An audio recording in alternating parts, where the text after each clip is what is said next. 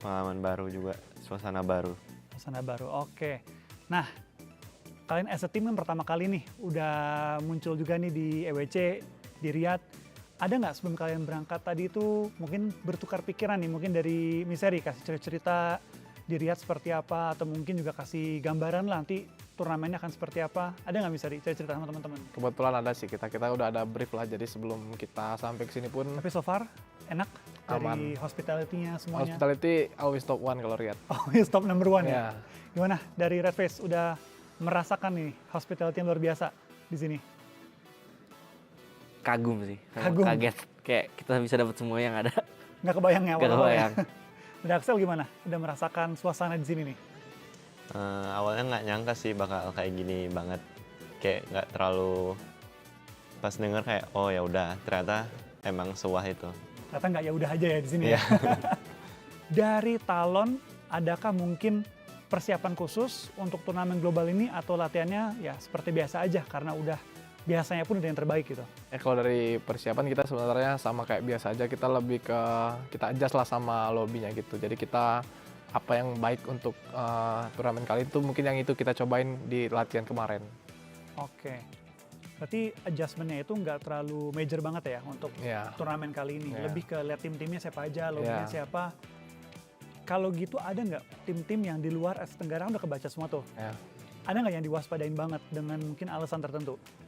Mungkin kalau yang kita belum pernah tahu kayak mainnya tuh belum bisa dilihat banget lah gitu ya, karena belum pernah ketemu. Mungkin tim-tim dari EMEA sih. EMEA kan banyak baru money makers, ada ada basic task, terus NRX gitu kan kemarin karena. Mungkin itu sih karena kita belum banyak lah ngeliat mereka main juga. Sisanya inilah udah pernah ketemu juga kan kayak yang tim-tim gede banget, Alpha Seven, Falcon, semuanya itu kan udah lumayan sering lah ketemu di turnamen gitu kan. Jadi ya mungkin tim-tim yang ini sih yang belum pernah turnamen bareng sih. Oke, karena dari kan gue udah ngobrol sama dua tim berbeda tuh, dari Boom, dari juga The Lions. Mereka pun taruh perhatian khusus tuh ke tim-tim EMEA karena nggak tahu cara mainnya gimana, money makers terutama. Sama mereka taruh perhatian khusus ke tim-tim dari Mongolia. Karena ya mereka juga waspada banget lah firepower-nya, gameplaynya kan juga mereka perkembangannya pesat banget kan. Jadi mereka taruh perhatian di situ. Nah, untuk nanti ketika di turnamen, kalian itu apakah akan main seperti biasa, apa punya strategi khusus? Mungkin nggak usah kasih strateginya ya, tapi adakah perbedaan dari gameplay di sini dan gameplay biasa kalian? Tentu ada sih, kita bakal adjust sama lobbynya gimana, terus yang paling works gimana buat lobbynya, karena kan 12 game ya, terus per 6 game lobbynya di switch kan, jadi ya mungkin kita adjustable sih. Kita mungkin ada lobby A mungkin kita bisa pakai yang kayak biasanya, atau di lobby B kita ubah cara mainnya, itu kita tergantung nanti lihat sikon di lapangan aja. Ada nggak tim yang kalian tuh males banget ketemu, kayak aduh ketemu dia lagi nih, selalu ngeresain kita nih kalau udah ketemu satu lobby?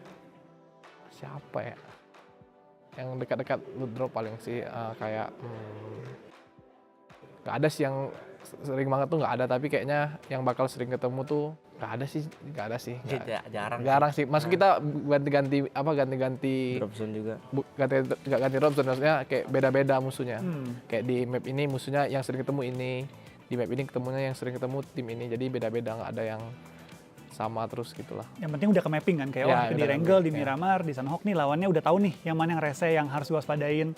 Tapi so far nggak ada yang kayak dia emang niat banget tuh mengganggu kalian di awal-awal tuh, nggak ada. Nggak ada sih. Tapi nggak tanding di sini. Wah, kalau itu gue nggak tahu dah. Kalau itu gue nggak ada sih. Kalau di lobby EWC kali ini kebetulan nggak ada. Lebih lega lah ya berarti ya mainnya kan.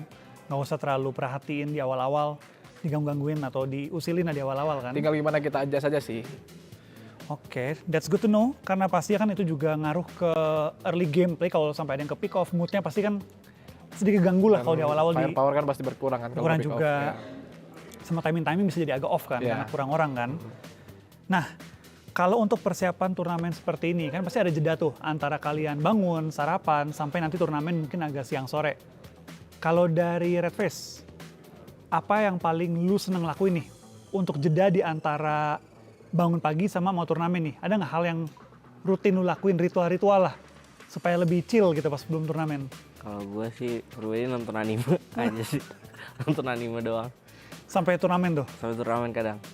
Kalau tuh anime habis nonton apa? Nonton apa kayak camping di Alaska gitu. Apa outbound gitu ya, Iya, yang naik outbound kayak gitu. gitu ya. Iya. Gue kira lu nonton recap lagi, fight anime di YouTube gitu. Enggak. Berarti biar chill nontonnya yang relaxing, camping, outdoor gitu ya. Emang hobi? Hobi juga. Suka sih sebenarnya. Pengen belum lakuin ada itu. waktunya tapi sekarang kan sibuk banget e-sport. Nanti pas udah selesai, lagi ada libur-libur gitu ya, mau coba. Coba. Dari Miseri, Kalau gue biasanya dari misal bangun pagi gitu kan, habis sarapan semua segala macem. Kalau ngelihat dari, kan gue belum tahu kalau di EWC ini nanti jam berapa gitunya ya. Maksud gue kayak nggak tahu kita harus off ke venue-nya jam berapa gitu kan, cabutnya jam berapa. Tapi kalau gue biasanya kalau pagi bangun sarapan gitu terus let's say habis olahraga kan, paling gue tidur siang sih. Terus kalau emang gue gak bisa tidur siang, paling gue nonton live stream aja sih paling. Kayak hari sebelumnya gitu biasanya. Kalau turnamen-turnamen kayak PMSL kemarin gitu kan, itu sih gue paling. nonton recording kemarinnya gitu Ya ya. nonton live stream kemarin. Biar reminding lagi lah Ya, permainan buat- seperti jadi, apa. Jadi main kemarin bisa kebawa sampai hari ini main gitu loh. Terutama kalau lagi bagus kemarin mainnya kan. Ya. Dari Axel, ada rutinitas yang dilakukan sebelum turnamen? Kalau aku sih sebelum turnamen paling biasa lah nonton film gitu. Terus ngobrol-ngobrol sama temen. Nggak terlalu gimana sih, cuma santai aja. Kalau gitu kita kan pasti punya banyak pertandingan-pertandingan yang sengit banget nih, pasti juga hari-hari yang cukup intens. Dari Talon sendiri, seberapa pede nih persiapan kalian, mood kalian saat ini untuk ngejuarain PMWC?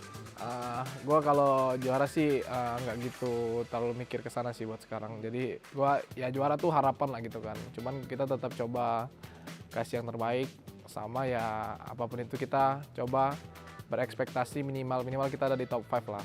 Kalau juara itu menurut kita bonus aja. Bonus dari mungkin persiapan kita yang mungkin udah cukup matang gitu kalau emang kita juara gitu aja sih kalau dari gue. End goal-nya kan top 5. Ya. Untuk tahap-tahap awal nih, group stage. PD 100% lolos?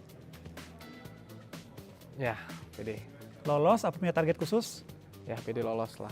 Lolos aja dulu. Lolos. Nggak ada target harus top 3 di group stage gitu? Nggak Nggak ada ada. lolos, yang penting lolos aja dulu. Yang penting hati lega dulu nih. Ya, Biar nanti next-nya baru top 5. ya. Oke. Minimal top 5 minimal. Oh, minimal top 5. Ya, Maksimal? ya juara. Oke. Kalau gitu ada nggak satu hal yang bikin kalian ekstra pede turnamen kali ini? Kayak misalkan, wah si Red Face lagi on fire banget. Apa, wah kemarin kita turnamen lagi on fire banget as a team gitu. Yang bikin kalian yakin nih bisa dapetin top 5 tersebut.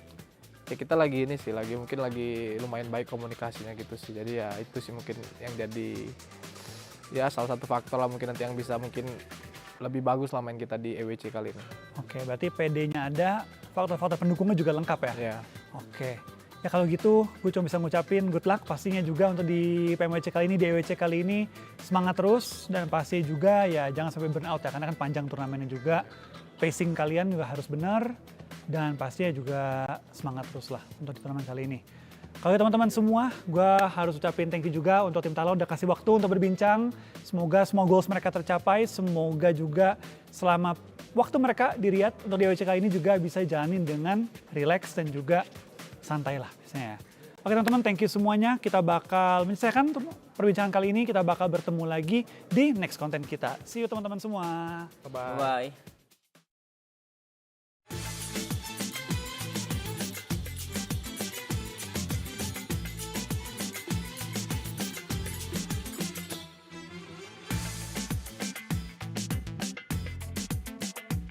Hello everyone, Ginny here, and we are at the Boulevard at the ESPORTS World Cup with two of your favorite PUBG Mobile casters. Oh, that's us, Blank. It It's is. me, Jackie, and Big Man Blank. Big Man Blank on the case. We're going to have a good time. We are. We're going to be exploring more of the Boulevard, so make sure you guys stick around for all the action.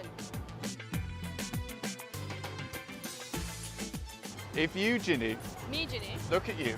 Now look at me.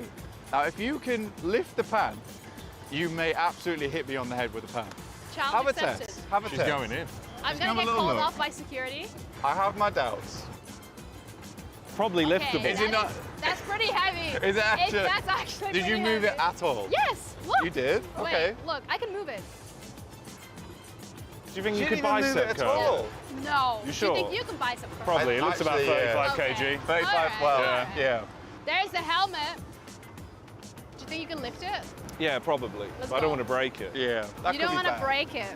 We can Wow. inspect. Well, You think you're built that Why are we big? just lifting everything? I just want to see. Is that just, Yeah, show me how strong you I are. reckon I could, but I feel Yeah. like that would break. No, that Yeah, probably you So won't. probably not. probably lift it. You should crawl and it would under roll. it. There's a prize in there, a chicken dinner.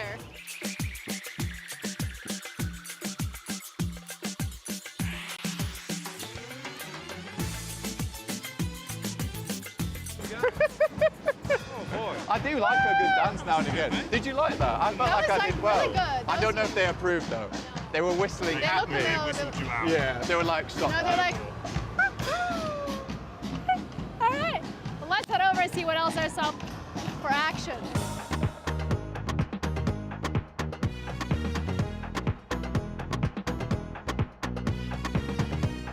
Three, 2, 1, go, guys. No. Oh, you. Oh, Oh, you've come. let's made it go. Okay. Let's. Okay, your turn. I got yellow and yellow. Yeah. That's a small prize, that is. Oh no. Jackie's got a no prize.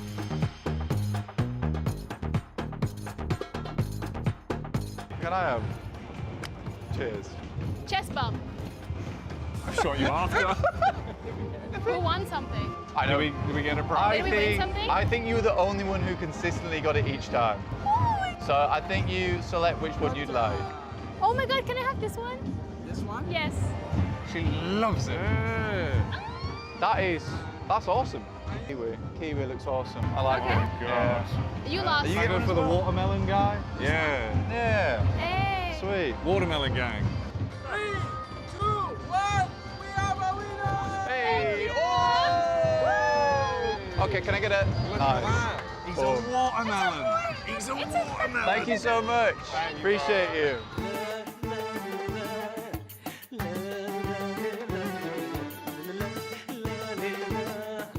This is the one. All right.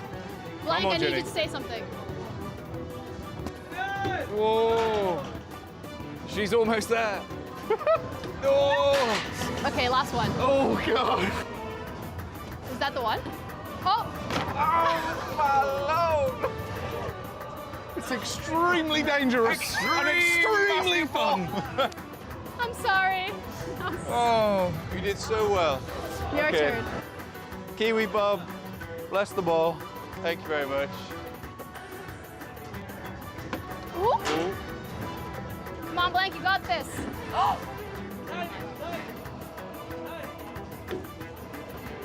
One more. So close. Jackie, it's all on you.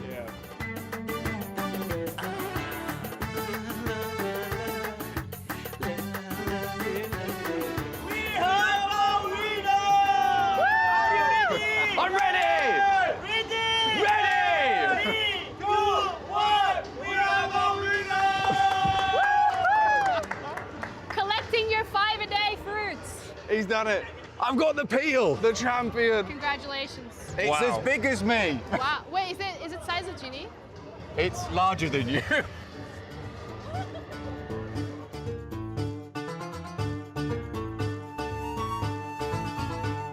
Another helmet. Hey. Do you guys want You've to know spotted him. what's Yeah. under that one? Do you think What it's is under that one, Ginny? maybe based in a chicken variety? Maybe. Some Would it sort be of done in the dinner? oven, potentially? Maybe.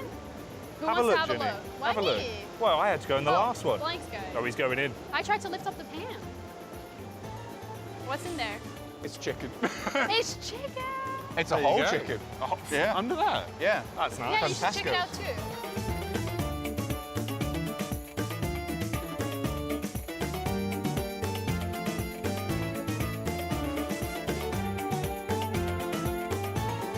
There are dragons, and you just grab them, and then under the dragons there's a number, Okay. and we get 5 dragons each. So we have to catch 5 dragons, add up the numbers. Can I catch 5 mathematics. dragons in one? Yes, Could I make it an efficient 5 dragons? you could. I vote we go let Blank first. Let Blank go first. What? I vote for. efficient I let Blank go first. dragoning? Yes. Okay. Well, there you go. I think that was pretty good. Yeah. It's okay. Okay. 2 plus Yes. 2, that's 4. 4 plus 1, 5. 5. Yeah. 5 plus 1, 6. 6 points, you got the medium prize. A medium Hey. prize. You get a doggo.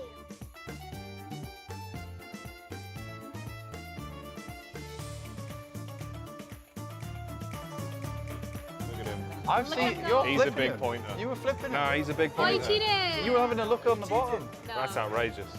One, These claims. Yeah. two. That's a 2. Yeah, this is not a very It's good a nightmare. Plus one. Plus two. Hey, Five. there you go. But you also got the medium price, okay? All My right. turn.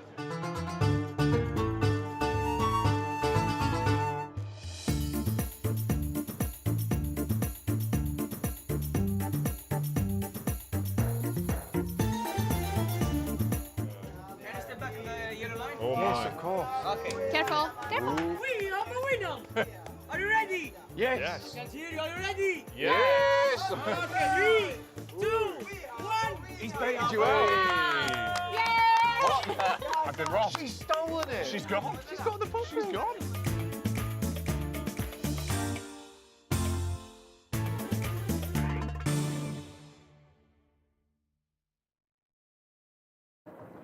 Day 2 of the main tournament here at PMWC is done and dusted, but what exactly does it entail? Don't you worry, because I got you with the recap, starting off with match 1. It genuinely felt since the entirety of today that Rejects started off the day with the momentum that they built yesterday. Unfortunately, not enough for them to get chicken dinner on the first map, because Vampire are the ones who end up losing it to Boom Esports. Match number 2 is where things start ramping up a little bit, because Vampire are the ones who genuinely thrive in the chaos in the last few moments, and they do get themselves a chicken dinner. This is a team that we've been waiting for to step up to the plate, and they have finally done it. They get the chicken dinner, they get the elimination points, but it still brings the question, is this going to be enough for tomorrow? However, match number 3 is where Rejects really amp up the pace. They get the chicken dinner, something that they have been wanting and fighting for so hard for the last couple of matches. They secured a bag with that, and this is actually such a nice one because it puts them pretty high up in the standings and currently having a pretty comfortable lead, if I do say so myself. Match number 5 was a little bit of an unexpected one. The Xavier managed to get themselves a chicken dinner and the placement points as well. Not necessarily enough to push themselves too far ahead in the standings, but still remember, it's only day 2. We have one more day left tomorrow. And the final match of today, A7 Esports once again swinging out, coming through with that chicken dinner, and they are looking so comfortable at the moment. I'm excited and looking forward to tomorrow particularly. But let me know what you guys think of the game so far.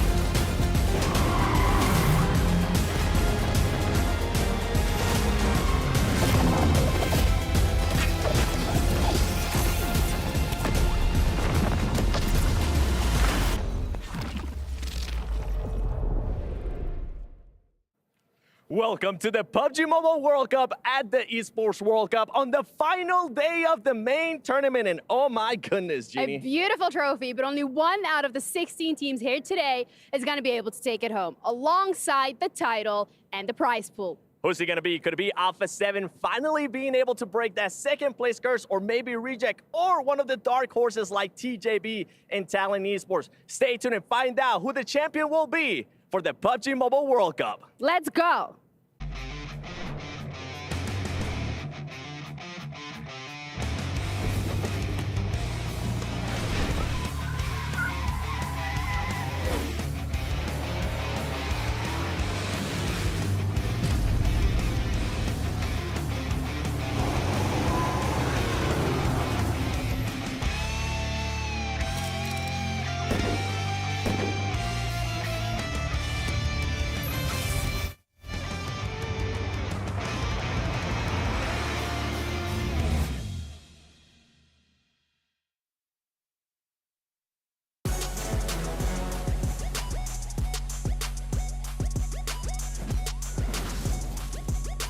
In the words of Milan, let's get down to business. I'm not going to finish the rest of that saying because maybe copyright issues, but we are heading into our last day. I told you James would hate it. The face he gave, he's like, this guy really hosted for me. It was all right. I just thought random. You know, 70 did such a good job opening the show with Genie. I don't need to do it myself. So let's just get straight into it, gentlemen. Last day, Alpha 7 currently lead by 10 points. Maxman, can they hold on to it? Can Brazil? What And more importantly, Alpha Don't 7. answer that No, question. No, for real, like, they're looking so good. I feel like they have the mentality to maybe climb to the top and stay to the top for the very first time in forever.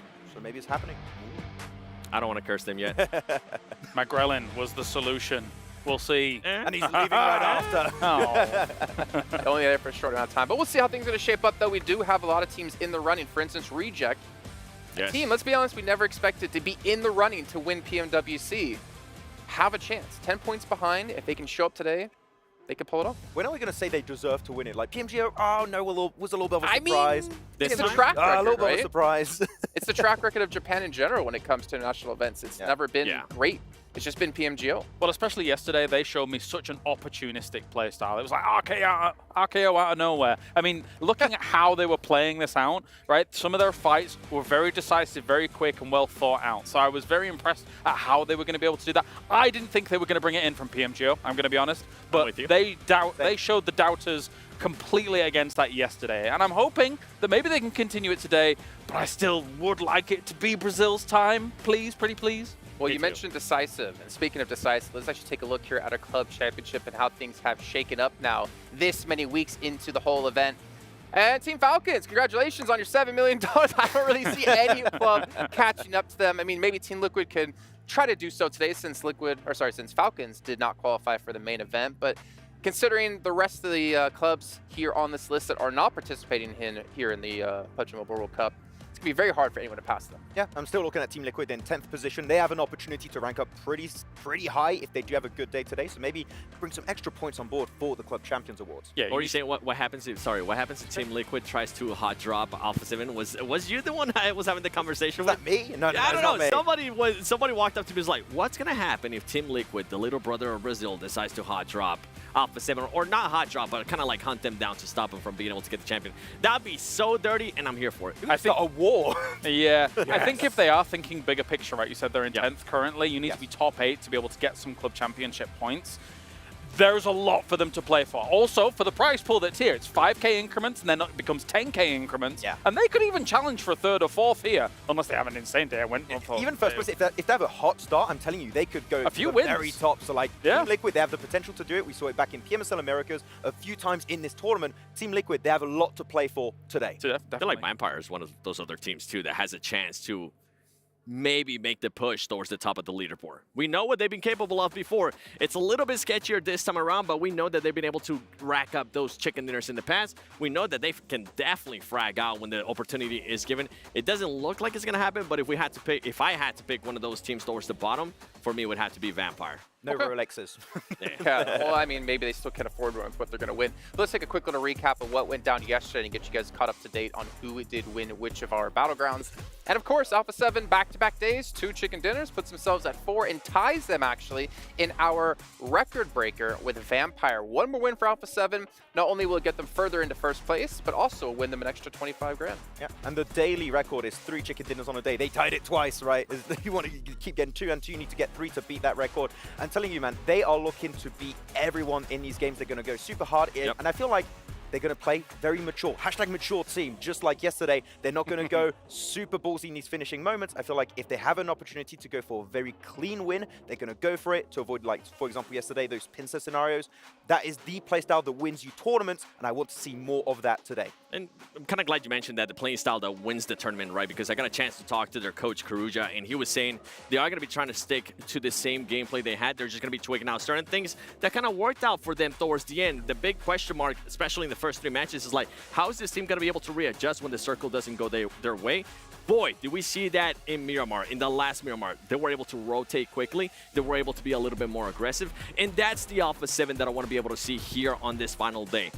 What was impressive, too, I think it was Aaron Gill that they had the south of Pachinki that they had to finish where they were able to just fully control it. That chicken dinner, that was actually impressive to me, that they were willing to take the fights to the team. And a previous Alpha 7 would definitely be like, okay, you know what, you're in a great spot, let's go for it. They decided to wait for the right time and actually make the right push. You saw how easy the cleanup was, right? They just ran them over, ran them down at the very last moments of that. I mean, the cool thing about that game as well is even if our team or a few players had survived and then Alpha 7 had to be a bit more aggressive about their eventual finish and it wasn't as easy, they had so much utility. So they had multiple win conditions off the back of playing a very mature game. So if they're able to continue that throughout the day, it will be fantastic for them. Yeah, well, of course, we need to get into our day, but we can't do that just yet. We got to take a look back on yesterday and see our Pepsi top reactions from the day. And then when we get back, we'll be getting straight into games.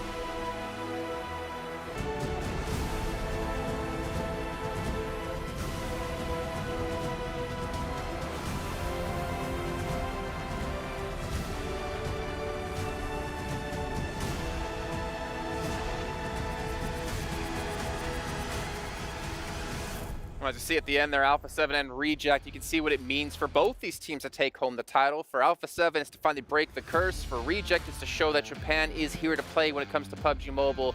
But we are getting close here to kicking off our first match of the day. And I actually want to get into overalls if we can, so we can really show you guys at home who might have missed out in the last 2 days, really what's at stake and how close things are. We've been talking about Alpha 7 having a 10-point lead, but you also do have Talent in third at 84. And realistically, with 6 matches to go, if any of these teams have a power kind of day like we saw back in group stage, they very easily could take first place. Oh, for sure. Like Alpha 7 and Reject, of course, are the 2 teams that we're looking at to compete for that first place, but that gap can be closed in the snap of a finger right now. And I'm especially looking at TJB Esport. I know it's been your dark horses for you, Kalaris and 7 looking at these finals.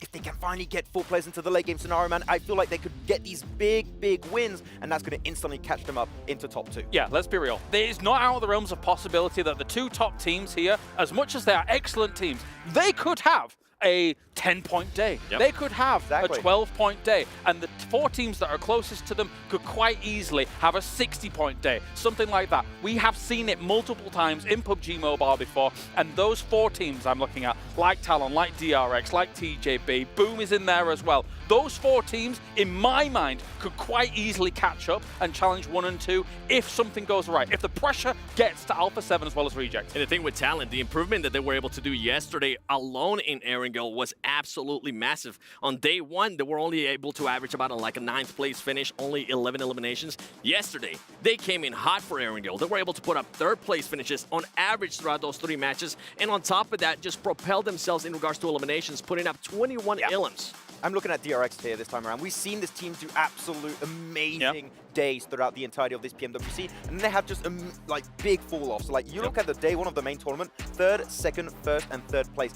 Fantastic day for the main tournament, and almost nothing happened in the second day. Their best game was a 5th place with 2 eliminations. If they go back to their roots of day 1, DRX can also play catch-up with the top 2. Are you guys forgetting the Boom 30-point game? Hello? Like these, there is ample opportunity for these teams. If you put one of those on the board, never mind if you somehow string 2 together, the dynamic for this tournament completely changes in the final death throes of it. So, as much as, everyone's thinking, oh, Alpha 7, they're cool, Reject, they're cool, we have seen the potential of what can happen here through group stage and through survival stage.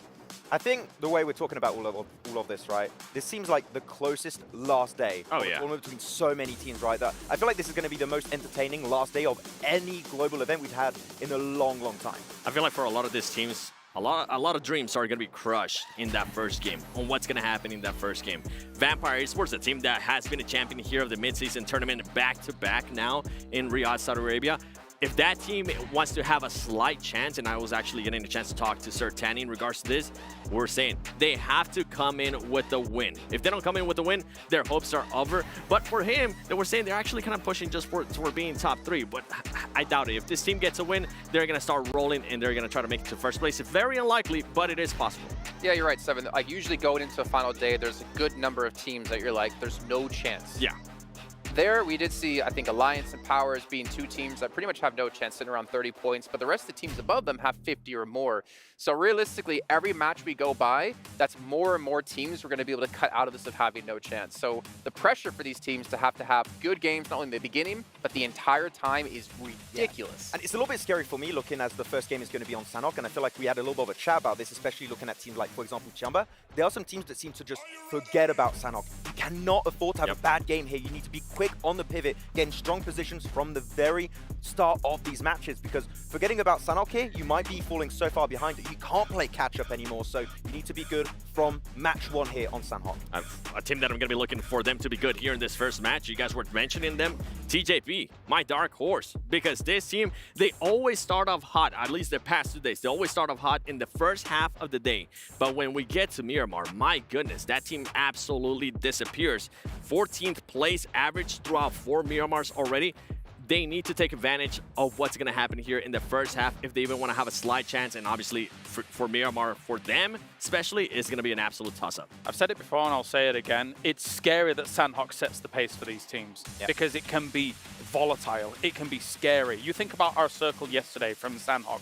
I guarantee you, 13 teams out of our 16 teams did not want to play that circle by the end of it. And that sets your pace for the day. And again, the way in which it is so different to Erangel and Miramar, if you get a good Sandhawk, that can really set you up for the rest of the day. It's terrifying. I'm really looking at Tiamba, right? Like, this is a team that I want to see speed up their rotation on Sandhawk. If they do so, they're in a position they can catch up to the top 3 very, very quickly. Yeah. But you just cannot have a non-game there. You need to get points on the board. Not only them, but Talon, right? Because it was Talon and Tiamba constantly fighting near Hudson, like kind of on that bridge side. Yep. And they were holding each other back from actually making the rotation to play. But, you know, going back to what you're saying, Clarence, I'm not a fan of teams who can't play every Battleground. I understand Sandhawk has never been a majority played Battleground in a tournament format, right? Usually you play more Erangels and then you play a little bit less Miramars, and Sandhawk's one of your worst. But for me to like truly have a CC team, a championship caliber team, I want them to see them play well on every Battleground. Well, I know what you mean, and we were actually on the HQ show yesterday with me and Maxman, and I framed PUBG Mobile as not really a shooting game. It's a strategy game, and the strategy behind what actually comes into effect here in PUBG Mobile is you have to be able to adapt in the moment. You have to be adaptive and dynamic in your execution. That applies to Sandhawk, Erangel, and Miramar across the board. If you can't do that, you won't be a champion here. You won't be a champion of PMWC. Yep. Well, you guys can predict your champions at home if you head over to stcplay.gg and get your predictions in of who you think's going to win. Honestly, for us here on the desk, we're not really sure who it's going to be. We have our thoughts. It could be Alpha 7. It could be Reject. But there's a lot of teams gunning to potentially take that place here. Max, man, I'm excited for the day. Gentlemen, are you excited? I'm ready. Oh, yeah. I'm ready, baby. Time for Brazil. Please, Get me in there. Time for Brazil. Please break the curse. All right, well, let's head down to the stage. It is time to start to kick off our day with Banks to bring us some interesting news.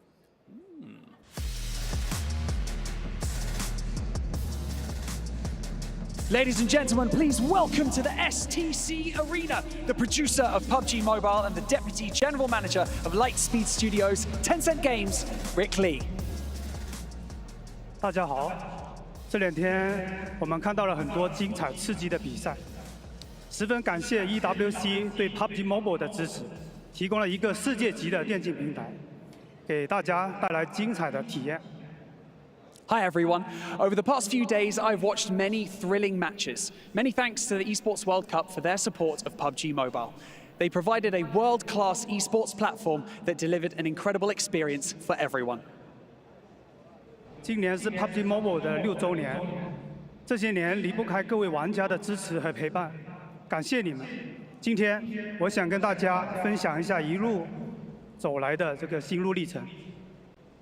This year marks the 6th anniversary of PUBG Mobile. Over these 6 years, we couldn't have come this far without the support and companionship of all of our players. Thank you. Today, I also want to reflect on our journey so far with you all. 2018年 PUBG Mobile 全球上线，我们提出了 Be the One 的品牌主张，鼓励玩家无论是在游戏和生活中，都能够获得追求最终胜利的勇气。 When PUBG Mobile was launched globally in 2018, we introduced the brand proposition, Be the One. We encourage players to have the courage to pursue ultimate victory, whether in the game or in life. 这些年，通过版本、赛事、内容共创等模块，与玩家建立了更深的交互后，我们感受到了每位玩家、赛事选手和创作者都在不同的维度实现个人追求。因此，在6周年，我们升级了品牌主张。 Anyone can be the one.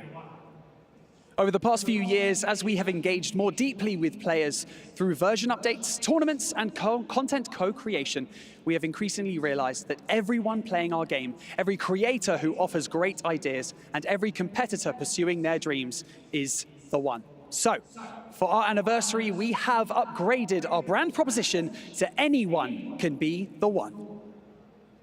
这次 PMWC 是我个人至少第6次来到中东。其实 PUBG Mobile 和中东的情缘非常的深厚。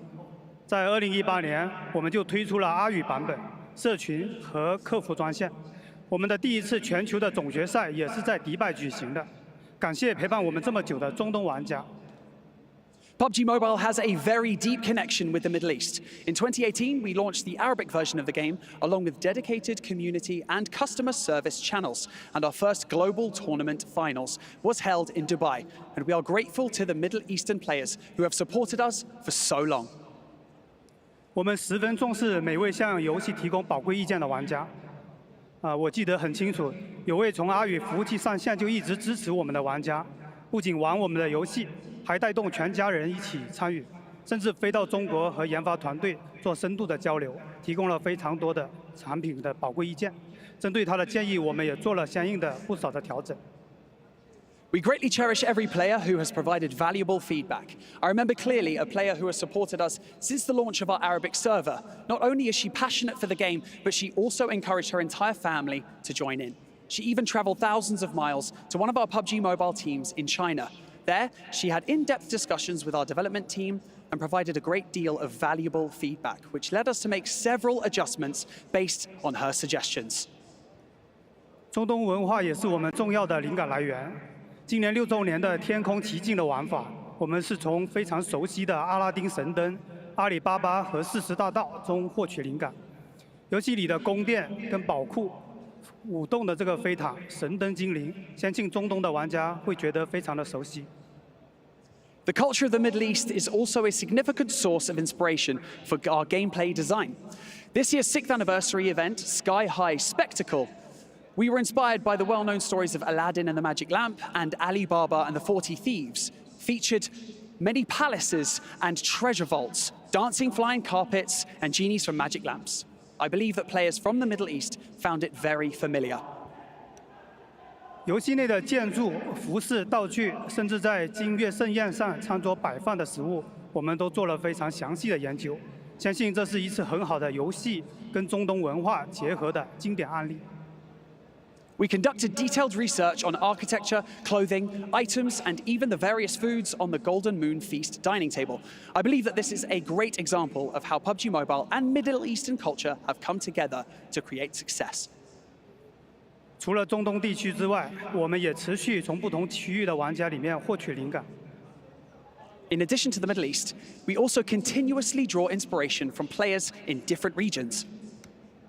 在即将到来的9月份版本，大家将体验到一场跨越1000年的血战。玩家可以变身，获得狼人或者吸血鬼的能力，在维多利亚风格的城堡内和巨大的 BOSS 进行对战。 In the September update, you will experience a battle spanning 1,000 years, where you can transform and gain the abilities of werewolves or vampires. You'll even face off against a giant vampire within a Victorian-style castle. 11月份版本中，玩家将踏上这个北欧冰川大陆，运用冰原之力与上古的巨兽进行搏斗。 In the November update, players will venture onto the frozen tundra of Nordic lands, harnessing the power of the ice fields to battle ancient giants. 玩过深海秘境的朋友，相信已经体验到我们的水的力量。那明年3月，我们的文化之旅将再次回到中东，一起探索古老而神秘的沙之力，敬请期待。 For those who have experienced Ocean Odyssey, you felt the power of water. Next Ramadan, our cultural journey will again take us back to the Middle East to explore the equally ancient and mysterious power of the sands. Stay tuned. 我们希望 PUBG Mobile 不只是 BR， 也能够让玩家体验到不同文化主题的冒险故事。 We hope for PUBG Mobile to be more than just a battle royale game and invite more players to join in adventures with different regional cultural themes. 而每个人呢，也都有机会成为 PUBG Mobile 游戏内容的创作者。随着我们皮肤共创 PDP 计划和玩家共创 World of Wonder 的发展，玩家创作的内容已经成为了游戏中重要的部分。 Everyone has the opportunity to become a content creator for PUBG Mobile, with the development co-creation projects like PDP for items and World of Wonder for gameplay. Player-created content has become an integral part of PUBG Mobile. 最初我们是从皮肤设计大赛 PDP 开始尝试，那很开心看到越来越多的来自全世界有创意的玩家参与进来。目前 PDP 的创作者已经超过了20万人。 累计的投稿也超过了150万份。那游戏里许多人气套装都是 PDP 创作者设计的，包括烈焰古神、格斗木偶，还有金牌巡查员套装等等。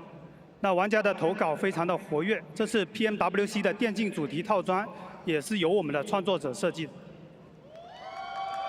Initially, we started experimenting with the PDP. We are delighted to see more and more creative players from around the world participating.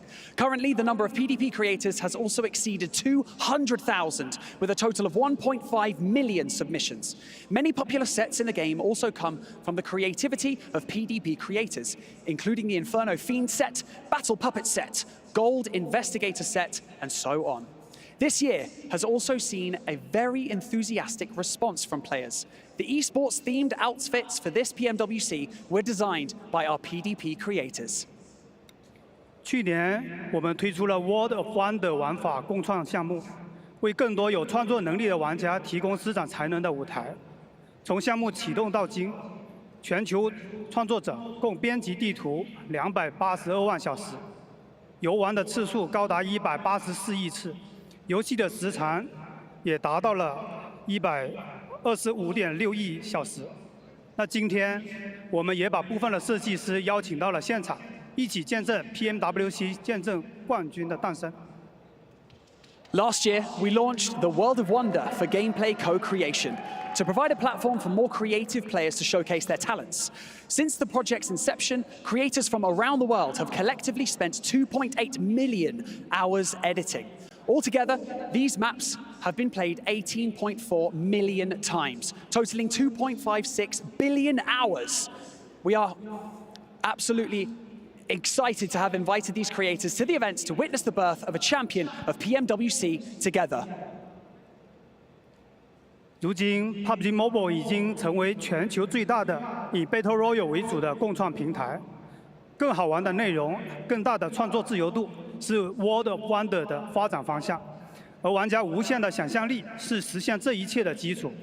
在 World of Wonder 的早期，我们发现了一张闯关解谜的这个地图，当时我们还没有做碰撞的检测的玩法机制，但这位玩家已经巧妙地利用摩托车被击倒作为开关，让我们非常的惊艳。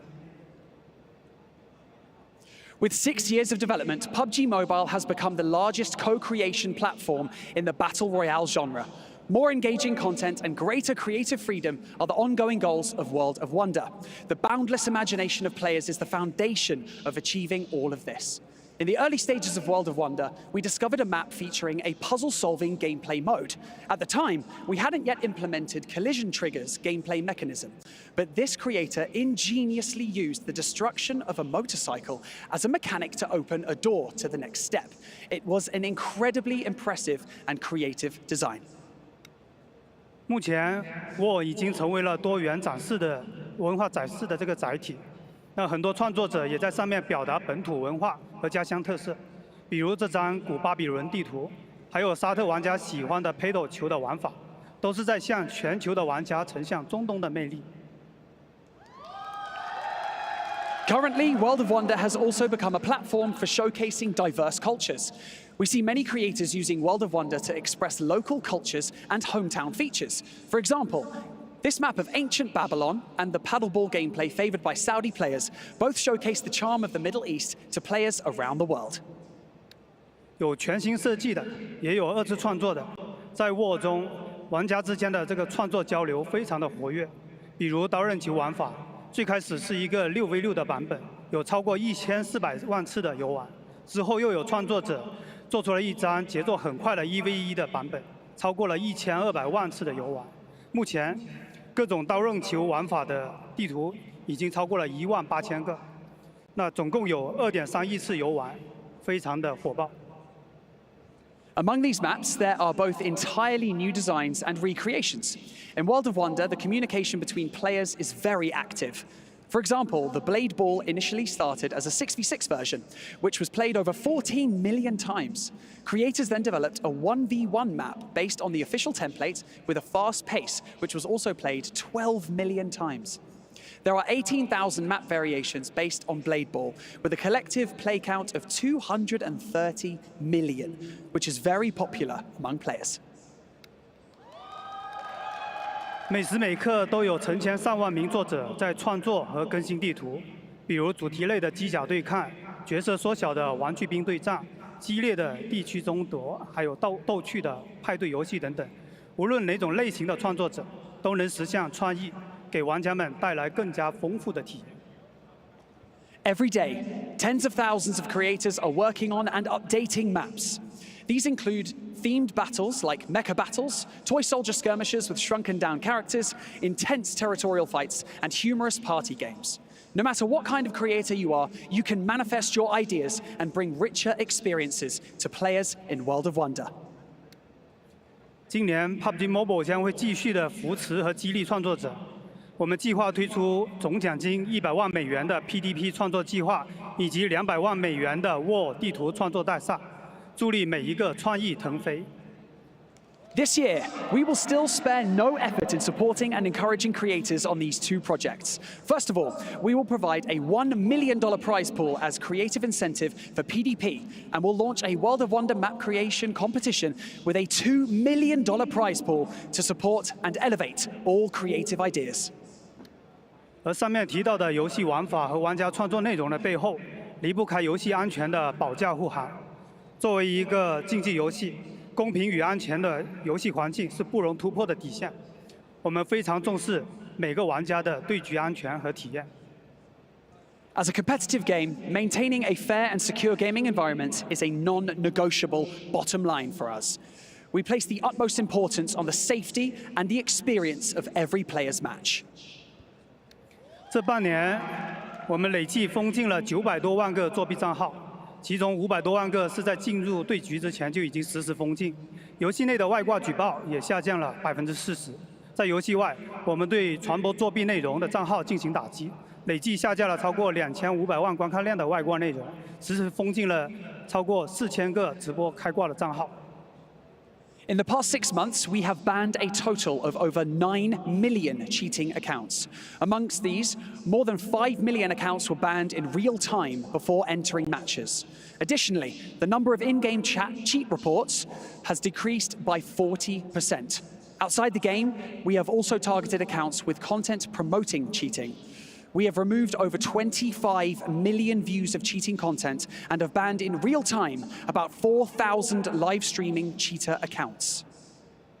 这些成绩离不开巡查员的支持与贡献。当前，整个巡查员的规模已经达到了300万人，累计巡查的时长接近98万天，协助封禁的账号也超过了100万。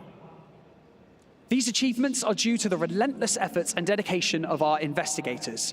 The number of investigators has reached 3 million, with their total investigating duration almost reaching 980,000 days and assisting in over 1 million account bans.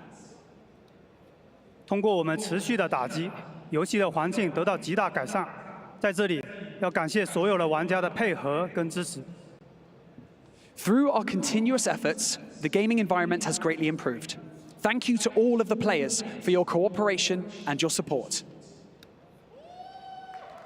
回到赛场，这些年我们见证了很多战队和选手通过不懈的努力一战成名。 And let's return to the tournament. Over the years, we have witnessed many teams and players achieve fame through their relentless efforts and determination.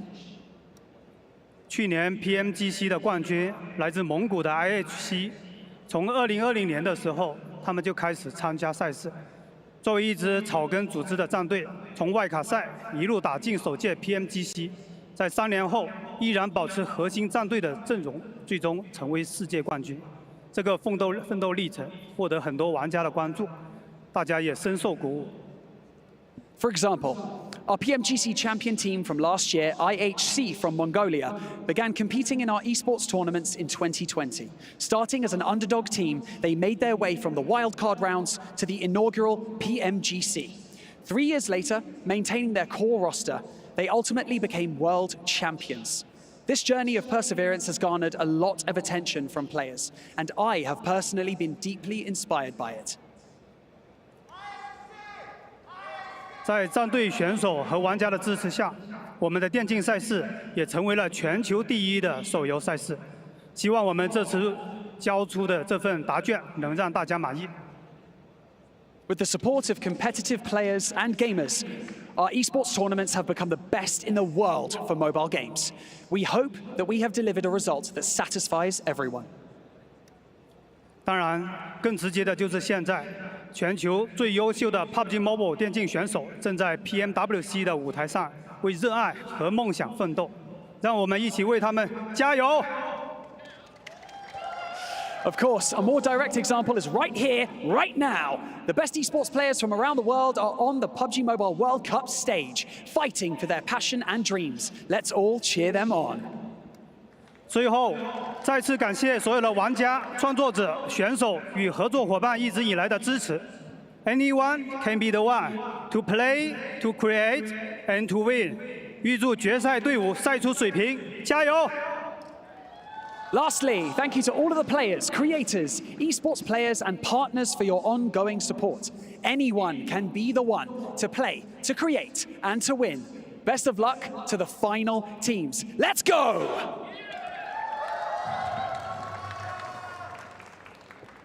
السلام عليكم، معكم باور كمسك ومعكم باور بلوز. عندنا اليوم تحدي تيمي ضد تيم خالد بلو. تيم عباره عن الدبابه العراقيه الحجي، وعندنا المحور الاسطوري كانتي وافضل لاعب هيدان. وبرضه يا جماعه انا عندي اليوم ايزي وستان وسعد، وهذول التيم اللي انا متفائل فيهم خير. التحدي كالاتي: استاذ خالد بلو راح نلعب 3 ايام، اللي يفوز 2 راح يعاقب التيم الثاني يفجر بالونه مليانه مويه على راسه. بسم الله نبدا القرعه. نشوف ايش اول جيم راح نلعب. تيمي ضد تيم خالد بلو. بسم الله الرحمن الرحيم. تبدا القرعه. اول جيم راح يكون TDM اللي هو المستودع. حلو. نشوف ايش ثاني جيم.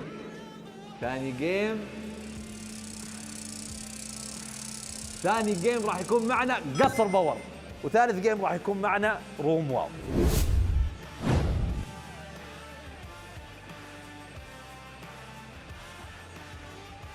Always so cool to see about the future of PUBG Mobile down on the stage. And we've got something a little bit special to start off the day here before we get into the exciting last day of competition. We're diving straight into it, Blank. The show match with some amazing players here on a bit of TDM to kick us off. Love me a bit of TDM. If anyone knows me, they know that I'm a big fan of TDM. Getting in there and just getting the shots through, getting it done, getting yourself to the 40 elim points to take the win is always a big deal. And also at the end of this, we will have some balloon popping action over in the studio. Oh yes, that forfeit if you lose the show match. So a lot to play for and a lot of fun with some big names. I'm sure some of the fans that are watching the STC Arena are going to be enjoying this one as well. There's been a lot of love for Al Haji and the Power Boys over the course of the main event. Let's see if they can get it done here in the TDM though. Right now it feels like Power sort of matching up with the boys on the other side of things, with Blue Team trying to do their best. Get themselves back into the picture. We got a little bit of rivalry as well with some of the Power players on either team here, figuring out who's just the best. And right now, it really does feel like Power, or at least Al Haji, is getting the meaner end of things versus Satan and Saad.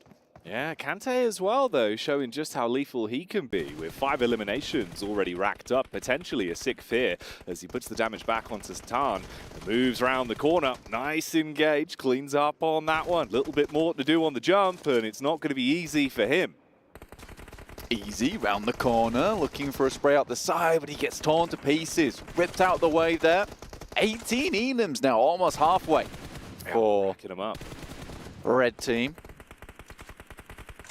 Trying to build those up as quick as they can, but Kante sprayed onto. The man's going to go down, bit of frustration. It's nice having the player cams as well. You can see him popping off in the show match. Blank getting a bit closer. Yeah, a little bit. Satan, Blue Team, 15 elims.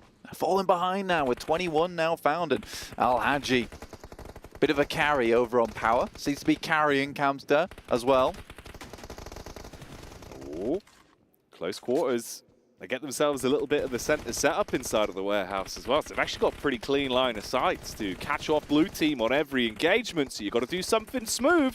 It's a nice slide. Good response, but Al Haji.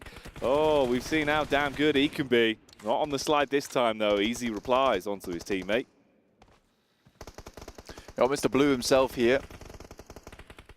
Look to pull things back a little bit. 26, 27 elims. We're 13 elims away now from victory for Red Team. That's Al Haji on that side, who is getting some work done. Now Satan has to jump out the side, but nice retrade there coming through. And now 11 elims remain. So close to shutting this one down. Oh, it was a nice try on the slide, but Kante's tracing is the difference maker on that up-close engagement. And suddenly they start to draw themselves towards that finish line. Blue team's going to need a big old comeback. Peek up on the top, not looking good enough to take down Al-Haji though. Still 31 elims to their name. Bit awkward towards the mid portion. They're closing the gap. You're right, Jackie, only 5 elims behind, but looks like they're bringing it back once again. Al-Haji here takes some shots. Yeah, a little bit of damage done. Don't be fooled by the name tag there. 5 elims remaining. We're at the goal point. Oh, yes, we are. Close to closing the gap. Kante sprayed onto, just eventually go down, but they still edge further closer. 38, so close. Is there any room for an 8 elimination comeback for the blue team? Not looking good as Red are able to grab another one there. Only 1 away now. Saad heads on through, but the shot's coming back, and it could be an easy trade, and there it is. Kante will land the final blow, and it will be Al-Haji and team Kante and Fahida been able to take the win.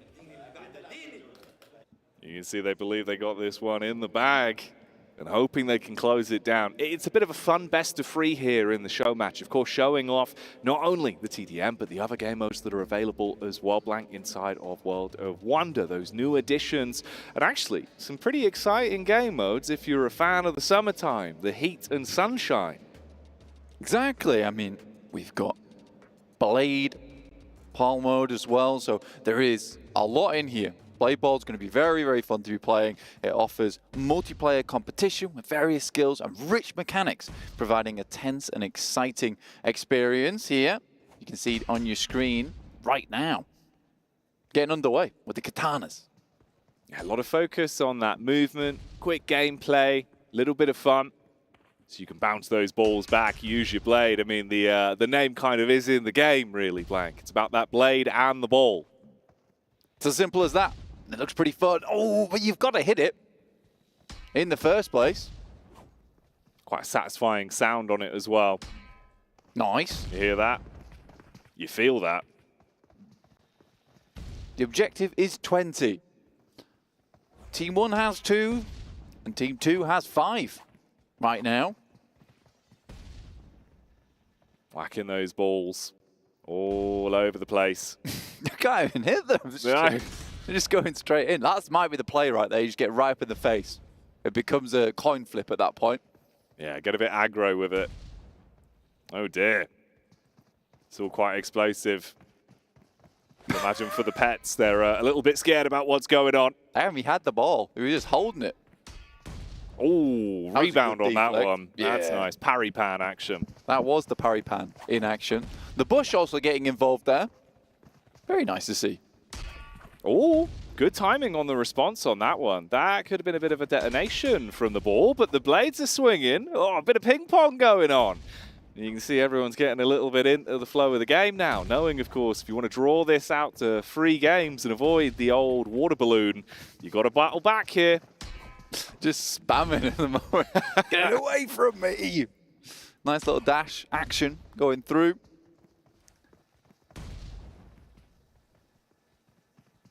Another ball going in. Ooh. All right. Seems like they're getting into the flow of the game now as well. Everyone's starting to warm up a little bit. They've got their own techniques, their own way of playing, and it is tying up, Blank. Yeah, Al-Haji just completed a double shot. And if you're confused by what a double shot is, it's where you hit a double on the deflect. It's kind of big. Yeah, it is. It is indeed. The old double-double. Oh, that one's just going to be the instant burst, though. Ball's going to connect. He goes down. Still keeping it relatively close. I mean, 8-8 as they tie this one up. Where can they go from here, though? Let's see if they can close the gap a little bit and start to make this show match damn explosive with these balls being bounced all over the shop. Right now, it's very back and forth. Team 1 has 9 points. 10 points to Team 2, but it just got evened up there. Another double shot coming through from Al Hadji. What a player this guy is. Doesn't matter what game mode it is. He's just a natural-born PUBG Mobile gamer, isn't he? He's got it in his blood. Only 9 more blade balls to go.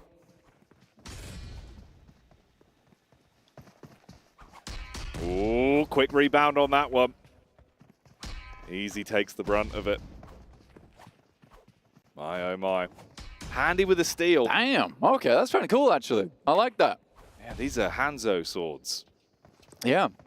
Easy is making it look easy at the moment. Pretty difficult, though. Close range. Oh, that was a nice one right there. Oh, Easy's going for a unique tactic, actually. That man just does not stop chopping. Yeah, I mean, it's hard to get onto him because he's just constantly quick, isn't he? swinging. But there's calculation to it. There's technique. He knows what he's up to. Stand still for a second. Ooh, quick rebound. Very nice. 17 blade balls now acquired for Team 2. They put them in the net. Oh, Easy goes down. You're close towards the finish, Mark. Don't fumble the bag now. Can Team 2 close it out? He's got to run. The chase. He's got to run. It's all on the chase. It's chased him down. That blade ball was not giving up easy. 14 to 17.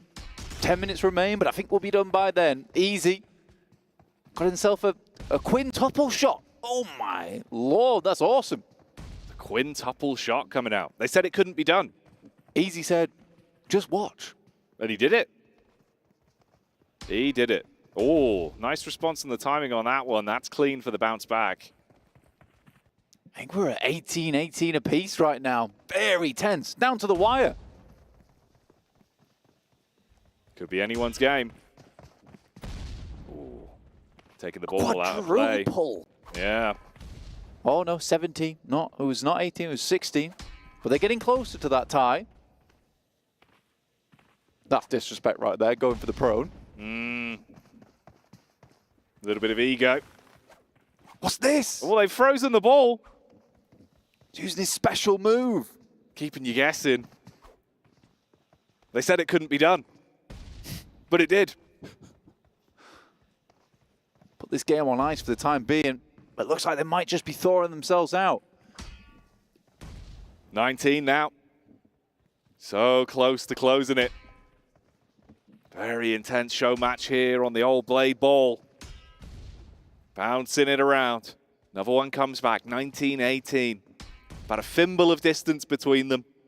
Good use of the swords to deny that one. There's the long tap. Good rebound. Oh, that was good. Yeah, I like that. The way it came back on them. Now 19 points for Team 2. I think it really is just the one blade ball remaining. The tactics on display here. And there it is. Al Hadji finishes things off, and they will win the best of 3 off the back of that. Well done. They've done it in 2. They've done it in 2. Look at the excitement. Look how happy they are. Here it comes, the water balloon. Uh-oh. All 4 water balloons. Oh, no. One for each of them. Al Hadji's so excited. Al Hadji was immediately in there. He was very excited to get the balloons out. Oh, they're being nice at least. They've moved the jackets. They've moved the team jackets. Oh, here we go. Hey! Oh, how Al Hadji is loving it. You've ruined me, yeah. Yeah, that's nice. I like that. Oh, yeah, that was good. fun. That was a bit of fun, wasn't it? Yeah.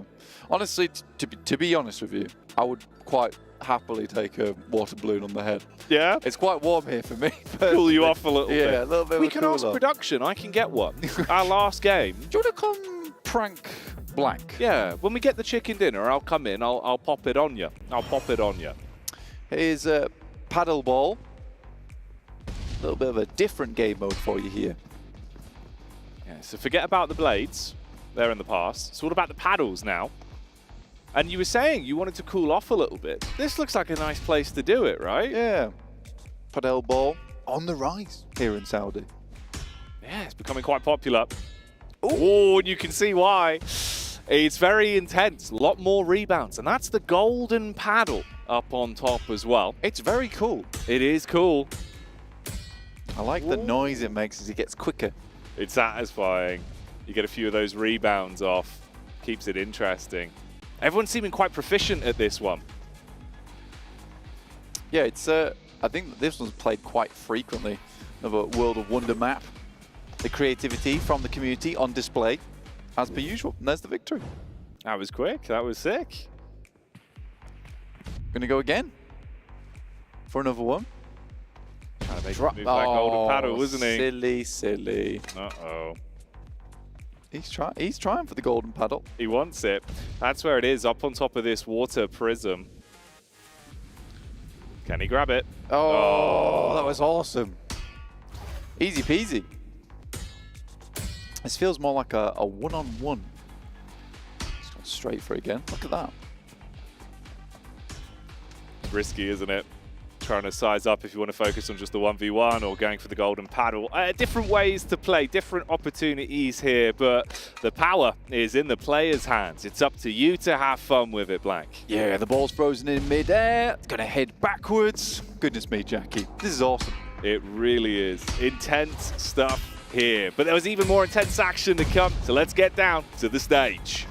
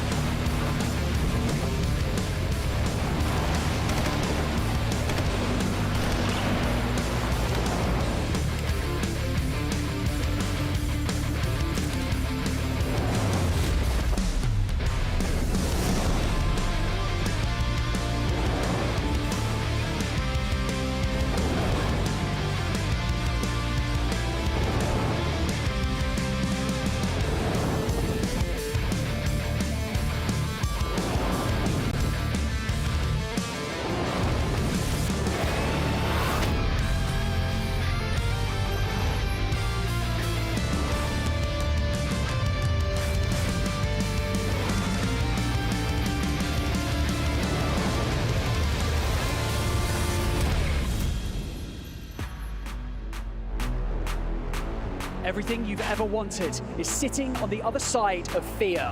And today we'll teach you the true value of all of your hard work and dedication. So, welcome to the PUBG Mobile World Cup at the ESPORTS World Cup, and welcome to Championship Sunday! This is where all the hard work pays off. One of these teams will get their hands on the PMWC trophy and the lion's share of the $1.5 million prize pool. This is where history is made. Success is not final and failure is not fatal. Win or lose, you should all be so proud of how far you've come. 6 more maps in the STC arena will reveal your destiny and quite possibly begin your legacy. So let's welcome our teams for the final day of the main tournament, starting off with Alliance and Vampire Esports.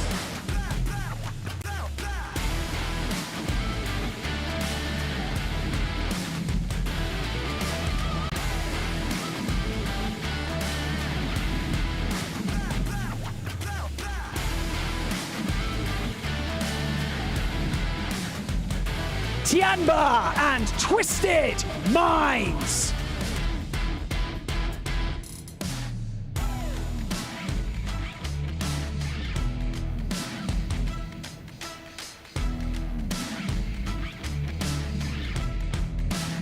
DRX and Boom Esports.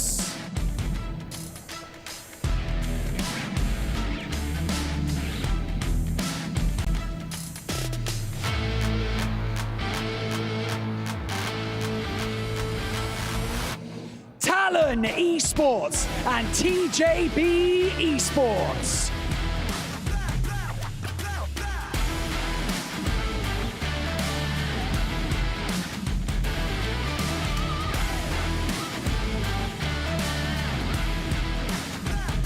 Power Esports and Team Liquid!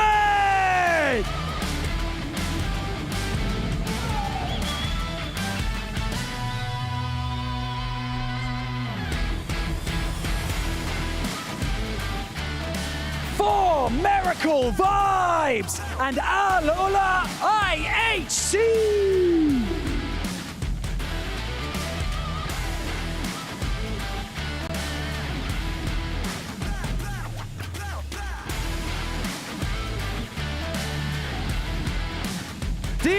Xavier and Istanbul Wildcats.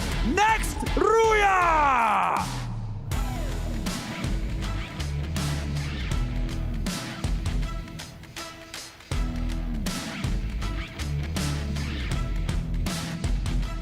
Alpha 7 Esports and Reject!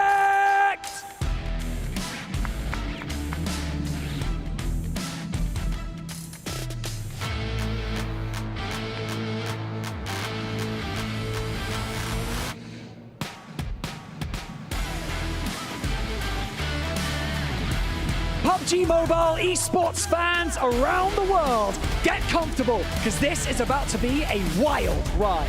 Months of preparation come down to this one final day. Ladies and gentlemen, it is time for the PUBG Mobile World Cup at the Esports World Cup. It is time for Championship Sunday!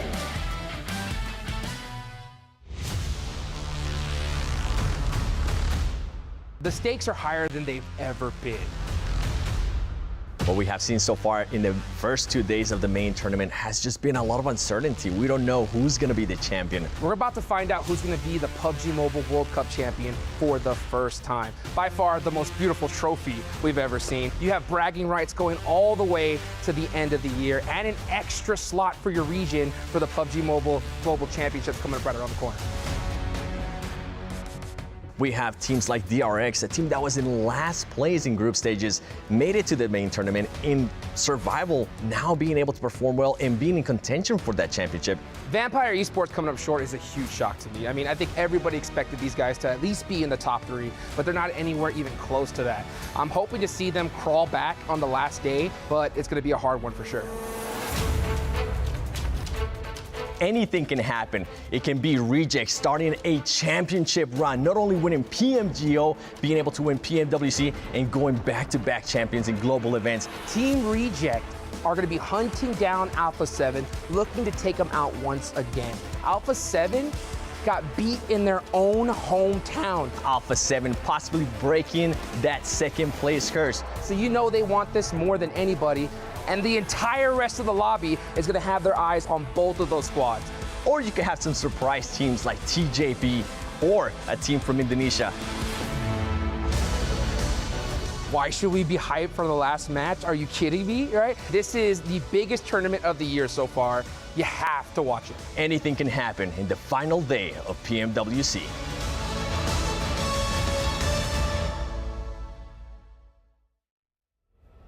Anything can happen. And all of these remaining squads are gunning for an opportunity to take the trophy. Alpha 7 and Reject are #1 and #2 squads. It's poetry, the way the PUBG Mobile World Cup has shaped up at this point. The final day, the final 6 games, one of them will leave as champion. PMGO Reject stole the title on home ground versus Alpha 7. Can they redeem themselves at PMWC, break the curse of second place and take themselves home that trophy? Or will Reject once again go for a grand slam here this year, taking PMGO into PMWC? The biggest surprise I think we've had in quite a long time in PUBG Mobile.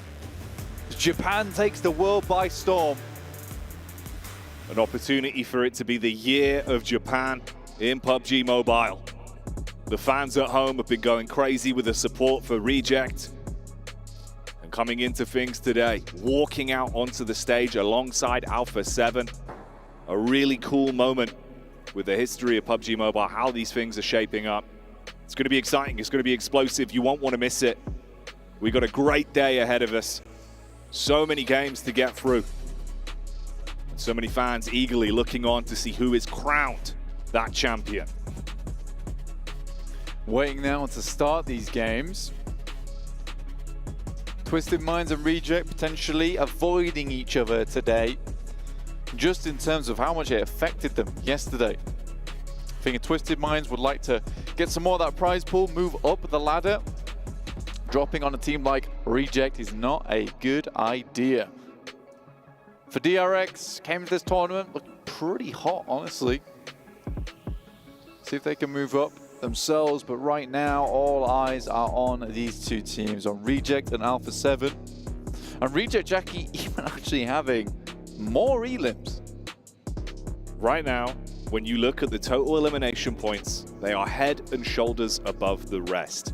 And that's even with Alpha 7 going nuts to end the day yesterday. Racking up huge elimination games, resetting their mental off the back of a bumpy start to the day. They were able to find their form, pick up chicken dinners, pick up eliminations, look like the squad we expect them to be. They're just mirroring each other at the moment. First day, Reject ended their Miramar with a chunky win. Second day, Alpha 7 end their day with a chunky win over on map 6. That momentum certainly did a lot of good coming through for Reject. And on day 3, Reject might be able to take it home, but that momentum means everything to Alpha 7.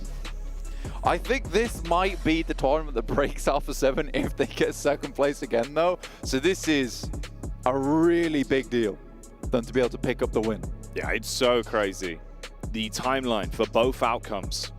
If both of these teams are able to stay in the positions they're in, tussle it out for that number 1 and number 2 spot, the story we would have been given would be so incredible to witness. Potential history in the making, no matter what happens. Beneath the trophy, you already see all of the keys that were crushed, the fallen teams that were left along the way. Everyone else that remains with an opportunity to make their mark, leave their legacy, but it is up to you on the server. It's been a long tournament. Teams have had to work their way through, hit some grueling days, honestly, to get anywhere near some of the success. And I think that, honestly, it is a real testament to the mindset, just the resilience of the players within PUBG Mobile. Keep going at this point in time and just not let that stress get to them too much here, Jackie, which is the important thing. You go in today, you wipe the slate clean. You look to just push those points as high as possible. And to be honest with you, with how close things ended yesterday, there are still positions up for grabs. Now, there's a potential where, you know, a team off the back of a really big game here on Sandhawk, they could sit themselves. Chance to try and take out Reject and Alpha 7. But with the way they've been playing, I don't think they're going to let anyone get too close to them today, here in the final moments of PMWC at the ESPORTS World Cup. Now, you've seen that change. The light bulb that switched on for Alpha 7 and Reject. In the case of Alpha 7, they were taking chicken dinners, leaving nothing up to chance. Resetting their mental. If they had a bad game, it didn't bleed over into the next. They were able to come out swinging again. They knew when they had to fight. They knew when they had to play passive. For Reject, that passive style of play is something of the past. Their splits have been clean. So damn good in the duo firefights. Favoring mini 14s, distance, playing with a unique style that other squads aren't matching. Reject are bringing a different flavor to the game. And now it begins. The last day of the PUBG Mobile World Cup. We're getting into our opening game. Strap in as Legacy is in the making. Join us now as we prepare to crown the champions of PMWC. Our first match of the day here on Sandhog, plane path over towards that western side, towards docks. You got Twisted Minds heading out early, Alpha 7. Not quite hitting the ground just yet. Alula IHC on that western edge haven't had too much impact here, but you can see our top players, Reiji Osio, raging in these matches. 27 eliminations, putting everyone in the pin during this tournament. 5.5k damage. He's gone insane during this tourney, and it's so nice to see. It's so nice to see. It's Twisted Minds and Talon, the double T's, at it again. This is way worse for Talon as well. Currently that number 3 team, yes, you've got about 20 to 30 points of distance between you and making your way up towards the top, but struggling off the back of an awkward encounter with Twisted Minds to open up the day is the worst case scenario. As at least a reply onto Obscure, misery strikes first, but we're already suffering casualties in the lobby. People understand that, you know, what they need to do is get into the match, get a good start here. Hot drops might be the angle. It's the last Sandhawk of the tournament, and this is where usually this happens, is you bring out some weird tech that people haven't been expecting because they won't see this map again. You don't have to prepare for another map. So I do like this, potentially get ahead. IWNRX, they get a player knock. Twisted Minds down to 2 now with 1 player knock themselves. And Boom Esports will reap the rewards. And I think for 6th place for Boom, they're looking to head further up. Right now, 6th is 75 points, 5th, 76, 4th, and 77. So there is a real tight gap between those 3 spots and a real jump up in cash if they're able to move up the leaderboard. A lot to play for. You have to bring your A game. Yeah, GK first from Tong Jiabao as well, currently in 4th place. He was looking over from a distance. This is his POV. Of course, from that opening bout, the hot drop between Twisted and Talons, he's just been peeking around the edge of the doorway, the threshold, getting the assess on it. They might move down towards him. I mean, Axel's in the tree line. Solo right now, split from the squad. I mean, the players over on Talon really low, and they haven't had access to, honestly, many supplies in terms of meds, so GK first could get pretty smooth 1v4, honestly. He hears them. Axel knows. He has the third-party peek. Jump up with the burst. GK first. His big boon could be the secondary, but they've got a DBS. They exchange blows. You get the pickup back up just as the rest of the squad arrived, and that's only Longs. You're actually not in a great spot for this. It's unfortunate his position was spotted in his mind, but for Talon, that's a saving grace. I do enjoy the way they just stared him in the eyes. Yeah. As he was looking through the window from the outside of the third-party peak. Only player who has picked up some pretty good moments in the past for Tong Jiabao, currently in 4th place. Looking to remedy this situation, but there are eyes on from the sidelines. That's 4MV. We're currently in 13th place. Right down towards the bottom side. Team that we predicted to be around there as well. We just thought that they might choke in the finals a little bit, which is unfortunate because they are a really good team. They are. We knew they had firepower. I think we said they'd be around 12th towards the end of the tournament, expecting them to struggle here in the playoff portion. And it's felt like that's the way the story has been written. We'll see how they end their day. For now, it was a nice little stab onto Tong Jiabao. You saw that opportunity, you take a few shots, of course. They're already down GK first. They don't want to overcommit and stay in this dangerous territory, knowing you've got eyes on from separate angles and the compound now being firmly controlled by Talon. Hello, though. Boom. They get that opening tag across, but instantly, Tianba, roaming as a pack, they find him. Take one straight away. So boom, suffering down to a trio as well. Yeah, not a good way to start your game. I think Boom actually started off with an elimination from their side, which is not bad, but yeah, losing a player, not great here on Sandhog, especially on an Eastern shift like this, where you want to be able to hold one of the many compounds that sit in this area as a 4. Take those angles, take those sight lines, set yourself up for success towards the end game. But it's Alpha 7, Reject. Once again, let's quickly take stock of where they are. Alpha 7 in Lakawi, over towards the water. And they'll have to be still like a pond here not let the ripples of reject bother them too much. These guys over towards Quarry at the moment, behind Team Liquid. A bit of a queue setting up here. Patience needed. There is no room for mistakes today. That is the biggest part. As much as you have to play aggressive, you have to play with confidence and switch up your play style. Keep teams guessing, potentially bully some squads. If you make the first mistake, it could all come tumbling down. DX Xavier, they swoop in. This was IWNRX that found an opportunity to fight versus Boom, but now they're getting thrust into an up-close engagement. IWNRX replying back. The DBS rip-roaring. Shots from the sideline go in. Sara down and out as Ayala from Team Liquid kicks off that engagement, but Reject are moving up. They smell the damage. They smell the potential for points here up against the fight that's going on in front of them, but IWNRX are already cleaned up. There's blood in the water, and I think for Reject, they can pick up some points here. This is what they've been trying to do most days, is just get as many points on board from these games. Crazy in a dangerous situation. The vehicle's popped, and in comes Team Liquid from behind. Everyone's gunning for points here. A fight's breaking out.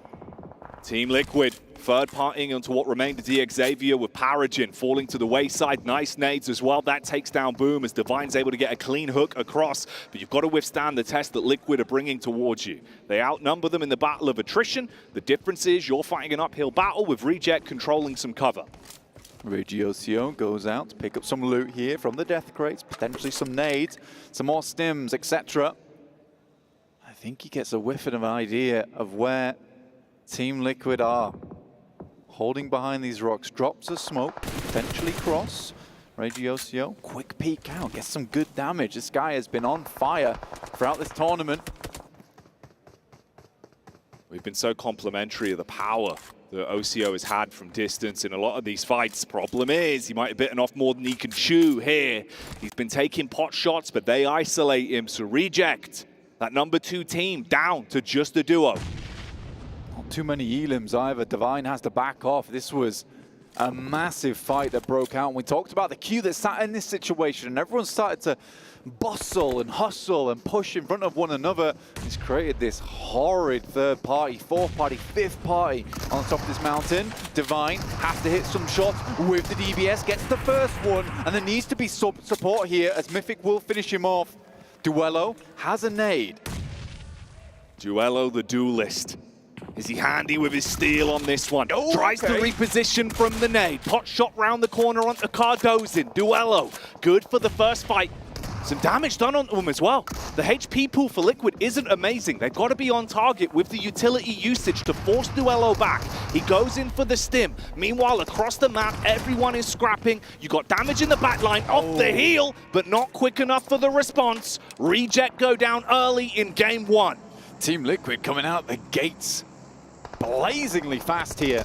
Up to 6 elims despite losing a player, but Alpha 7 still in the game, down towards the southeast. Potential for them to get a big third party off here as Tongji Abao starts to harass over towards 4 Miracle 5s as Doc goes down. This was Tongji Abao that looked like they had a very bumpy course going into game 1 with the opening sequence, but they realize if they want to fight for a placement, they've really got to fight for it. They bring the hurt onto 4 Miracle 5s. Like you said, Alpha 7 at the minute allowed to stay out of trouble. Just assess the lay of the land. Knowing they're ahead in points, they want to take smart battles where they could rack themselves up those elims. For Miracle Vibes don't get that blessing. They get swamped by teams. DRX are now beating onto them. Alpha 7 looking to potentially move their way up the hillside. Out comes Soez, good spray, and 4 Miracle Vibes are down again. Removed from the game. Down to 10 teams, mate. We're so early in the game, and everyone's trying to gun for as many points as possible to ladder up, to get further outside into those top rankings, earn some more money on this tournament. No one's pulling any punches during these games. That first game of Championship Sunday was always set in the stars to deliver. And the stars are shining at the minute. Mafioso from a distance, looking out onto the rotate from Tianba. This is the replay from IWNRX, that first engagement that kicked off a huge bout between all of our squads, fighting over control of potential elimination points. That's what triggered the move in from Liquid, the shutdown of Reject, and left us to where we are now. Alpha 7 almost loses a player there. I don't know who it was on the team. I believe it was Mafioso, yeah, who took a very heavy beating from up high. And again, it does feel somewhat like Alpha 7 early on in the day get a little bit worried about their positioning. They want to play a little bit more passive, which feels very strange considering towards the start of the tournament where they beat out Reject the most was just on those full frontal plays where they ran at them. And now you have a bit of a switch up where it's Alpha 7 playing much more safe and Reject just getting stuck into it. It's almost as if either team has sort of learned from one another and what each team does best and how they can add that to their own arsenal. But I do think that Alpha 7 just plays better as an aggressive team. Oh yeah. When you see them feeling themselves in these matchups, when they can roam as a wolf pack, everyone is so on point with the gun skill. They have those games where it's just elim after elim, fight after fight, and they look so decisive in doing so. For Twisted Minds, this is very uncomfortable though. 2 players alive, one of them barely limping out of the situation. Ratto Boy trapped behind the car as Talon put the pain on. For Talon though, this is not a great start to the day for our number 3 team. It's sort of amusing because I think Twisted Minds has been one of the most frustrating opponents to come up against in these games so far because they're consistently bothering 1 or 2 teams. They don't get far into the match, it's just like they pick one team and then they have a grudge match with them the entire match. It doesn't make a huge amount of sense. Here comes nades down towards Alpha 7 on the vehicle to pop him out of the way. Good move from Shan as well, but a great Molotov from Alpha 7 to get him out from that outpost. The overlook being removed is a really big deal. You can't line up very good nades now. So I have to guesstimate the position of Alpha 7 down the hill. And he would have been such a problem. He had a great position up there. You could see it from his POV when we first joined the fight, the way it looked like he was set up to potentially deal a ton of damage onto McGrellin. That elevated angle would have been so useful for him. They're forced back. This is Alpha 7 with a 2-2 split in the way they're playing this one as well. So you've got backup from range with Mafioso. And then the focus on the front. Oh, backstab onto Tiamba. That's the RX taking a piece. Power. Al-Haji here taking down the remnants of IHC. The rest of the team actually does get into the circle. They're on the northwest side, so not a bad engagement from them. Stage 3 though. 26 players. What is this initial Sandhog? It's been so action-packed so far. DRX burning away. DRX burning through the flames, but that's turning the heat up as they take the battle to Tiamba and put a lot of pressure on them. Alpha 7 moving up, regrouping somewhat as well. Three-pronged attack with the push in here, looking to actually commit off the back of the damage from this eruption. The fight from the swoop in from DRX. Team Liquid also want to instigate a battle here. Shooting underneath the floorboards is good for a bit of a pick-me-up. Mafioso needs to drop back though as he takes a hit. Little bit worried here. Now just one player remains here for Tiamba, but Alliance, they've got eyes on. They see Alpha 7. They work their way up the leaderboard. Got himself one elimination.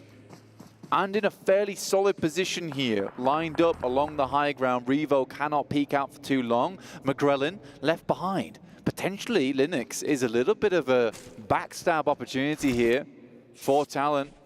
On to Alpha 7 as McGrellin does not get back to the team quick enough.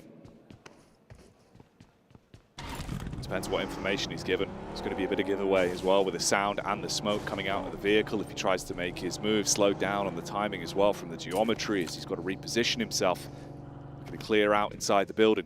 Top himself up with some extra loot. Think about the sustainability of his potential late solo play. See how long he can survive. Revo's been getting pelted by bullets every time he peeks, and again has to tuck in. Yeah, a lot of teams now have information of where Alpha 7's playing, and I think that's the most difficult part for them at the moment, is that because they're on this high ground, so many teams have already scouted them, that their removal from this location is going to be a tricky one. Likely going to wait for the circle to come their way, let it bless them a little bit and play off the back of that, but if they have to move, Tiamba's not going to be happy with them. Alliance is not going to be happy with them. And Twisted Minds might be able to get some side swipes. So for Alpha 7, they've made plenty of enemies already in this match.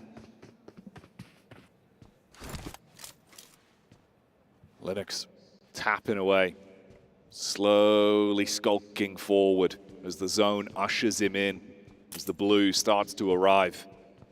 Last second opportunity to get suited and booted. And then he's got to hope that no one is watching towards his angle. That in the meantime, attention is drawn elsewhere from a fight breaking out. Alpha 7 still just with a slight split, assessing the overall lay of the land and getting a read on where Tiamba have gone off the back of that previous engagement. You might have eyes on this as well. Good high ground for the late flank from Talon. Yeah, I mean, for Linux, like we said before, he could be a bit of a problem, but I think that they have a good idea of where he is. Belly to the ground now. Grass brushing up against the nose. Just hope he doesn't sneeze and alert the rest of Alpha 7 to his location. Next circle, stage 5. We'll be hitting soon. Ending around barn here. A lot of high ground to be working with. And that big old dip into barn itself. Most teams just angling themselves on the outside with nice little valley outlooks over towards one another. And we do center up over towards the side. Right now, Team Liquid has a really nice spot. And it's Team Liquid staying alive with all 4 players as well. Just the 3, rather. The curse continues. It's been very unlucky for them over the flow of the playoffs here with how many times they've gone down a man early. We've seen, though, they can be proficient with a trio. So if they lose another man, it becomes a bit of a problem. It could throw them into a stinker. Power were also sniffed out on their rotate up. You saw a couple shots go across from Alpha 7, but no over-engagement onto it. Yeah. I think for Alpha 7 right now, they do have to leave. They know that eventually they're going to have to leave from this high ground. And it's not in such a way that it's problematic at the moment. But this does make it feel uncomfortable, I would say. Where you know on this next circle, likely you're going to have to clear out Power, potentially Alliance, but it's not so uncomfortable that you might think about staying for a little bit longer. But yeah, for Alpha 7 right now, I do think that there is some immediate moves that need to be taken. Creo, good sprays on Twisted Mind. Start things off. They scatter back behind the rocks here. Keep your noses clean, keep your heads down. They found Linux. He went for the long rotate around the back, but arrived on their portion of the map, and they did not want to give him any free space. Nice connection from Ratto Boy. Puts the pressure back on, but it's so uncomfortable for him. Zone burning away at the HP. Bullets when he peeks up. I think he accepts his fate and knows that he's about to go down. So Revo takes the credit for that one. Zone rolls in. We say goodbye to Twisted Minds and Finn the Herd some more.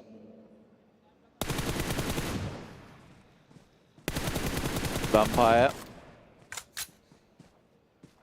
slowly have worked their way up the tables, I would say, over the last day. Still looking fairly decent. Typical Vampire fashion, though, is that, you know, come alive towards the end, but this tournament, it's not a case where other teams leave the door open. They've closed it and locked it tight. Just 2 teams really battling out towards that top end of the lobby. Mafioso barely can peek out before the bullets whiz past his forehead. This is making it a bit more uncomfortable now for Alpha 7. Using a lot of the utility they had available to them. Haven't had many opportunities to restock in some time. There's the clap back. Good peek on the angle. Yeah. Revo heals himself up, wins out that fight versus the Tiamba man. Vampire still got their eyes on it. They see the quick rotate and know they're starting to advance. Yeah, Alpha 7 is trying to squeeze as many points as possible out of this game. A quick step up with the nade that comes through, but they're trying to angle these nades back on towards that overlook.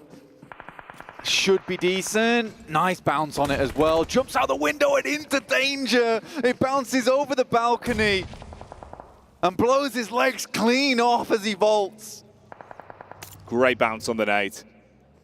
The psychological games there proving to be the bigger piece of the pie and making it awkward. So Alpha 7 just focusing on those eliminations, just focusing on taking smart fights. They get an opportunity to grab a little bit more loot as well. from the boxes that Tiamba leave behind. Alliance and Power at one point seemed like they could be a problem. But since then, it's gone quiet. They set their attention back on the Liquid. Opening nades, cast across. They get close. If you get a nice nade through the doorway, Liquid could be on uncomfortable waters. Oh, these are almost primed. The DBS is closing the gap, though. Problems could be arising here. Liquid need to put the foot down. Mythic just leaving a trail of mines in the front side, and like a mythical beast himself, will swing the jaws down on Alliance. You got Cluck on the side though, and they will clean them out, but what a defense Mythic had there. 8 eliminations on the game, and you're right, they were limping along with just the 3 players. Seems to be a curse that they cannot break. 4 elims for Alpha 7 once again into a top 5. A huge game for them to start off the day, and another lovely spray from Revo. The energy's there for Alpha 7. They're playing with aggression now. They're starting to see the potential pathway towards victory, and they want to beeline straight towards it. Getaway maneuver from Vampire. They didn't like the fight they were thrown into. You crash into Power. It's an upset on the battle back. Al-Haji goes down, but Revo is still stealing away eliminations. Nades over the top, swept, lucky to be alive. Alpha 7 still see opportunities for more points. They close the gap. They're pushing on down. They want to finish this one with so many eliminations. Nades on target. There's the follow-up as Schweppes is blown away. Al-Haji, he's probably going to be talking out of commission now, and it's all about Alpha 7. They're just thinking about the last few pickups, take down the last 2 men, and close it with a chicken dinner and some points off the back. Alpha 7 looking for the technical back-to-back from yesterday's game where they hit a high streak. Now looking to finish off Power and absorb some of that for themselves. And with the last player here, and Alpha 7 takes themselves a chicken dinner at the start of the day. Yesterday, finishing strong, starting today strong. The Brazilians in the crowd happy about this one. Potentially, the curse can be finally lifted as they get a lovely lead to start things off. But it's not over yet for this team. It's just beginning. But the first chicken dinner of Championship Sunday is Alpha 7's. They climb further up the rankings, giving themselves a buffer of points. And we've seen how much better it is for this team when the energy is good from the get-go. Yesterday, they didn't seem best pleased at that first match. They made a bit of a misplay on the approach. But for Alpha 7, confidence, the mindset, it's everything for them in these matches. And here, in the beautiful orange jerseys for the final day, they're feeling themselves. All eyes on them. Huge action here from them. They played their cards close to their chest until they saw the opportunities to turn up the ignition, and then they did not stop. Pickup after pickup after pickup. They run away with things towards the tail end of the game. And go to show, they might be here to play blank. Like you said, can they upset the curse? Can they finally have that trophy as a title for Alpha 7? Break the ritual here for themselves. But a great start for them. I think Revo definitely happy with this one. Consistently hitting massive shots for the team so many times, and it's really good to see. And I think for Alpha 7, this has been a long time coming. I like the way they played this day out though. This is a real change of pace for Alpha 7, and if you're a fan of them, you love to see this. They didn't go absolutely crazy in this first game. It was just slow and paced out and just really good technical ability, which is all you really want at the end of the day. And if you want to watch some more PUBG Mobile, stick around with us as we'll be back after the break. 4,000 of years, my wrath has burned in the waters of the deep. Its power awakens me. The kingdom will fall once more. The sea will consume all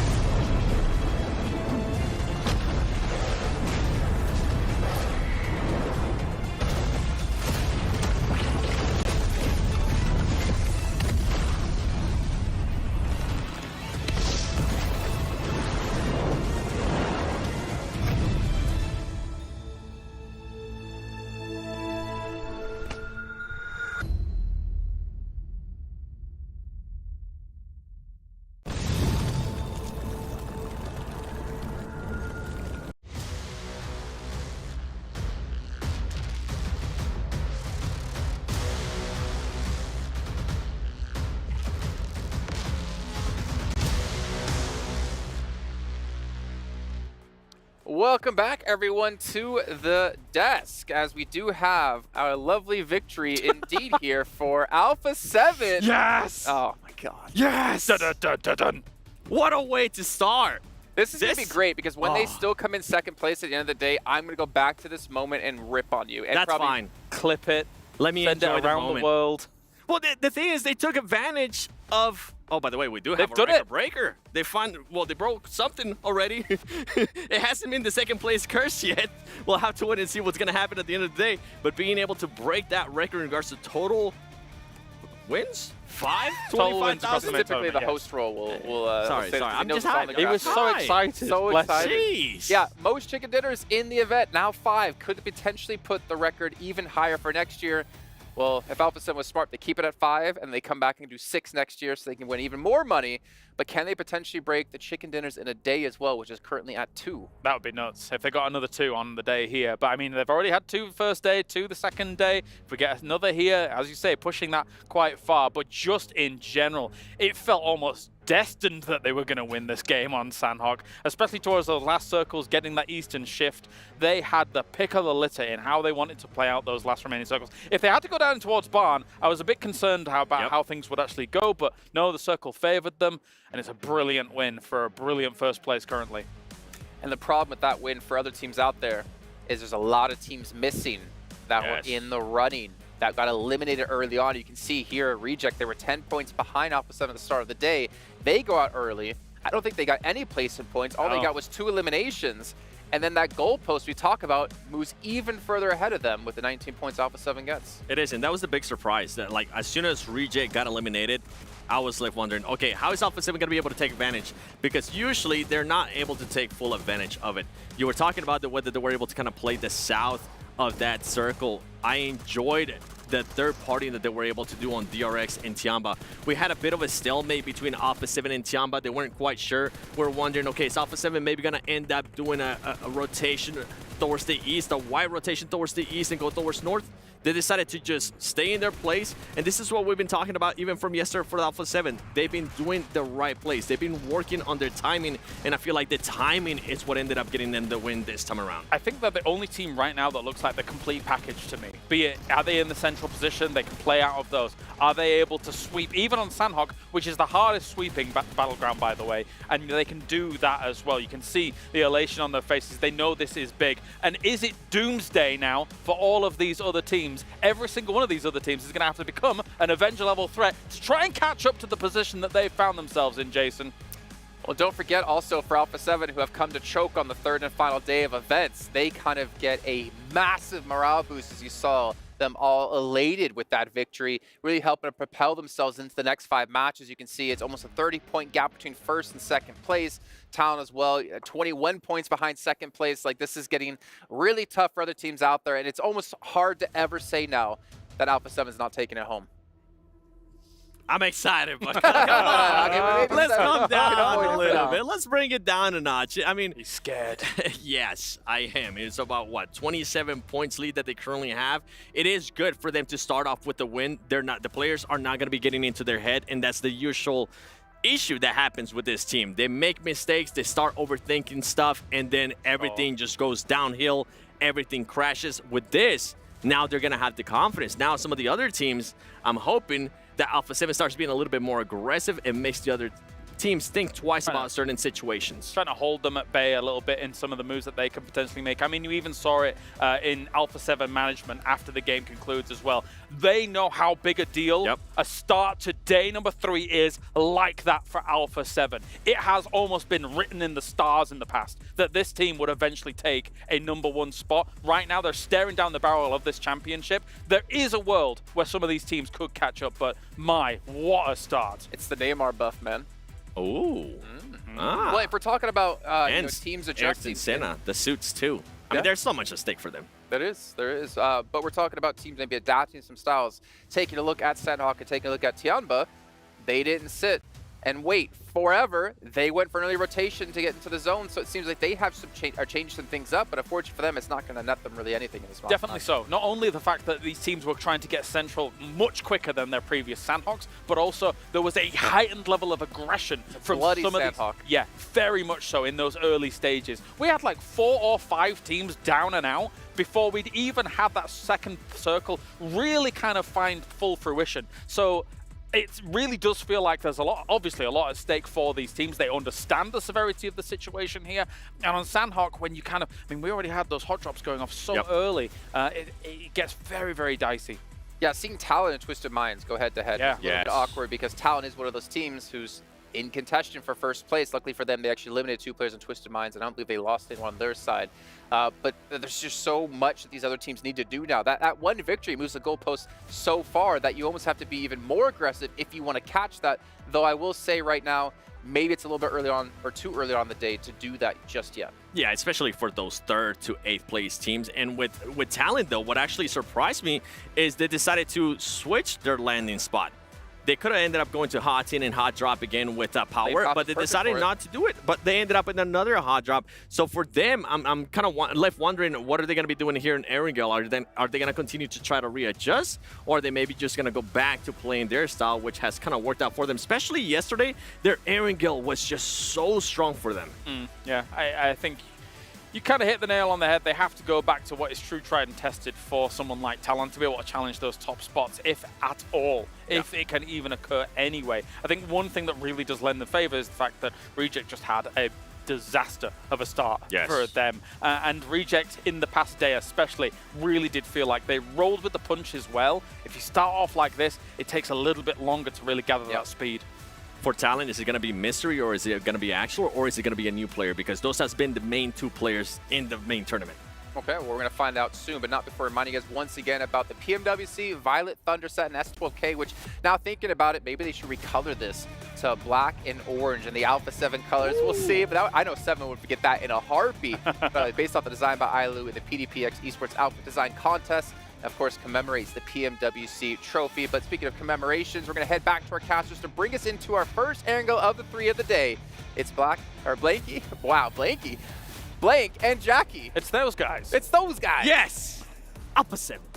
That's right, we wrap you up warm and make you feel nice and cozy, but the games are certainly not going to be comfortable for any one of these squads. Blanky here on the desk. Oh, Blank, it's been a treat already, mate. Alpha 7 breaking records, looking incredible.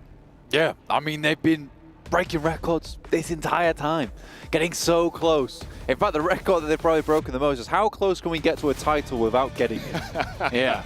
But this time it feels like maybe that's not what they're gunning for. And I think that it does really feel like they've put a lot of work in preparing for this event to make sure they can show us the best performance possible for Alpha 7 to do Brazil proud, considering Team Liquid has done very bad. Man, they're going to have to take it home. There's no safety nets. No, there's no, like, you know, you're not strapped in. You've not got the little carabiner holding you on to some sort of rope that's going to keep you safe. It is just you live and die by the sword. Yeah. And you could see how much it meant to them as well. You've got the support staff, you've got the family, everyone there on looking in the crowd. It must be incredible to see them taking chicken dinners like that, having huge games. The story isn't over for the other squads. There's still room, but that chance gets slimmer. And that's what Alpha 7 are going to want to focus on, right? Their own game, extending that lead each and every game, not letting anyone nip at their heels. Well, that has been the difficulty, at least for Reject, as well as the fact that Alpha 7 has been very, very difficult to keep down. Yeah. They have consistently stayed on the trajectory towards that top side, despite Reject constantly outperforming them in eliminations, which is a good thing for Alpha 7, I would say, because Alpha 7, very heavy elim team, used to be the point where they get towards the end of a tournament like this and they would just start sending bullets all around the arena. This time around it feels more methodical, a more mature approach to the game. And I think that is very, very good for them, because we have seen far too many times in the past where they will go out, try and get heavy and higher limb games, but This time they're just putting up points every single time, every single game. And it's getting very difficult now for Reject to keep up with that pace. It's going to have to be incredible game after incredible game for them. And with one match already played out, your opportunities for chicken dinners, your opportunities for eliminations get smaller and smaller. So you can't afford to come in slow. No yawning, Blank. You've got to be switched on. You've got to be in flow state. You've got to jolt up in your seat and be ready for these games. If you're tired, man, don't be. It's time to be awake in this moment. It's time to come out from that slumber because the dream is here. It is now to become the #1, to be the one here at the PMWC at ESPORTS World Cup. As we head into match 2, it is Erangel on our screens. You can take the title, be crowned champion of the first ever PUBG Mobile World Cup here at the ESPORTS World Cup. And Game 2 is getting underway. Our squads on screen, ready for the action with the GT20 Pros in their hands, trying to outplay the rest with the best phone in the business. And you're going to need that A-game, Blank.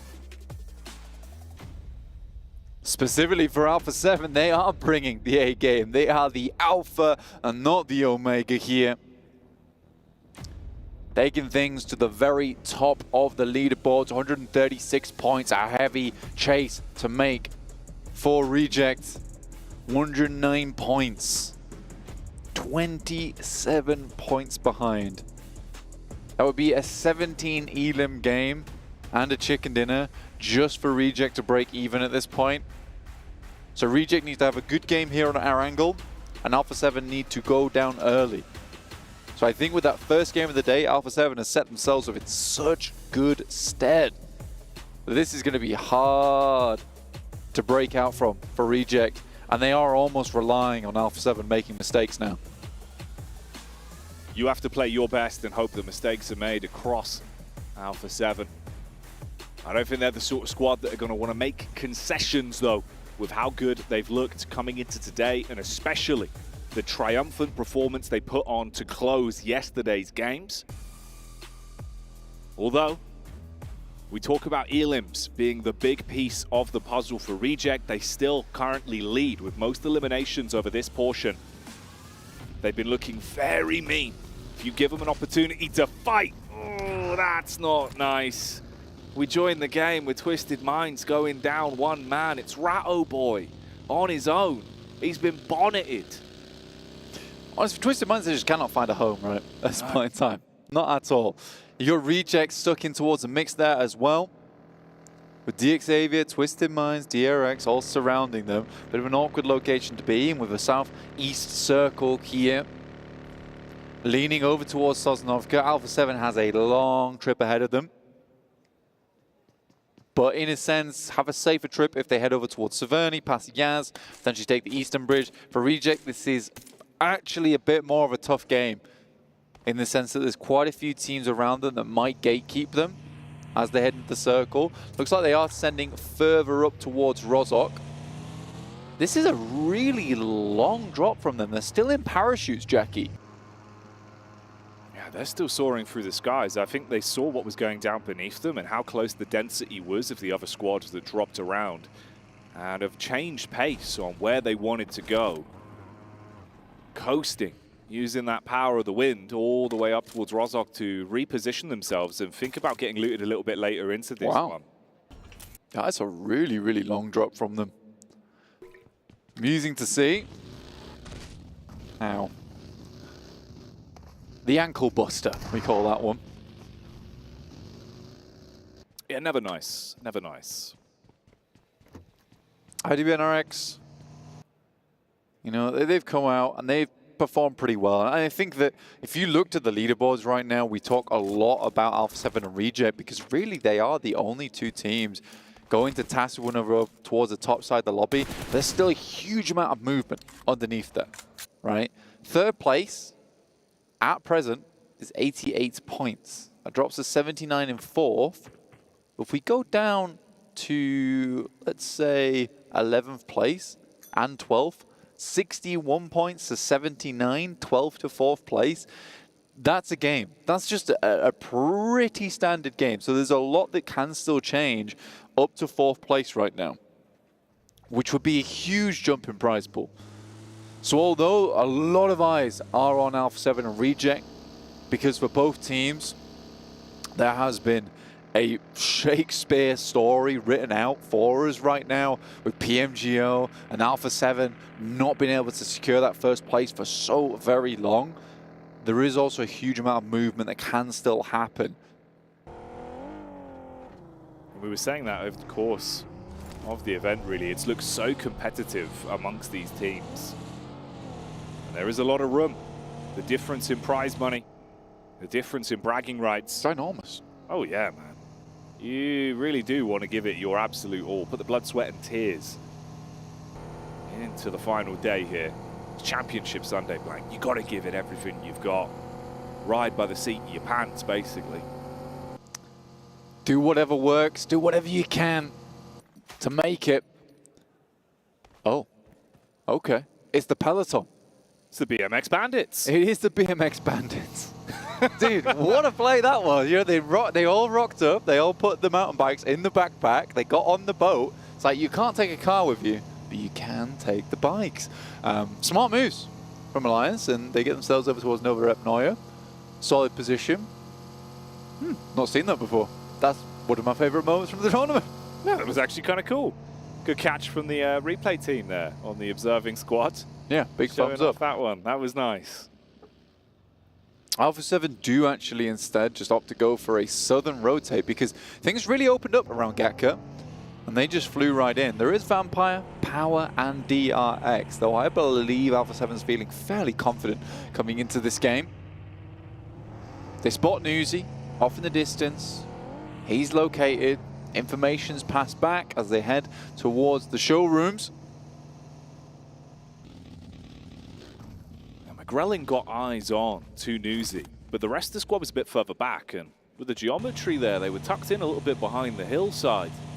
Mafioso moves up with Revo in the passenger seat, and they're going to look for the info, see if they can get the wide berth round on the edge of things. I like this. Assess where they are. Yeah, they spot them now. Good distraction from the 2 players in behind, and now there. And a daisy chaining to one another. Tony K, though, spots. Actually has some good shots on, but very, very good spray control there from McGrellin to sit him back down again. That could have been very dangerous if it wasn't for the on-target spray there from McGrellin. And that was their big gambit as well. Tony K on the late peak up with the rest of them moving out. You know, that's your reliance on him doing something pretty unthinkable with a weapon. And would there be anyone else better for it? Like, Tony K's actually proven he's damn good with the gun skill. But that's uncomfortable. He heals himself back up. Fair play to McGrellin on target, even factoring in the momentum as he's driving by. Yeah. IWNRX on screen here. Tong Jiabao. Bit slower from what we saw yesterday. They had some highlight moments. Got to say to them, you know, the nades that we were seeing, the way Flower was pulling out some big plays, it felt like it was all coming together yesterday, Blank. Yeah, Flower has been pollinating the entirety of the lobby at the moment. Good. I like that one. Well done. And honestly, he's done very well with it. And I think that he has had a big step up during this tournament, and Tong Jibao has looked very, very strong. They weren't able to kind of carry across some of that strength from day 1 into day 2 and 3.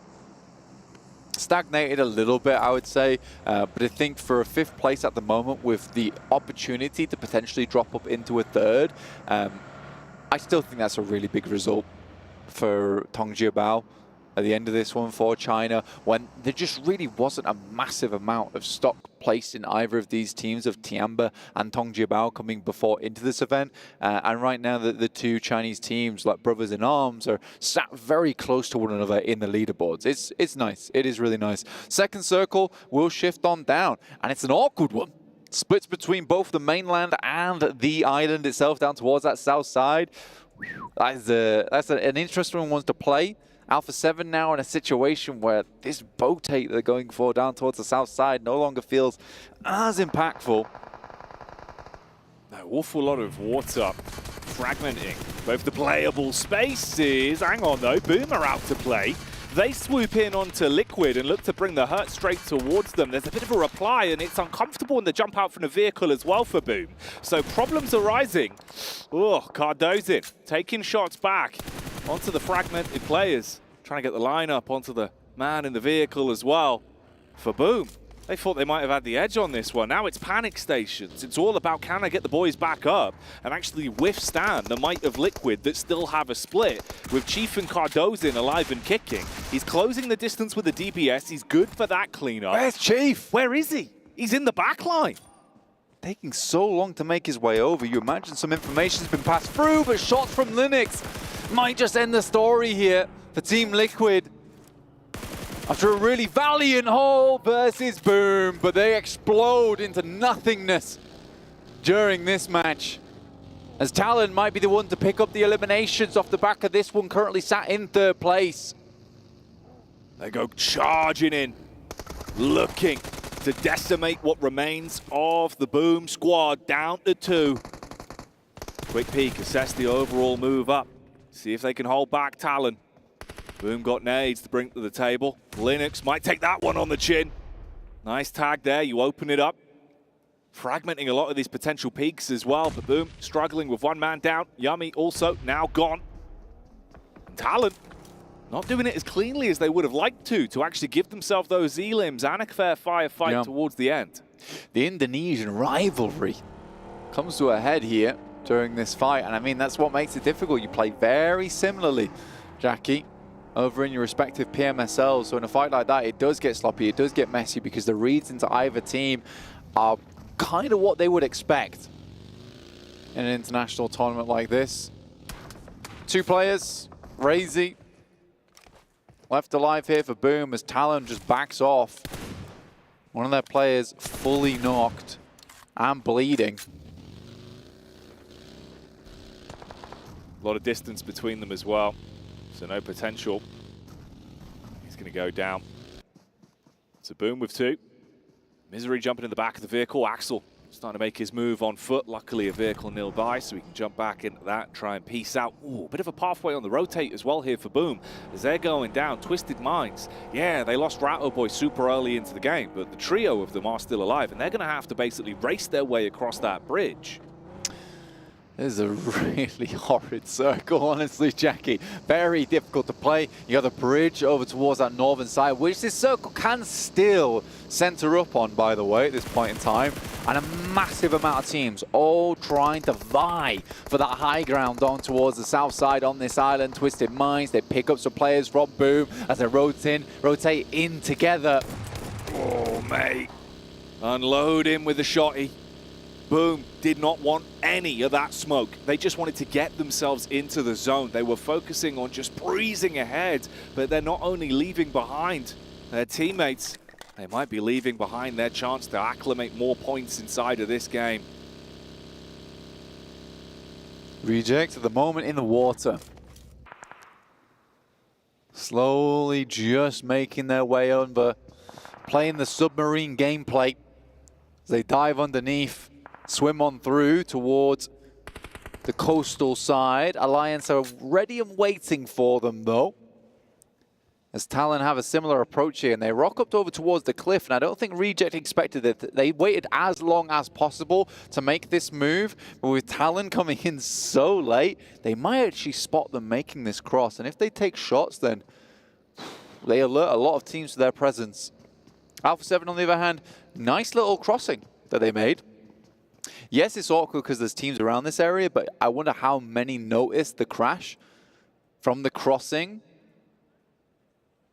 DRX should have eyes on. They should know of this position. There's scouting going on from McGrellan. Power. Ooh, thought they had a nice bit of track and trace here on Alula XIHC. Nade through the window. So low on Fadan. So that's going to take him down. Boom, now completely out of the running as well as GK first from Tongjia Bao spots the last man that was barely limping his way into the new zone. And Power with a lot of pressure on them. They've got to get their teammate back up, see if they can revive for Dan, and then focus on the fight that is yet to come. Godless, quick on his feet, with the backup of the rest of Alula XIHC, closing the distance and bringing the pain towards Power. Power just dropping the minefields underneath the delay. Smoke goes up as well. Trying to remain as hidden as possible. Alula IHC throwing some interesting grenades through. Not really getting a whole lot done from these either. Godless underneath, the smoke just about to dissipate, but did get the full refresh. Decent nade, but not on target. Meanwhile, we spoke about that water crossing for Reject. Talon were able to spot Divine, and he takes a hit. So Divine down. We'll see how that one pans out. And the battle between those two seems like it's getting worse for Reject as well, with Alliance being able to punish onto them and Misery shutting down OCO. The clash between Power and Alula XIHC continuing in the meanwhile. Trades between either sides as the shotguns are roaring through the close competition. Divine goes down, problems arising all over the battlefield here. And Alula XIHC finally bringing out the mop and bucket to try and clean up against Power. Very nicely done there. Again, I feel bad for Reject on this crossing because Talon has played a weird game this tournament. They played a very weird game in the way they get caught up in fights. They stay in these fights for so long. Reject tried to clear as much as possible before they made this rotation. And this is just where it's unlucky. Because as soon as these shots starts ringing through, Alliance immediately have a good idea of where that team is, where they're playing, and they take shots back. So that element of surprise is just gone. Talon's playing spoiler in this match. Luckily for them, Misery does go down. He was out of meds, out of bandages, so the zone will be able to talk him down to that knocked state. His teammate not really in a great spot to be able to do too much for him as well. It's going to be a long one for Axel, quite a distance between him and Reject, but then the problem comes the fact that they can get sponged up by Jimmy, who pushed down towards the coastal side for Alliance and should have a good idea of how to tidy up the rest of Reject that remain. Yeah, Alpha 7 might be able to just end the tournament right here now, though. Yeah. Because with the position they're in, where they can slide up on the coastal side, on this western edge, with so many other teams not having that safety net of having like the 180, having your back against the blue, knowing that that area has been cleared out and is safe, yeah, a lot of these other teams are going to start to go down. This can still move up towards the bridge. This is a very difficult circle to play. So much open ground. Derek's currently holding on to that high ground over towards that eastern side, which is going to be really, really important to continue controlling. Tiamba shots over towards 4MV. This is down on that south side. Alpha 7 might want to get involved. They did take a first hit across. They got a tag out onto Tiamba and were able to knock one of the players. So Alpha 7 are starting to play their cards. Not fully committing into it, but realizing this is an opportunity potentially to get some more points on this one and still have a good bit of map control. Tongji about out again as they go down. Only 2 elimination points to their name. This is Alliance that were waiting for that cross, and Sara gets slain. He's knocked, not recoverable for Duello.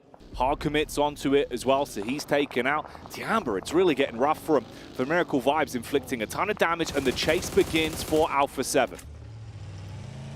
For Alpha 7, it's just been a very, very good match so far. And honestly, a smart rotation. You can't fault them for the rotation they went for. You can't fault them for the fact that they were able to immediately spot onto Tony K's position and get a good shot back off towards him. It is Reefus, though, to pop Mafioso out. McGrellin immediately goes for the rotate, for the recovery on his teammate as well. Reefus couldn't re-peek. He took so much damage, he barely gets himself out of the uncomfortable zone as well from the bullets that are being shot across by Revo. Reject out. They go down. It looks like it is going over towards that bridge side. Vampire consistently are a conversation starter in these games, as they will pick up over towards that bridge. But a very hard shift away from Alpha 7 in this match. Not that it matters. If only they just profit a little bit on this game. Already into a top 7, they've done well. But I think with the way they've been playing, I don't even think a circle like this is going to stop them, really, Jackie. They've been fairly indomitable over the past few matches. Very difficult to deal with. 4MV got one shot off before they absolutely bullied them out of position. and now looking to clean them off from this high ground. If you take a fight with Alpha 7, you better hope you take down the whole squad, or else you're putting a huge X on your back, and they will want to swoop into you. McGrellin, he's the opening gambit, goes up close, hopping out the vehicle, but is slain. Not just a knock, a full elimination. So only a trio remains. Mafioso taking damage. Here comes the Bonnet. The double rundown as Alpha 7 get mulled over. Alpha 7 caught up in the wheels and caught up in their own confidence as perhaps they pushed into 4MV a little bit too lackadaisical there. A bit unfortunate. However, no real bad moments for either team there. I think for Alpha 7, Reject, they're in the exact same position they started off this game on.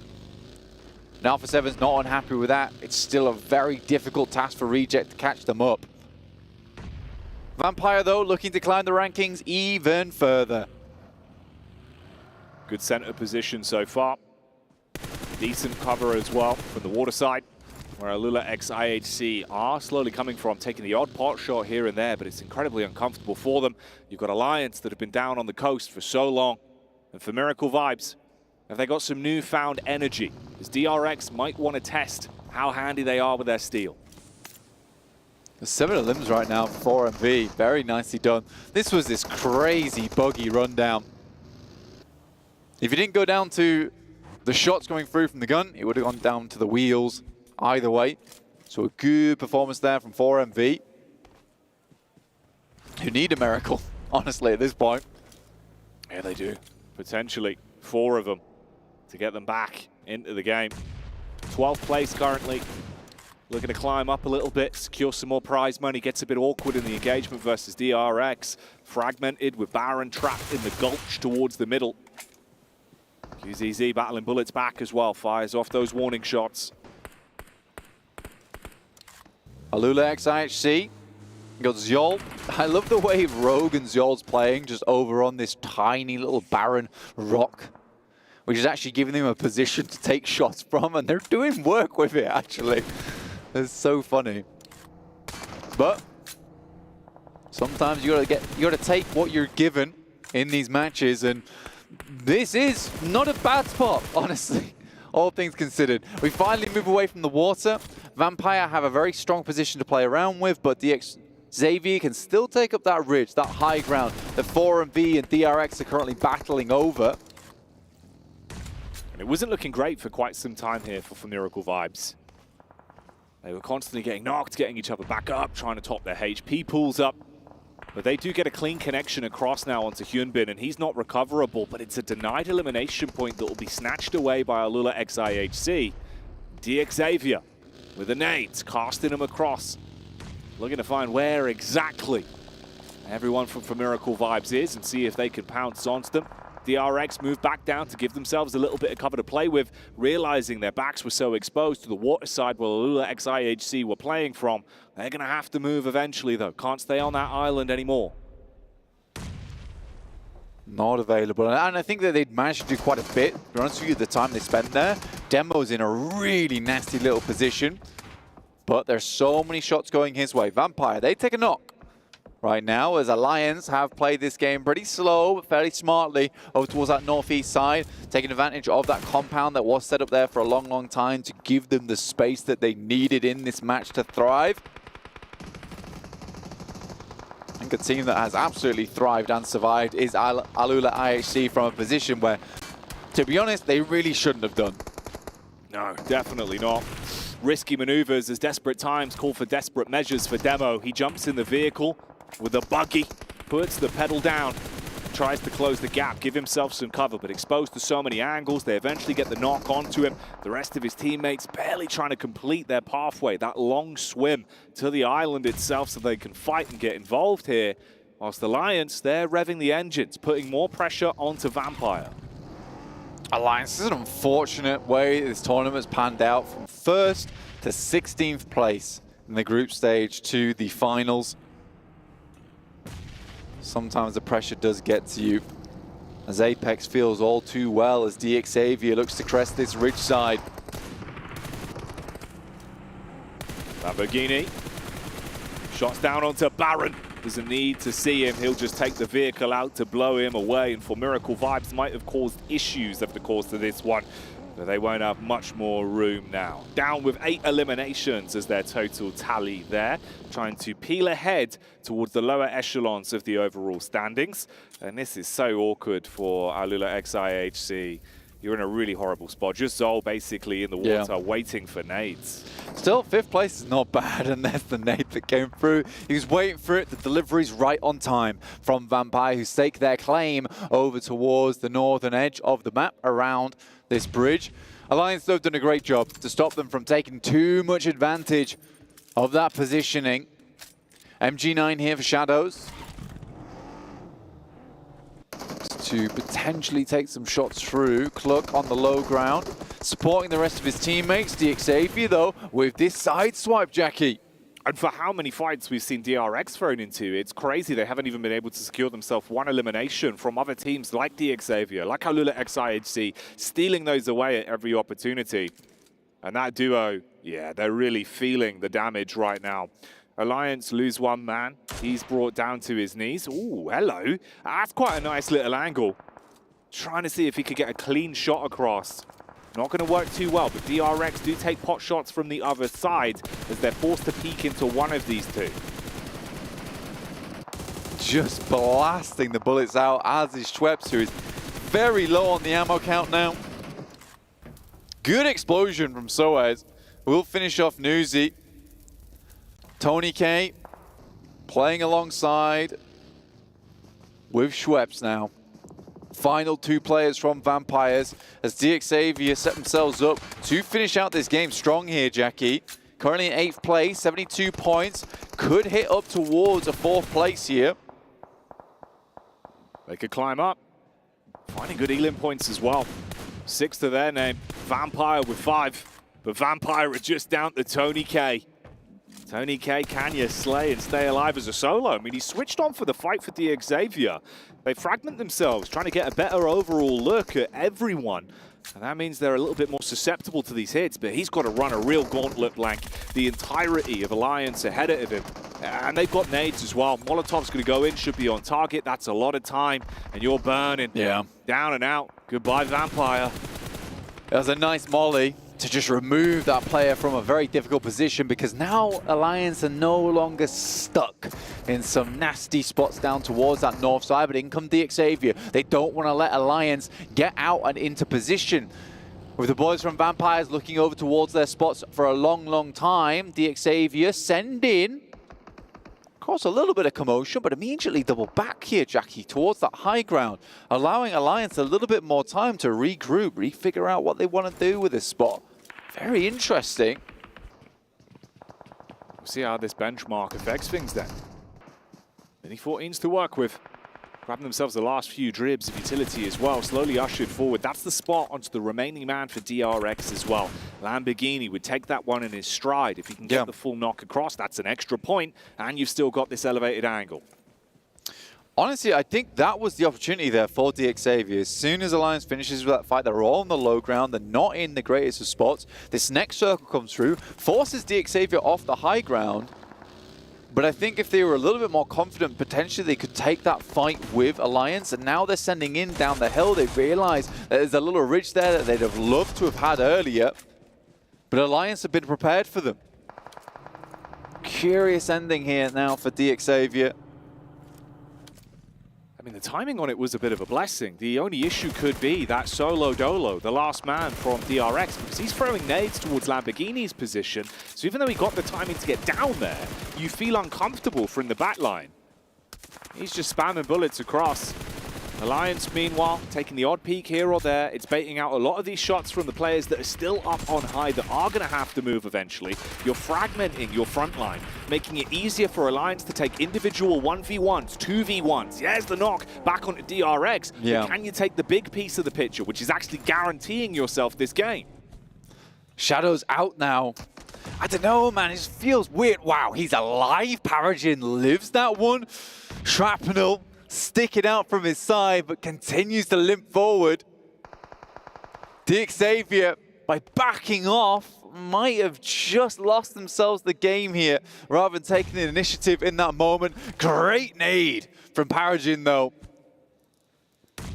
He survived. So much damage from the nade that landed on top of him.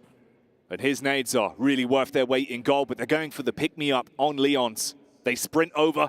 That one pretty damn close to Paragin. Follow-ups coming in. They're able to save the life of Leon's and then reinstigate the firefight, dealing with DXavier pretty cleanly now. Alliance want to shut this one down. They think mistakes were made for DXavier, but on the peak-up, Lamborghini tries to clutch it. Not going to happen. Chicken dinner goes the way of Alliance. Alliance just played that game very, very well. And I think that even just from the start of that game, as soon as they hear Talon taking shots over towards Reject, they instantly turn, they clear out that side of the map. They play a slow game down towards the bridge, but DXavier not forcing the issue after they just finished their fight with Vampire felt a bit strange to me. We saw them try to get set up in that position, but by the time they were starting to come off from that high ground, it was already way, way too late, because they all had eyes on. They had 4 separate angles to peek up onto them. Shadows goes down immediately. You lose your big gun in the MG9, and yeah, life gets tough from that moment onwards. And that's a game that was important for them as well. You know, they were doing pretty good on the old elimination points. So if you got the extra 10 from taking the chicken dinner, then yeah, prize money becomes a real big topic of conversation for them. They would have been able to leapfrog their way up a bit. Yeah. Instead, it's Alliance that were all the way down in 16th place, taking that chicken dinner and hoovering up the points. Because they had the idea of it as well early on when we saw them start to just fly down, and then I think there must have been a call back from the team where they just told them to regroup, and whoever thought they were being the DX savior on the team to try and get this game back under control ends up dooming them in the process. But yeah, I think it's a great game from Alliance, and I think they were as shocked as we are on the in the casting booth when they all flew back. They were like, they're just gonna let us have our picnic and then get back on with the game, are they? Yeah, they were given the cake and were allowed to eat it too. So Alliance going to be pretty happy with the outcome on that one, all things considered. It's felt like it's been so uncomfortable for them here over the course of the playoffs in the past 2 days. But at least the chicken dinner to give you a bit of energy and the good vibes. And really, you know, the topic of the top 1 and 2 teams in terms of that storyline as well, it's basically a mirror matchup with the way that Reject go down early. Alpha 7 could have had a fighting chance, but don't get too much to take home from that one. Basically stalemate on the second match of the day. We're going to head to a stalemate with you guys, but only about 2 minutes on a little break. And we're back with the desk and then game soon.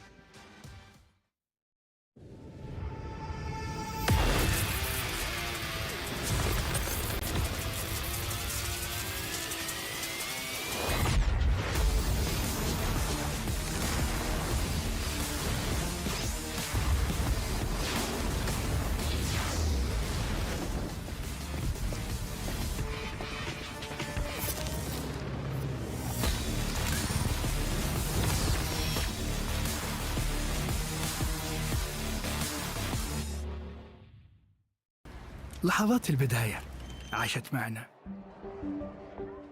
كنا نحسبها وقت للتسلية بس. نحسبها بس ذكريات. عبود أعطي أختك اليد يا ولد. ابتكرنا فيها ابتكارات، وإذا بغينا قلبناها خرافات. كنا نحسبها بس لمة وصحبة وسهرات. انتبه نوب ترى نوب. لكن كنا نشوف عالم ما حد يشوفه. ليت يشغل وقته بشيء يفيده. الله عليك على اليد سود. عالم كبر وعاش فينا. عالم الحماس فيه يوصلك كل مرة لحلم أصعب، بس ما يصعب عليك. بارد معك وين ما تروح.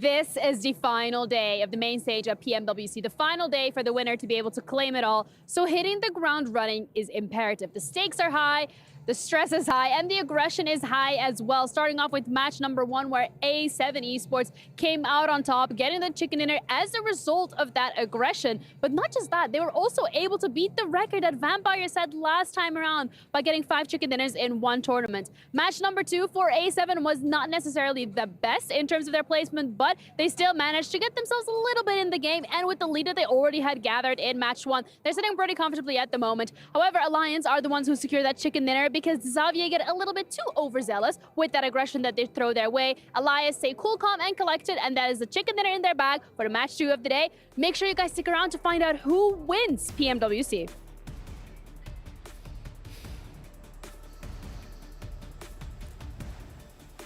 Sometimes you just need to respect the AKM. Jimmy! Oh, man. We're going to bring this one down. Alliance. A very good win out of them. A win that they probably shouldn't have had unless Jimmy was able to pull off shots like that. I'm going to you, Claris, because you were talking heavily about this. Xavier played that perfectly, but Jimmy just had the AKM in pocket.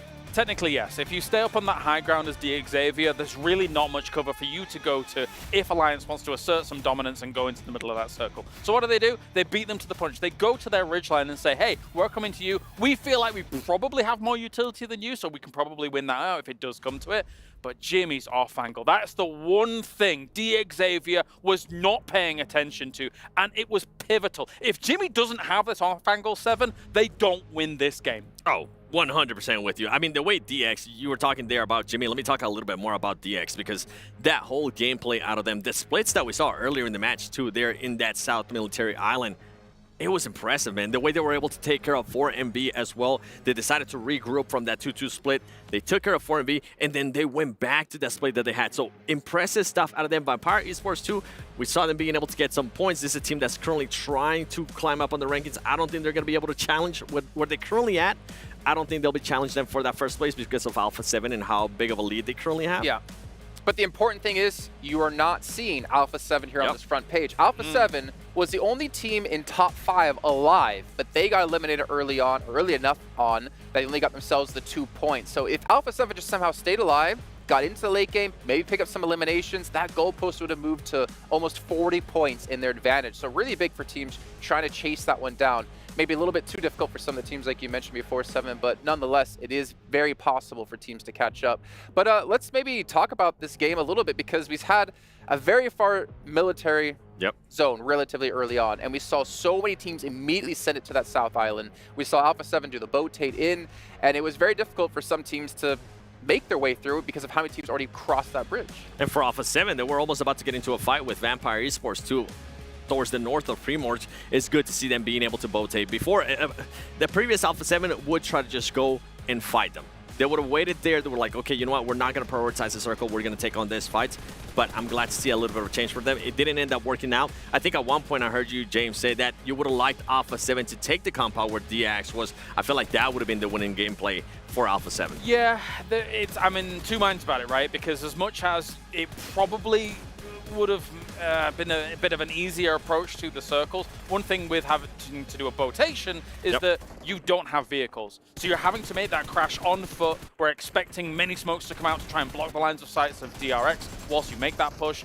But I still do think maybe it would have been a better style. I understand what Alpha 7 was doing. If they win the fights on the south side, they take control of what that high ground would have been that Xavier was obviously playing from towards the late game. So I get it, but there was just too many teams up there. Too many teams. It's good to see them rotate early, though. That's the difference that I wanted to see out of yesterday whenever a circle didn't favor them. It's good to see them being able to do that boatate. Like I mentioned, though, it didn't end up working out for them.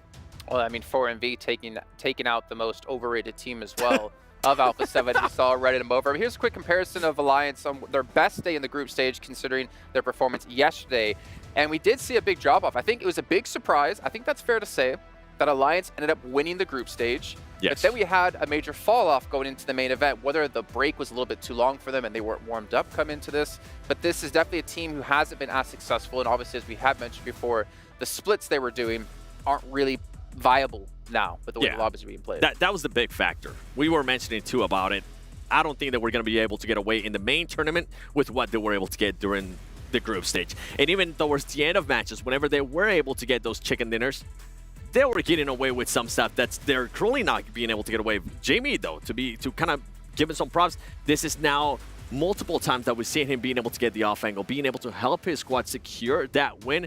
But for that team, I mean, if they even want to be able to climb out the leaderboard some more, they need to go back into the drawing board. They need to be able to adjust, and they need to work on those splits a little bit better if anything's going to happen for them today. Yeah, as I say, they can't really take this much room. They did have a decent compound for a game like this and used it underneath the bridge to be able to get to where they were eventually, but yeah, it's a very different ball game here in the main tournament.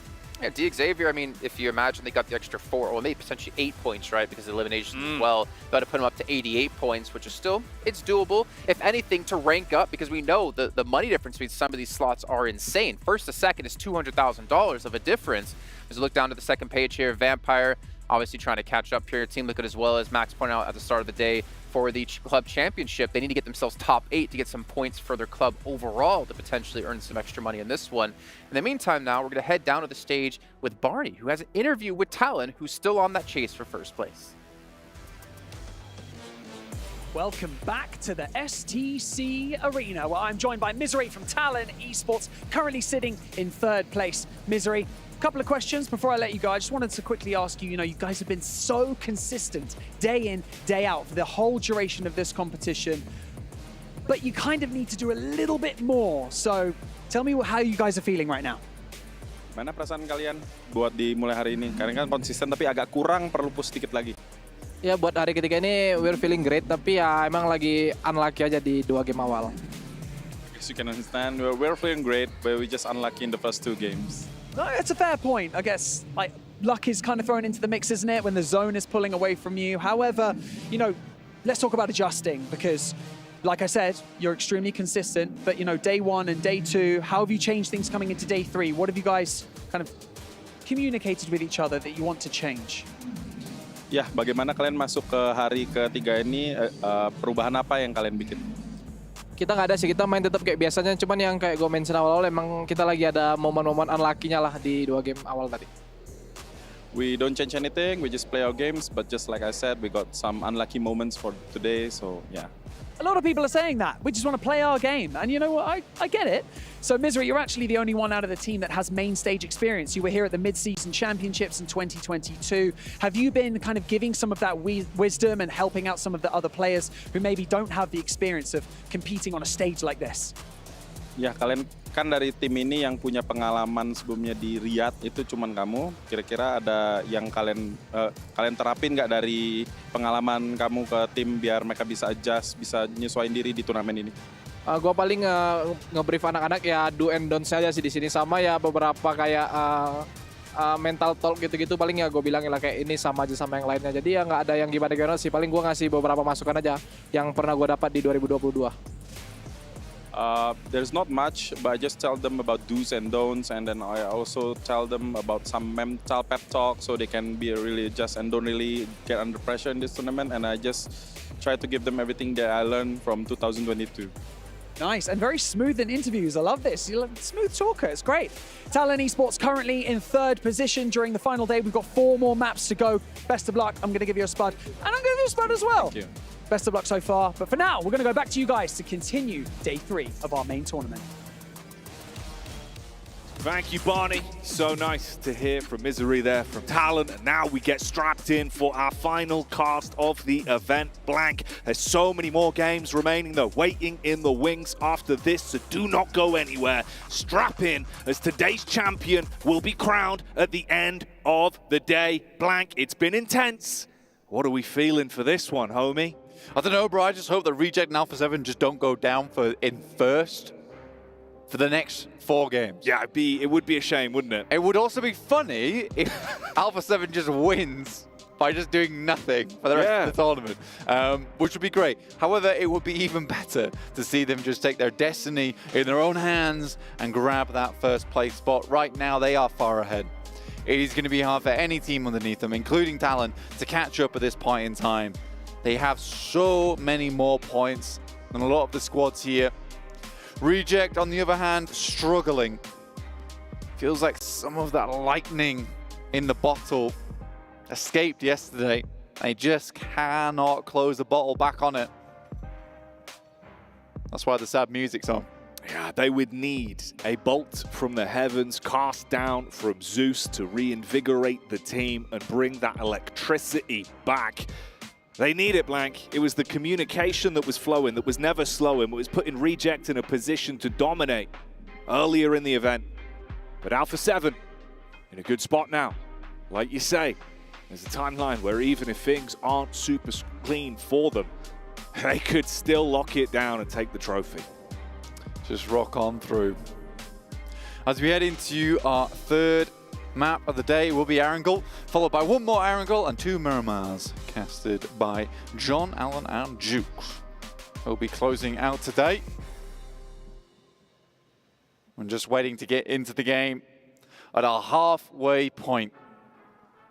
This is where Reject need to have a bit of a resurgence. This is where Alpha 7 can leave them in the dust. It's where potentially another team can claim that third place. Tear it away from Talon Esports. DRX behind them. 85 points here, Jackie. 81 on DXavier after that last match, and TJB on 80, tied with Boom. It's so ever close for that third place position. Who's going to be able to pick up their podium spot? With the Infinix GT20 Pro, it might just be possible with that phone that all the players are currently using here. So check it out outside of today's games, but remain here for the time being, so you can witness history. The PUBG Mobile World Cup at ESPORTS World Cup. Oh yeah, that's right. The crowd has been getting rowdier and rowdier over the course of the days. They've been enjoying the plays that have been occurring on the grand stage. Just strap yourselves in, make some noise, feed the energy in the STC arena, and let's give it up for these squads going into our third game of the day. An opportunity could present itself to Alpha 7, a chance for Reject to climb up. And then, like you said, so closely grouped for the other squads in the mid portion of the pack. A lot of prize money on the line, the bragging rights. That title, for the first time, will be given to one of these squads at the end of Championship Sunday. And there has been so much to dissect and digest, so we'll set our focus in on Game 3. Circle down towards the southwest, not towards Sosnovka this time around. We're over towards the swamps, the ridge sides, the valleys, the fields. Who's going to be able to plant their feet in a position? Will they be able to grow some success, pick up some points, take them home? Twisted Minds are towards that northeast side, but directly in the center is DRX, fourth place, vying for that third. A good start for them. And Alpha 7 with a fairly easy rotate on that northern side of the map. Hello, Alliance. First shot across. Alliance off the back of taking themselves an opening win with the chicken dinner in Game 2. They get that shot over. Slow down the might of Tianba early. Tianba that have been looking like they've been trying to find a way to fan the flames. Of course, we were saying that grouping just above them is very tight. A few points of difference from to leapfrog up from 8th place potentially all the way towards 4th if you could have one clean game. QXZ look to pick up their boy. NXC here on Tianba. A bit more calm here towards the start of the game. I say a bit more calm despite what's having already a knock, but if you were here for our last couple of games, you'll know it's been rowdy in these circles. It's been terrifying. It's been scary. And that's exactly what you want to see. You want to see teams just not sitting back, not lounging, not reclining. You want the full face forward here. You want the gamer leaning. Championship Sunday. It's all to play for. And plays are already being made as the shotgun is going to slay, blow them away in the close quarters action. Instant attack from Vampire, twisting the screw towards Twisted Minds and taking down one of the squad mates early. They really have had a curse on the opening drops over the course of playoffs, Blank. It's never looked comfortable. Yeah, Twisted Minds feels like they're phoning it in, honestly, during this last day, which is annoying considering that they are a good team. They have great players. And it just feels like some very silly mistakes at the start of the game, which I think could have been easily rectified. So, Twisted Minds, I hope that they take this tournament and they absorb some of the knowledge from it and can move forward and have some better results. Because the thing is, they're 62 points, right? They're one good game away from the top 5. Yeah. Why are we throwing away matches at the very beginning? Doesn't make any sense to me. It's a shame. Maybe the confidence has gone. They've lost their potential edge that they could have had. Really feels like those awkward encounters where it was them versus Reject yesterday, always neck and neck, but never really going the way of Twisted Minds other than one matchup that resulted in them barely limping away from the fight with 2 players. All ancient history now, though. It's all about the present. It's all about what's happening in the here and now. Reject, similar drop from last time, back over towards Rozok. Talon on the move. Power and Co. Starting to head down towards the new zone as well. DRX on your screens here at a pretty good center location right now with some squads around them, of course. Vampire towards the coastline. Obscure and Twisted Minds, that trio off towards the left. Xavier, IWNRX, and Tong Ji Abao. Also, over that way, for Miracle Vibes on your screen here, locked in at 12th place, 1 point of difference between them and IWNRX. IWNRX, great survival stage. You know what? Very, very well done. It felt like a lot of the gas that was still in the tank was used up on that survival stage. Now they're running on fumes. And the pistons are just not pumping as hard as before. Keep the engine groaning. And I think they delivered for the fans. We saw a lot of excitement towards the Istanbul Wildcats next Ruya with how they were playing. But those Wildcats, they've lost that ability to pounce, to lay low and strike like an animal in beast mode. But you talk about the beasts on the server, Alpha 7, they are synonymous with that word. They have been so absurd with how they've played. Looking damn good on every engagement. Smart rotates. And at this point, with the stalemate between them and Reject over the course of today, outside of their opening chicken dinner, they haven't needed to give it that much extra gas. Yeah. Maybe they're just saving it up, Blank. They want their big finish. I mean, realistically, if they can take it slow and just realize that Reject is just not getting anything done here during these matches, then yeah, those last games of the day, they're going to be real important. And I think Alpha 7 will need to save some of that energy, some of that prowess towards the end of the day, considering how well Reject seems to do when it comes to the Miramars. Some of their splits are fantastical. DRX suffering at the hands of TJB. They slide on up towards that high ground. And they'll take a stand here. DRX looks like they're going to be going down to just the 1 player, so after a fairly decent try-in, getting towards the podium, immediately knocked back down a peg. Feels like the story of Sisyphus for DRX today. They roll that boulder all the way towards the top of the hill, but it always comes crushing back down. Tongji about with those 2 elimination points. If you could keep on building from it, you could lap them, especially with it only being 1 man remaining for DRX. They're out of the runnings to climb themselves too many points. Hang on. They might actually find him as well, just up in the building on the top floor. Does have a nade? Yeah, they're clearing right now.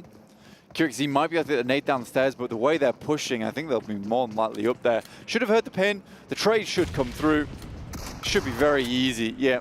And that would be DRX out. And Tongji Bao, direct competitors at the moment. 5th place to that 4th.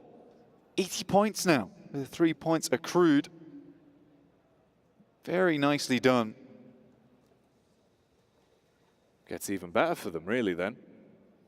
That's a really strong spot they've got. But after that, it becomes less so. Nice rotate from Reject, though. They managed to get themselves underneath, right, and swing past on the old jungle vines here.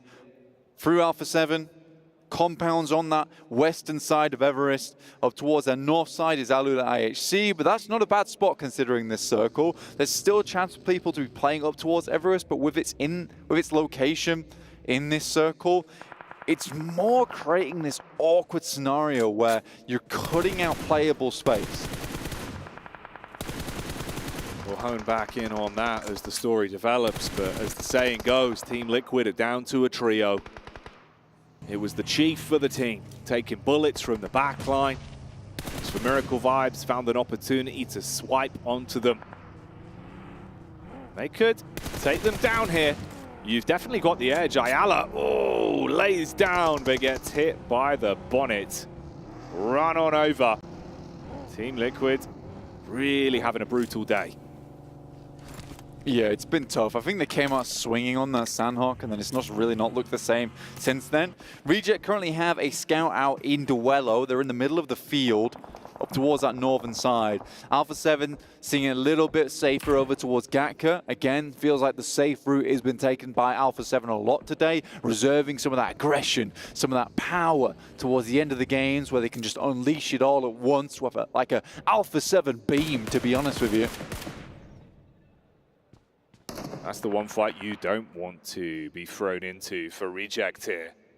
Your direct competitors. The team that you're hoping makes mistakes, that goes down early, gives you a pathway where if you have a glorious game, you could still climb and rise to the occasion to clash against them for the #1 spot. Focusing their attention instead on Tong Jiabao. Duello was the scout. Might be the linchpin for it, finding cheeky off-angle peaks to send out some shots across. Yeah, this is actually a really strong spot. It's a spot that really shines if the circle comes up towards that northwest side. And again, it's very similar towards that Miramar that we saw from day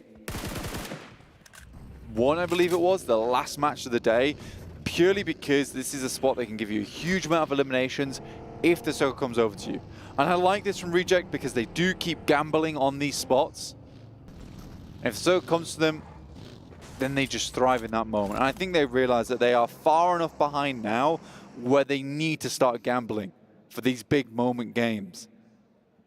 It's a good thing that Reject goes for time and time again, though they need their frontman Reiji to stop going down early. He has been really the guy that's been leading a lot of the charges for Reject.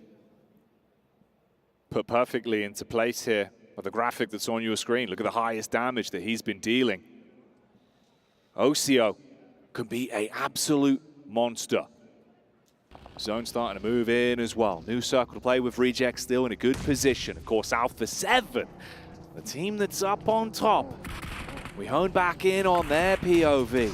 And it's McGrellin warring up against Talon. They crash into the compound. Nade's going across. That one could be a bit of a problem, actually. That's on target towards McGrellin. Look at the move through the back. The DBS coming in to try and hit you with a little bit of a sneaky play. Alpha 7 going down early. Clean-up crew required, but it's not going to be there. Uh-oh. The Talons have snuck their way in and snatch the lives of Alpha 7. They go out early. An opportunity is presented to Reject. 1v3 basically from Yoru in that situation. This lad just used to be on a community team with Yummy. And now here he is on Talon, battling versus the best in the biz right now. Kind of unreal, to be honest with you. But nice to see. But you're right. Circle moves in towards that location we were highlighting before, Jackie. High ground galore. Here's that replay. They just had nothing to do versus him. Saws the next coming through, and it's quick succession. And potentially, that succession is opened up now for Reject to take the #1 spot in the lobby, or at least get close to it. They're still 31 points behind. But this is the type of circle that potentially opens up the floodgates. That's also a game where Alpha 7's gone down early. Is that going to break the mental? Is that work that they've been doing behind the scenes, making sure they can keep on the straight and narrow during these matches, no matter what happens, no matter how bad things get? And it's a crazy sequence. I mean, Alpha 7 take those 3 elimination points. It's better than it could have been with an early exit on this game. you still have those to add to your tally. For Reject, you've got to have a big elimination game and be gunning for the chicken dinner to be able to contend against them. Talon, meanwhile, 4 eliminations is great. You're getting close towards breaking into that 100 mark barrier. But as we saw, as heroic as the 1v4 was, it does mean there is only one man left. So the chance of him getting anything off of placement really comes down to being able to keep his nose clean and think about longevity more than anything. But yeah, potential storylines building on this one. This could be a great halfway point for the day. Next circle, dropping soon. Reject, praying just for a friendly circle here. One that goes dead center. And as we go further into the game, there it is. Man, it feels like here at EWC, they want Reject to win. Reject are certainly going to want to. You're given an opportunity after some bumpy games. Game 1 and Game 2 were not kind to them whatsoever. But here's Game 3, the start of something new. A chapter where they can build back in and prove how much fighting power Japan has here at the PUBG Mobile World Cup live from the ESPORTS World Cup. Still room for the other teams beneath them, though, to duke it out amongst each other and lap one another. Yeah. We've been highlighting how close that is, man. This is still difficult because this is one of the hardest spots to defend, but one of the best spots in this circle. And the reason it's so difficult to defend, as we get a nice little nade there coming through from IWNRX, is the fact that there are so many third parties and people realize how strong this position is. So as soon as teams get close to you and you let them get close to you, another team's going to swoop in afterwards because everyone wants that spot. So you need to be so resilient to hold on to this one. This is going to be a mega test for Reject. It really will be. TJB, on the other hand, 5th place. Feels like they've been stuck here for a while. There is a chance for them. Like you said, Talon down to 1 player. Oh, have that. I mean, not bad, actually. Not bad. Like, fair play. He's got a good throwing arm on that. Go on, do another. He's thinking about it. I mean, he's got 7 of them in the backpack. Yeah. All right. Well, he's got all of Alpha 7's grenades. Oh, exactly 7. Lucky number 7 for him. I mean, he hit the jackpot on that one. For Miracle Vibes as well. Yeah, they lost Baron early. They can clean up at least versus the fragmented the Xavier as they'll find Shadow. Shots over on towards Paragin as well. A few bullets sent his way. Oh, mate, Paragin really getting bombarded onto now. And I think it's interesting as well, actually, that kind of like this really does play into the storyline of the way Reject like to play from distance, where the panic is when teams swoop on them, right? When they have to take close quarters combat. So, man, this is one of those. It's like a true test of everything we've seen. Not only that, but Reject tends to like to be playing out in the open. They don't like compounded gameplay a lot. No. They like these open spaces, and it's something that Reject does really well, is just playing in positions that require you to have great communication. And I think that's something that Reject absolutely has. You can see it just in the body language on the stage. They're all great friends. They've all played together with one another on separate teams all over the place before they came together and created this super team in Japan. So yeah, that synergy is there. Alliance picking themselves up and knock over towards Al-Haji. This is on the south side. Next circle, heading into stage 5. This is the dangerous one. This is the midpoint of the game. A team start to get crunched out. There's no longer any places to be playing in. You're being moved forward. If you don't want to, it doesn't matter. The zone will not argue. It will only usher you in, potentially moving you towards Reject's crosshairs. Attack down onto Alliance. The first bit of blood spilt from them. Looking for prime opportunities, nades being thrown out. He's got so many of them. I mean, he's down to 2 at this point, but if you can get one on target, could actually be a bit of a pain in the backside. He's going to grab some more. He's got the refills, I'm sure of it. Thing is, Power's scared about pushing a single dude. I mean, the way he's playing, it does feel like he's a full squad. Like, there's at least 18 grenades going out. There's got to be 4 dudes in there. Luckily, a little cheeky spray from Frozen through the smoke will blow away Talon. A remove there.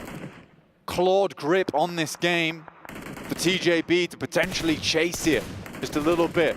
Reject reposition slightly because they need those elims. Right now they haven't picked up too many of them, but teams will be crunched in soon. When teams are on the move, distracted by potential fights, that's when Reject are going to want to strike. Power, it was awkward. Like you said, it felt like the confidence wasn't quite there for them on this swing out towards just the solo dolo for Talon. Now they move up. Kante in the buggy. Nades over the top. Tiamba unleashing a bucket of grenades, dumping them on the floor, trying to knock them over like a whole load of marbles, and they are falling down. There's the backstab. Kante with a run over for Dan, up close and personal, making it look easy. And Tiamba, they're really feeling the brunt of this one. Bit of a reply though. They get the shot back across. It looked like it was all said and done. It should have been cooked, but the chef for Tiamba saves the situation. A little bit of seasoning thrown in there towards the end. Good stuff from them. Keep themselves in this one. I mean, for Tiamba, that looked real bad. Yeah. That looked real bad. There was like 8 nades inside the pan. Ready to just pop off.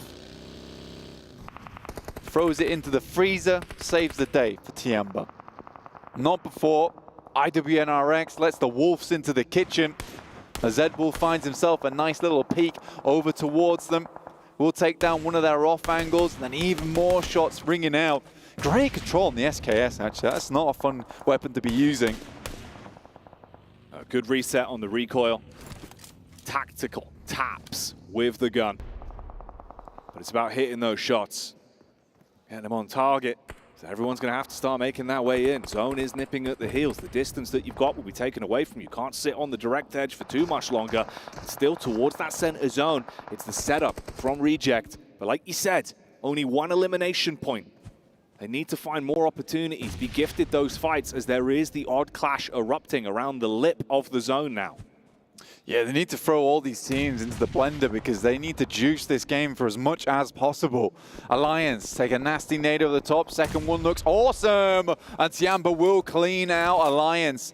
The final few members on that team. Next circle popping soon. Twisted Minds might be given a bit more of a chance here. Circle switches back down towards that swamp edge. This is the fight that you're thinking Reject are probably debating when they want to instigate a bit of a sideswipe onto, with Alula XIHC clashing versus Boom. Vampire late on the rotate down. You've had Paragin with his belly to the ground for so long. Godless throws the nade across, but there is a reply from Boom. Fighting, bobbing, weaving with the limited cover that's available. Barely any HP to play off of. That SMG has to be pristine on the peak. He's trying to play for the quick bandage, looks for the peak round the corner. Nade's going to be cooked to perfection. Ba-boom, as he's gone. Roll comes through the assassination, 2 blades in hand. Cuts down the players from Boom, all on his lonesome. Now has to sneak his way through the field. Pombit has his location locked in. Nade goes over the top, far and long. Looks pretty decent, but not quite far enough. Reject, though, playing scared. Playing safe, potentially. But we all know here that they have to pump a lot more points out of these games. We don't want to see Reject fall back into those bad habits that we saw from group stage. We want more of that aggression. Not to worry, not to let Alpha 7 get in their heads. Fortune favors the brave. And with the chips being down, Alpha 7 being out in this game, it's the opportunity where they have to carve a path to victory themselves, be the human hatchets to cut an opportunity back towards that first place spot. OCO, scoped in, looking for chances. He's usually that man to instigate it. He's been a big piece of the puzzle for them. Paragin for so long has kept himself alive, trying to give DXavier some kind of point tally towards the end. Vampire swoop and finally find him. Sort of an interesting spot they're playing in right now because they moved away from the pylons as well. Slight shift over towards that western side. And I actually think they've gone so undetected that players don't even know they're here right now. They might be able to use that to their advantage, Jackie. I believe Boom is now taking shots over towards them.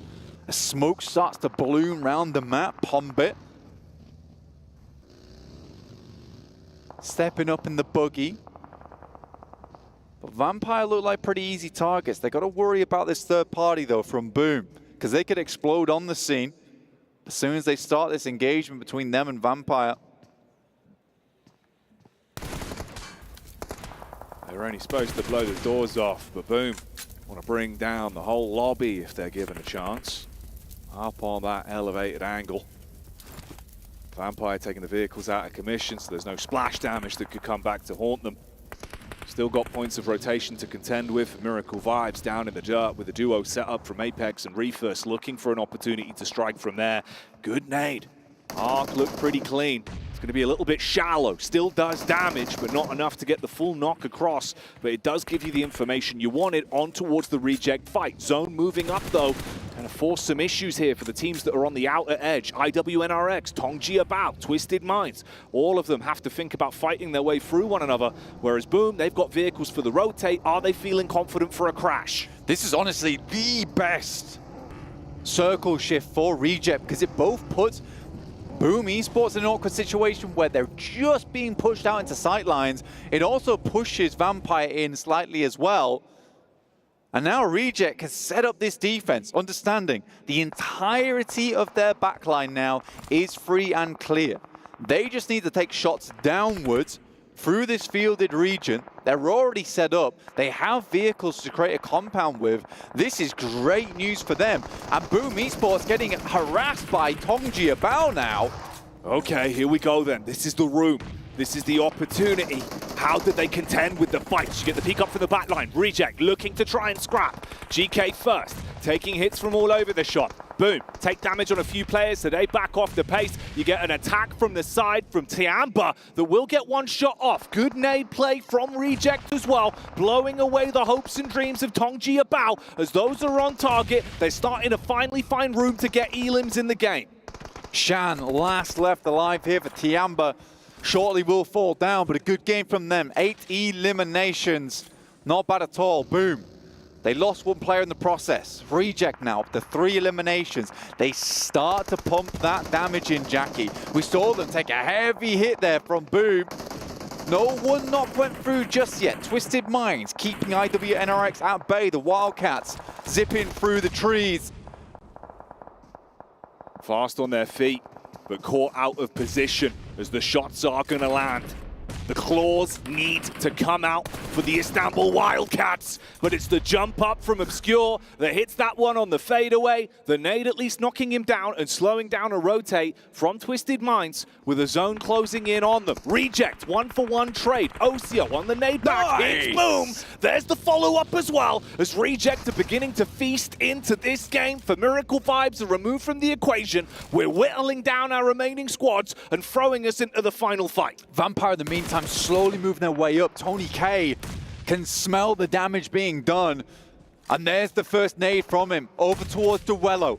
Reject know they can't let this game slip out of their hands. Regiosio once again, 5 elims for the team. He's the one pumping in the numbers, but another massive nade from Tony K takes out so many members from Reject here. 2 go down, Regiosio's out. It's left now up to the 2 players from Reject to keep this game going.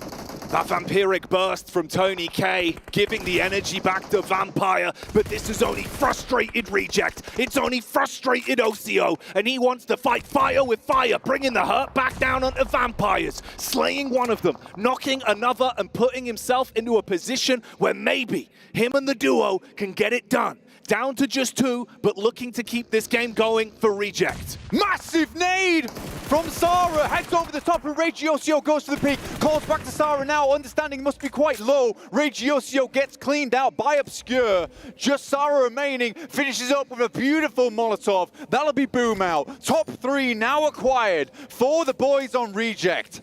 The solo of Sarah, slowing down the pace.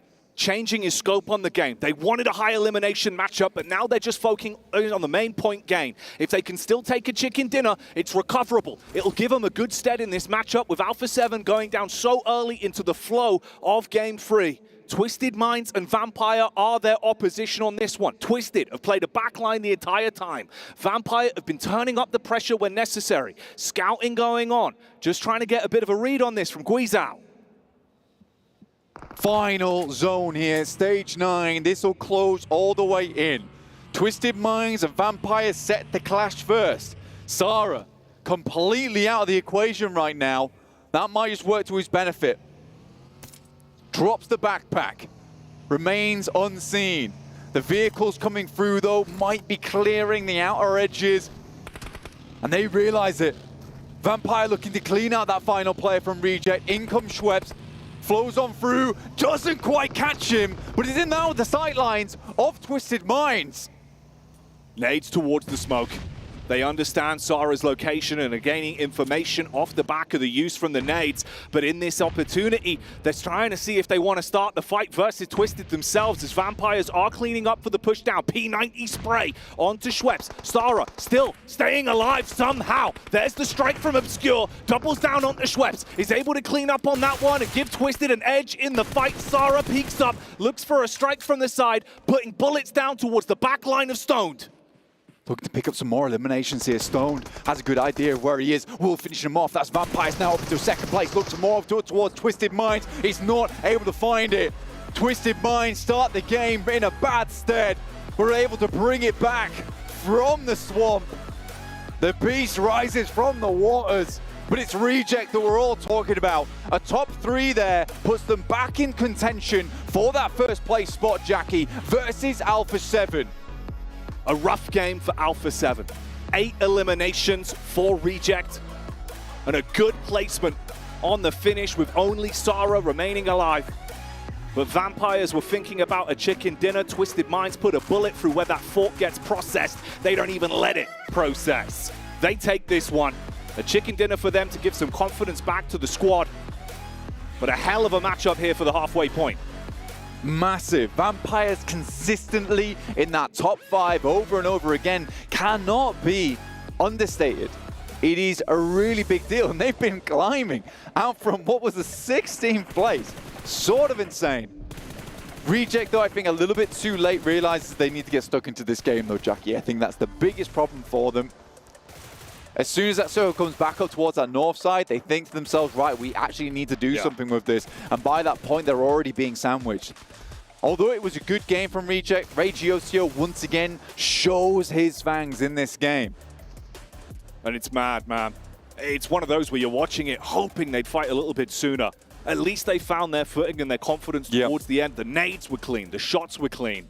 So many near misses, but man, a hell of a game there. Yeah, they're a game away now. That's the big deal, is they're a game away now. Before, it felt kind of out of sight, out of mind for Reject. There's 3 more matches to go here, Jackie, and there's a potential on any one of those matches that Reject can jump ahead. This was a very important game for them, not only in terms of just point scoring, but being in that situation to actually overtake Alpha 7 in one game, because it feels very bad where you're like, even if we do well here, it doesn't mean we're ahead. Exactly. They were mirroring each other. So Alpha 7, with the extra buffer they had, they were always pulling further ahead. But Reject make it interesting. 3 games left to go. Do not go anywhere. It's heating up here. Bate aqui primeiro, não bate no skillful não, bate aqui. O de pé da guarita, o de pé da guarita. Tá, só faz aqui aí, Maglinho, só faz aqui aí. Dentro da guarita, dentro da guarita. Vai você. Não, عندي. تم تروح معاه؟ عندي لا دمج متى السيارة متى السيارة. Rbet. Nice res. Sisa arah jamur. Ya sini Frank. Ya, arah jamur. Dia lari di sini nih, pasti bisa di-pep. Ada kapal nggak? Coba cek kapal lu deh. Ada speedboat nih, Sal. Lu riskan nggak sih? Mau gua cover nggak? Lu nggak bisa cover gua nggak?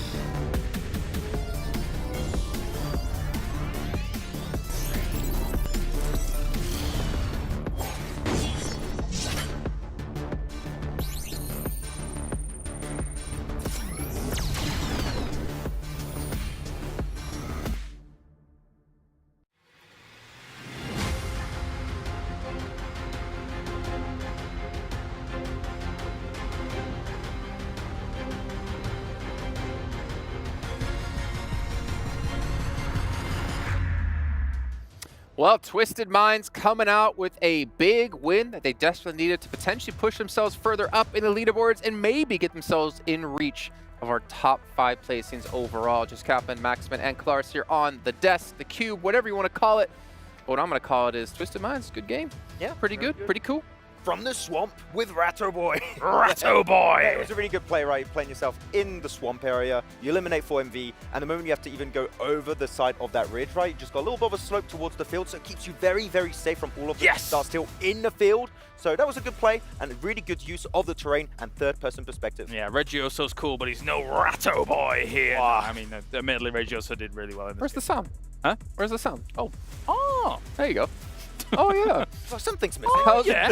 Damage, but Reggioso, to be fair, Max, like he had basically all the limbs for his team. They're really coming out alive when they needed it. Yeah. And the nades you were talking about. He doesn't just need the Mini 14, just all of the nades, just chuck it to him and he's going to be okay. Because when you play on that mountain area in the middle of the field, man, if you have a ton of nades, it just dips all over the place. If you know where the players are, one nade is going to result in one knock pretty much 100% of the time. And playing that dip itself actually for Reject, it was very interesting. We had an interesting back and forth talking about Reject, not willing to play that high ground whatsoever, going into the dip and hoping to make it into the very late stage of this match. Yeah, towards the Siren location, Radio Tower, whatever you want to call it in that field, it's one of the best spots to play in that field, hands down. But the fact that they abandoned it, knowing that there was probably going to end up being pushes towards them, sometimes it is a bit nade baity. Yeah. So actually moving all the way to the west side into what was just a trench between fields was kind of smart, I suppose, from Reject. Normally you would just stay up there and wait for teams to come along and just take them out. But yeah, Reject thought otherwise. Well, I thought it was interesting actually with the position that Reject had in the dip, like you mentioned. Plus we had Boom at the radio tower. TJB did this like, we're going to go in between Reject and Boom, and then we're going to have like 2 players on the other side of Boom, and we're just going to give you a big hug or something. But obviously it didn't work out in the end, and that's what started Reject getting his eliminations. But I was really confused to see TJB kind of crash that way. Look, if you want to crash one team, not 2 at the same time, okay? Yeah. It's not quite how things are going to be working in your favor for Boom Esports. So, sorry, not for Boom, for TJB. So it was a little bit of a struggle bus towards the end of that game. Though, actually, one team that's very interesting that you wanted to talk about also a little bit, Kalaris, was actually Tiamba, right? Playing that dip north of where Yoru was playing for Talon. They were able to make it very far in that game, despite a lot of teams having taken these strong positions super early in this game. Yeah, great clutch by Euro, by the way. But, I mean, Tiamba, the position that they had, as you say, technically in a circle like this, it gains heightened priority because it is one of the more defensible locations, considering that we're kind of near towards a field ending where everyone's kind of crawling around having a bit of a hard time. You've got to be careful, as we saw Tiamba eventually, despite 8 limbs, did get kind of dismantled. Shan, again, actually also another great performance. We had a lot of individual awesome performances in this one. I agree. I just want to say, by the way, watching with like the Indo and Arabic talent and seeing Yoru go down to that nade at the very end, you could hear just everyone, one side screaming, yeah! And you could probably guess who that was because it was Power's nade. And one side screaming, no! And you could probably guess who that was because their team died. But yeah, no, obviously Yoru, I think for him, he's the MVP of Reject, to be fair, because he ends up getting the basically 1v4 against Alpha 7, allowing Reject to close the distance when it comes to these numbers. But we can see Tiamba here in this last match, only 800 damage done, but 8 eliminations, so they were pretty clean and concise with all of those. They are trying to challenge for some of the top spots now. I'm going to be honest, from group stage into this, I'm surprised Ling Yu is not actually playing for them as a starter. Yeah. But hey, whatever works, right? If they can get up towards top 5 and try and claim some more here, fair play. They started off in 7th position, right? What was that? No, finish your thought. Okay. No, they started off in 7th position at the start of the day. And now they went up in 4th position, and that's a good improvement, especially because they took Sanghok seriously. So, feel like they are trying to have a more serious playstyle and approach for these rotations. Why? This is like an Enderman. Yeah. Why is he so close? When he's Max, Rogue was playing again instead of Alex for true. So we're talking about like all these roster swaps, and we had that happen. We wondered why was Rogue not playing during the finals because he played in the group stage, and now he's back in on the final day. Why? Why? I don't understand. You could have just said that instead of, oh my god. what are these jump scares happening? It's crazy. Whoa, wow, it's spooky time here. Okay. All the lights shut off in the studio and we just circle around Then you. 7 just appears behind him. Yeah. Like, oh. No, but Rogue was very impactful in this fight versus Boom, right? Like, he was playing around those dips, playing around with some utility in particular, so he was able to clear all of that northern eastern chunk of the circle. So I really like what he was able to do. But this was a very interesting game, I feel like, for a lot of teams. But at the end of the day, I feel like Vampire were given a great opportunity to survive late in this game because Reject went in the dip, which denies you all of the information and angles you could have a Vampire, which allows them to maintain their cars in working condition and to just zoom about and get very easy information. We've not actually talked too much, though, about our winning team, Twisted Minds, and how that was able to kind of facilitate that victory, right? Being in the swamp and really not many teams wanting to challenge their position, and even like holding off a little bit here and there, moving across the road, having those kind of little dips to be able to work with when everybody's so keen to be prone, not kind of give enough information away and things like that. I mean, you were even talking about kind of the fake smokes to a degree. Try and throw off things. You need to have a lot of tricks up your sleeve to try and throw other teams off when you're going to kind of make these transitions. I mean, because they were in the swamp too, they had one car that was still in working condition. So you just zooming about because of third-person perspective, you're getting information pretty much for free, and you can just maybe have some more precise nades to throw onto Vampire Esports to make sure you confirm that win. So a lot of utility, a lot of like small plays that allow them to get the win at the end. I'm going to jump in really quick because we're starting to run out of time here on the desk, and I want to see overalls and how things might have changed, or more importantly, what's this gap looking like towards the top of the table? Because it was about 30 points going into this game. It has been brought down to 19 points, so Reject is in reach. You guys will see here, Vampire, 4th place, 88 points for a team who was 16th place. Huge jump. Yeah. Massive. It really is. But has 7 celebrated too early? I think so. It's a Get rough the memes out there. We've seen some of them, and they're flawless. You can see Talon, though, 3rd place. Vampire, like I said, 4th place. D Xavier, they've fallen off the front page yet again, unfortunately, down to 81. Twisted Minds have gone up to 10th place here with 81 points. There's still a lot of room for movement. Maybe not necessarily at the top, but towards the middle and towards the upper end. You guys at home who are watching, by the way, make sure you guys are voting for PUBG Mobile's mobile esports game of the year. You can scan the QR code, and while you're doing that, make sure you vote for our analyst of the year as well with 7 Worlds Gaming, which, funny enough, is here with Alpha 7 for an interview. Welcome back to the PUBG Mobile World Cup at the ESPORTS World Cup, the final day of the main tournament. My name is the 7WG, and I'm joined by Hevo from Alpha 7. You guys started off the day hot, but in the last 2 matches, you guys have slowed down. What's been going on? Acho que acontece, nem sempre as partidas vão bem, mas é manter a fé em Deus e vamos embora para cima. Well, it happens. Not always the matches are good, but we're going to keep our faith in God, and we're going to do our best. Around this time, people usually start questioning you guys, saying that you guys are going to end up choking. What is the team's current mental state of what's going to happen in the next 3 matches? Acho que sobre a mentalidade a gente está tranquilo e o que vai acontecer nas 3 partidas só Deus sabe, então vamos embora para cima, a gente está confiante, a gente sabe do nosso potencial e é isso. Regarding our mental state, we're okay, we're calm. We know that not every match is the same. We're going to keep our faith in God, and we're going to carry on. All right, well, best of luck. I want you guys to be champions. Brazil wants you to be champions. Back to you guys.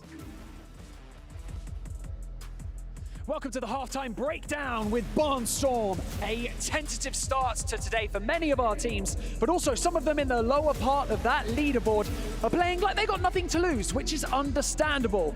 Sandstorm, who has claimed those first 3 chicken dinners of the day?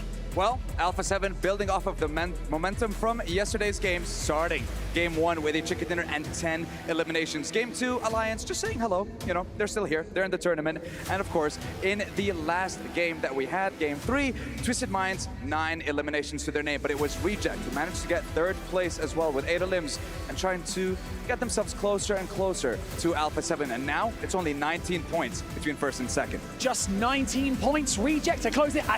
Reject to closing that gap. He's been trying to grab that trophy the entire time. But you know what? We've only got 3 maps until we crown our champion. It's going to get heated up in this next few moments of this competition, and we cannot wait any longer. It's time for our final Erangel. Casters, over to you. I cannot wait any longer. Let's get it going. going. Match number 4. 3 matches left to go, and we are going to crown our PUBG Mobile World Cup champion here at the Esports World Cup. Let's get it. With dual gaming chipsets and a 144Hz AMOLED screen, the GT20 Pro will equip teams with up to 120 FPS, which is also the first batch of supported devices, offering esports level performance and visually stunning experiences in the 2024 PMWC. Now, after we talked about the phones that these teams are using, it's time for the plane path check. Straight down the middle. Woo! We're slicing the map in half. It's from Sosnovka Military Base up to Severny.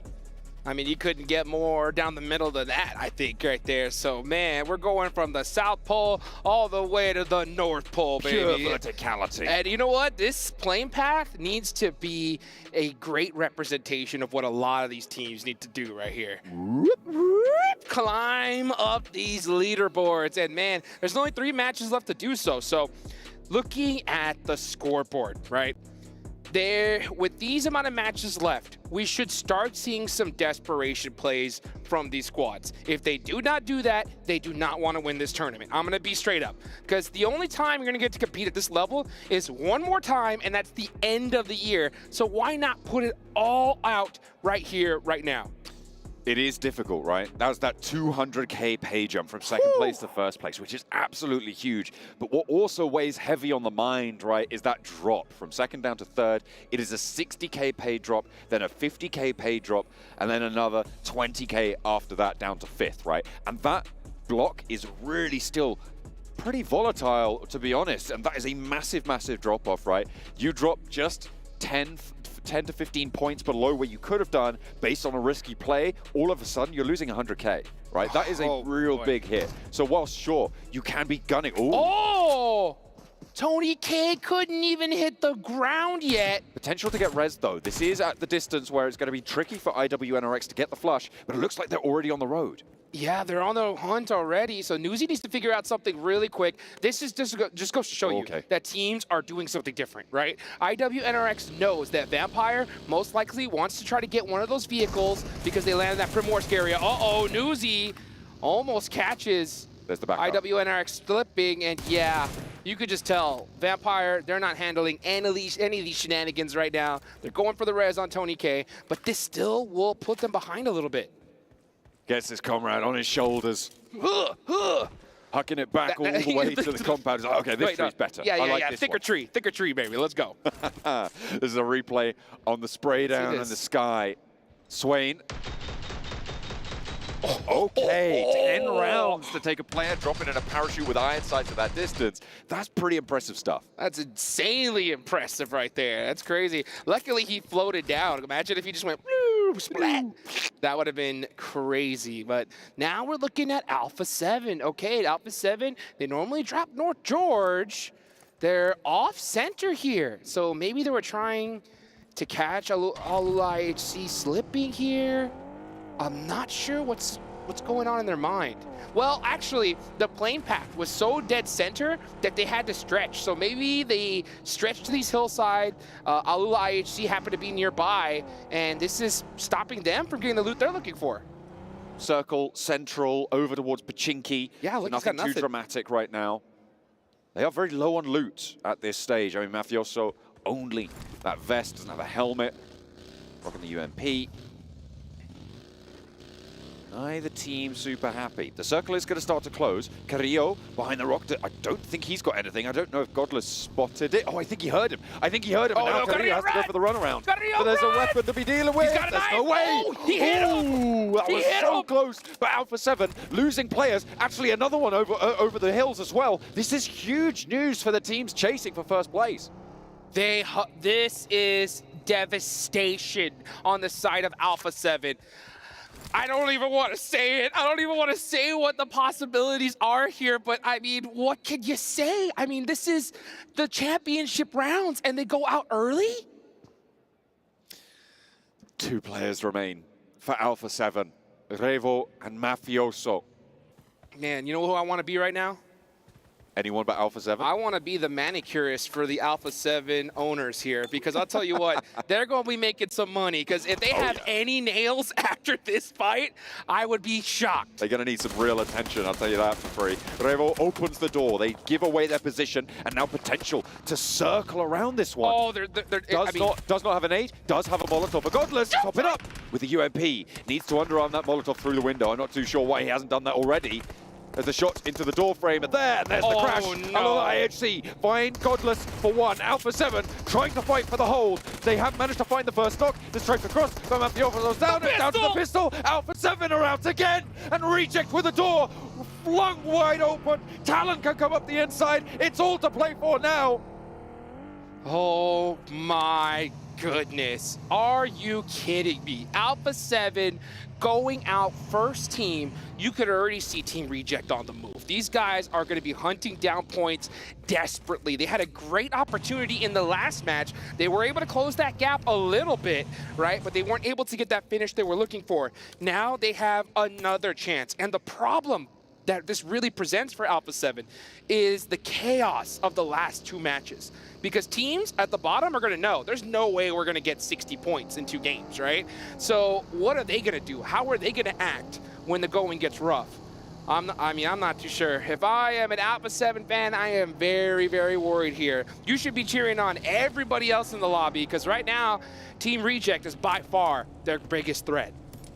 Oh, it's not even close, right? These guys are right hot on their heels, able to put a dent in it last match, and now 19 points to go before they can draw level. The thing that Alpha 7, of course, does have going for them is those 5 chicken dinners. I believe at this stage, it's guaranteed that no one's going to be able to surpass them. Oh, no, hang on. Reject do have 2 chicken dinners currently on record, which means that if they're able to get 3 more, they would draw level on chicken dinners, right? But if they get 3 chicken dinners, it's not going to matter because it's likely not going to be a tiebreaker. So Alpha 7 primed to win a tiebreak situation.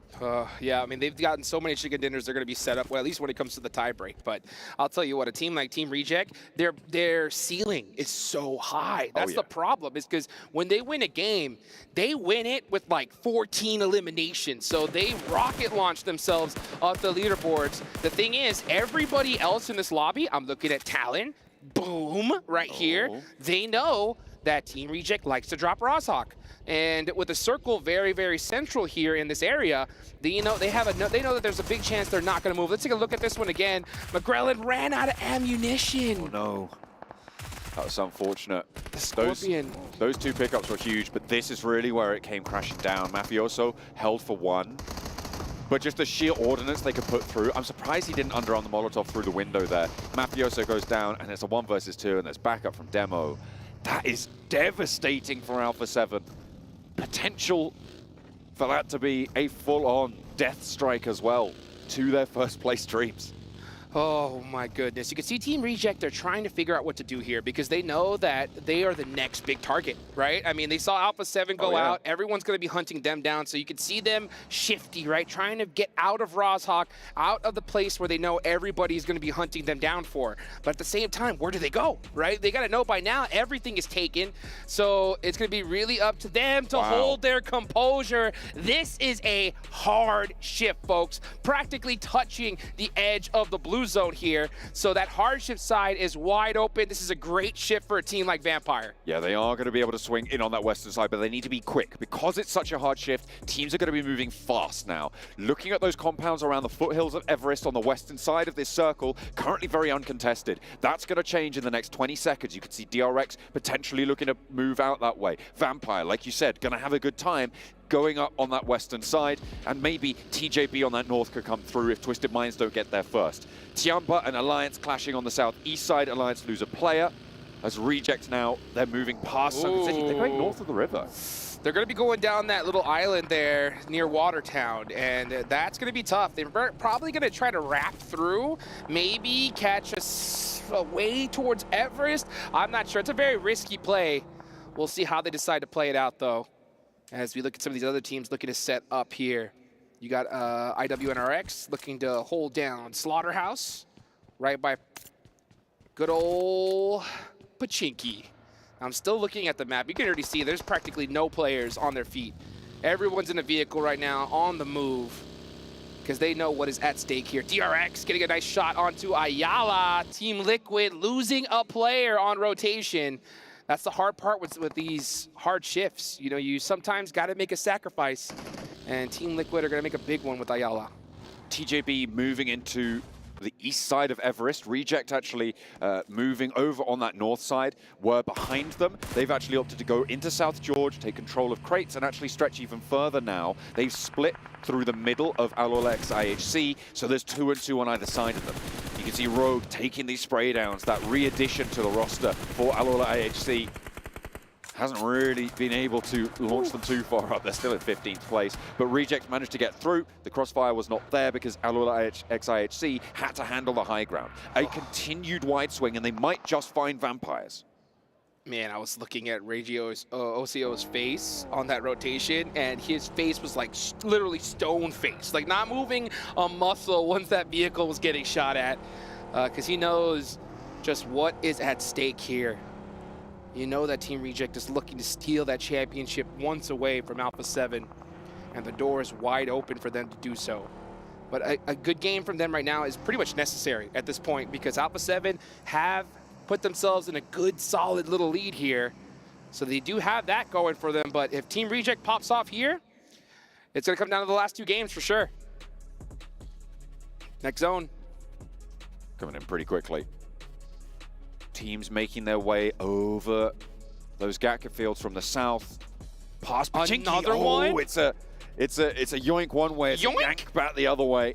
We're going back towards Pachinki. Those fields out to the west side include just the edge of the Gatka trenches. You've got those hills on the south towards Pachinki that currently Alliance and Tiamba hold. It is going to be pretty devilish here on these final circles. DRX looking to be in a good spot. Team Liquid as well. I believe they might have lost a player, and we're about to see a replay of that as DRX were able to pull them out. Also in a pretty solid position on 3 players alive, but it's going to get challenged now by TJB. TJB looking to challenge for this position, and they are getting punished wide out in the open. Wow. Losing almost their entire squad. Only 1 left up for them.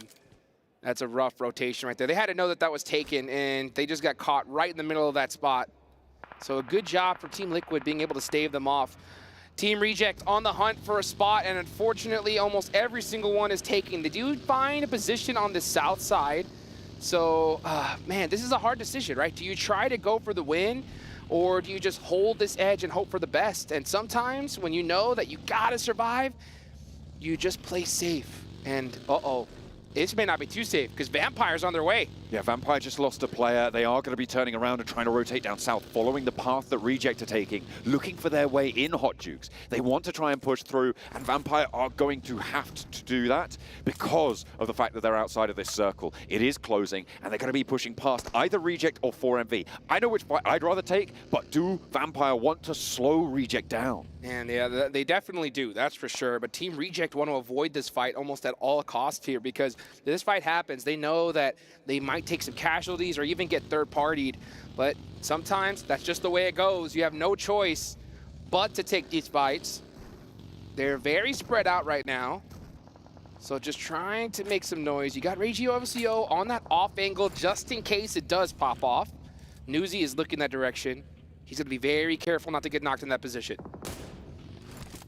Newsy popping a shot or 2. Position known now on that southwestern edge. I'm looking over on the north side, Alolex IHC Talon. Talon, remember, a team that is going to chase close to one another. Going to have to push south from Ruins across some very open ground against Twisted Minds as well. But the standoff continues on the south edge. Newsy still with the pressure of the blue. This is the advantage that Reject have. They're on the low ground, but Vampire going to have to move first. However, that's not going to slow them down. Making his way across, the spray doesn't quite fully connect. 4 players to Reject, still alive. You could cut the tension in the air with a Band-Aid right now. It is so insane. The next zone is about to pop. Will we see another hard shift again? It is just edge zone after edge zone. This is an excellent shift for Team Reject. They're gonna have a very, very short way to go, but unfortunately there's a lot of open fields here. It looks like we might have a good old chopsticks finish. Vampires just took such a great opportunity there. Immediately, as soon as that circle popped, they sent straight up the middle, straight through that hold that Reject, 4MV, DX Xavier all were looking for. They've managed to get into a position, I believe, in one of the Gaka trenches, but that is going to be dangerous because Alola XIHC are going to push in from that northern edge. Reject now making their approach. You can see the crowd right now. I can see you IWNRX folks pretending that you can't hear me. I like to see that. They are right there. They're just staring at the screens because this is so close. DRX right there in 4th place. IWNRX in 13th. Gonna have to start making some moves. You can see Team Reject popping some shots here. And they're on that slow foot. I mean, Vampire made a huge risk by sending it all the way in the middle to get into one of those chopsticks. But it paid off big time for them. Team Reject are gonna have to find their way in. The reason that Vampire were able to do that is because of the way this circle has gone hard shift, hard shift, hard shift, right? That means that that western side going to be a little bit more devoid of players. Teams started to catapult out to the east based on that hard shift. That's right.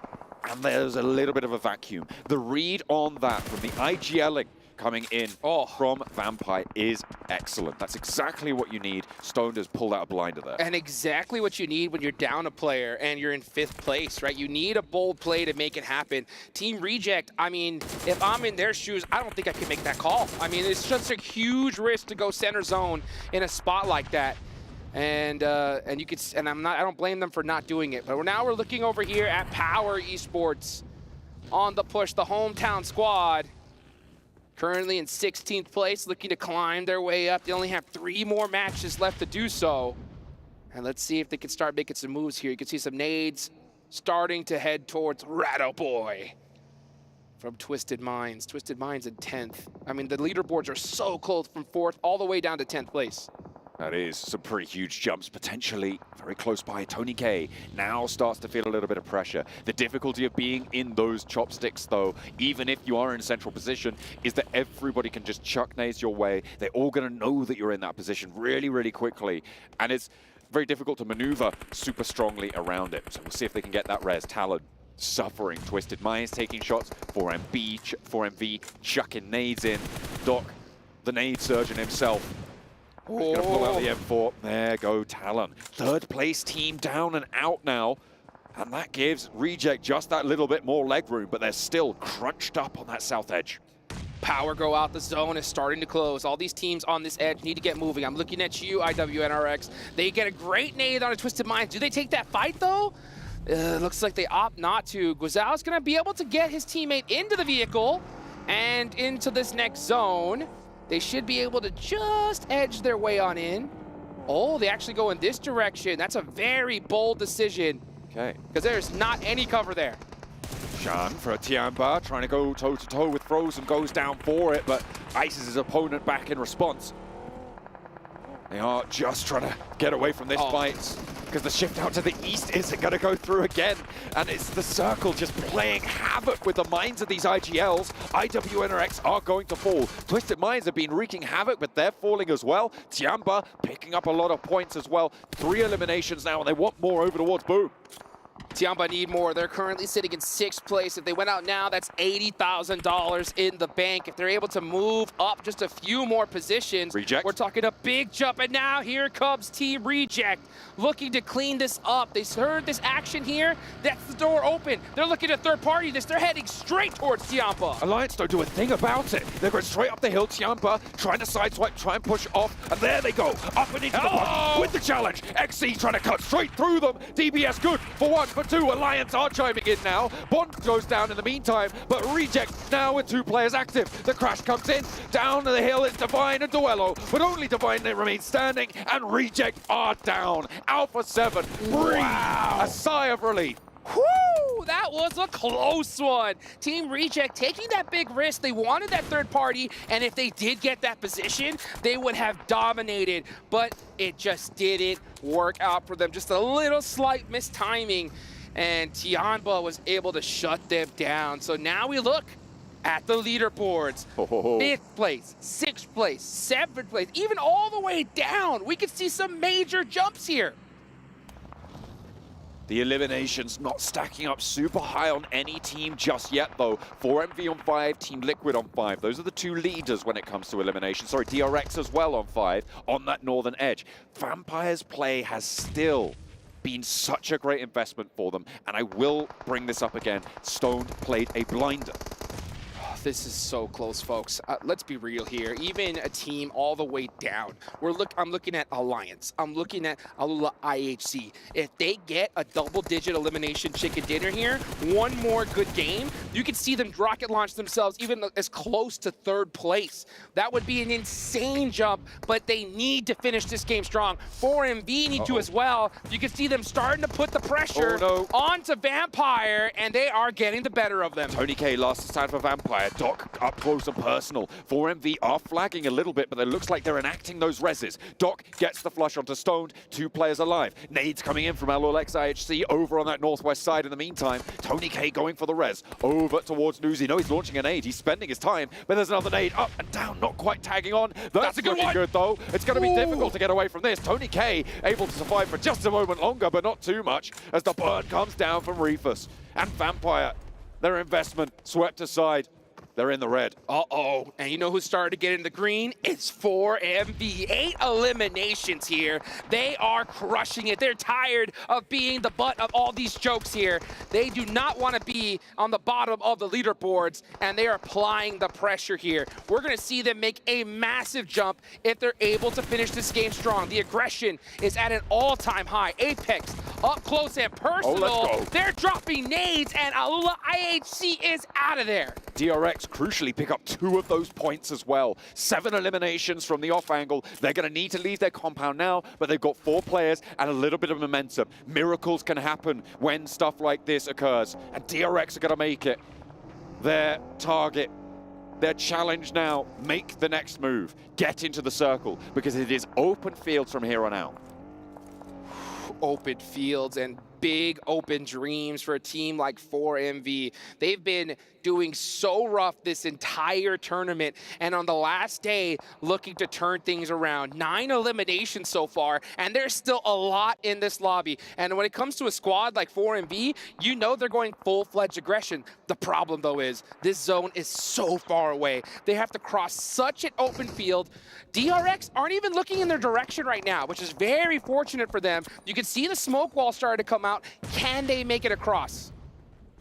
Team Liquid with the hills at their right-hand side, their east, will have decent cover as well to control so much of this. 4MV, they are trying to cross that open ground now. You can see they are just getting torn apart. DX Xavier have got the sight lines down, but the smokes are there to allow them towards the shack. Alliance, they've just been harrying everybody in this lobby who's looking to try and make something different happen. 4MV just trying to make an opening, desperately trying to make something happen. DRX now starting to look in this direction, but Yummy shuts them down really quick. They're going to get an instant thirst there.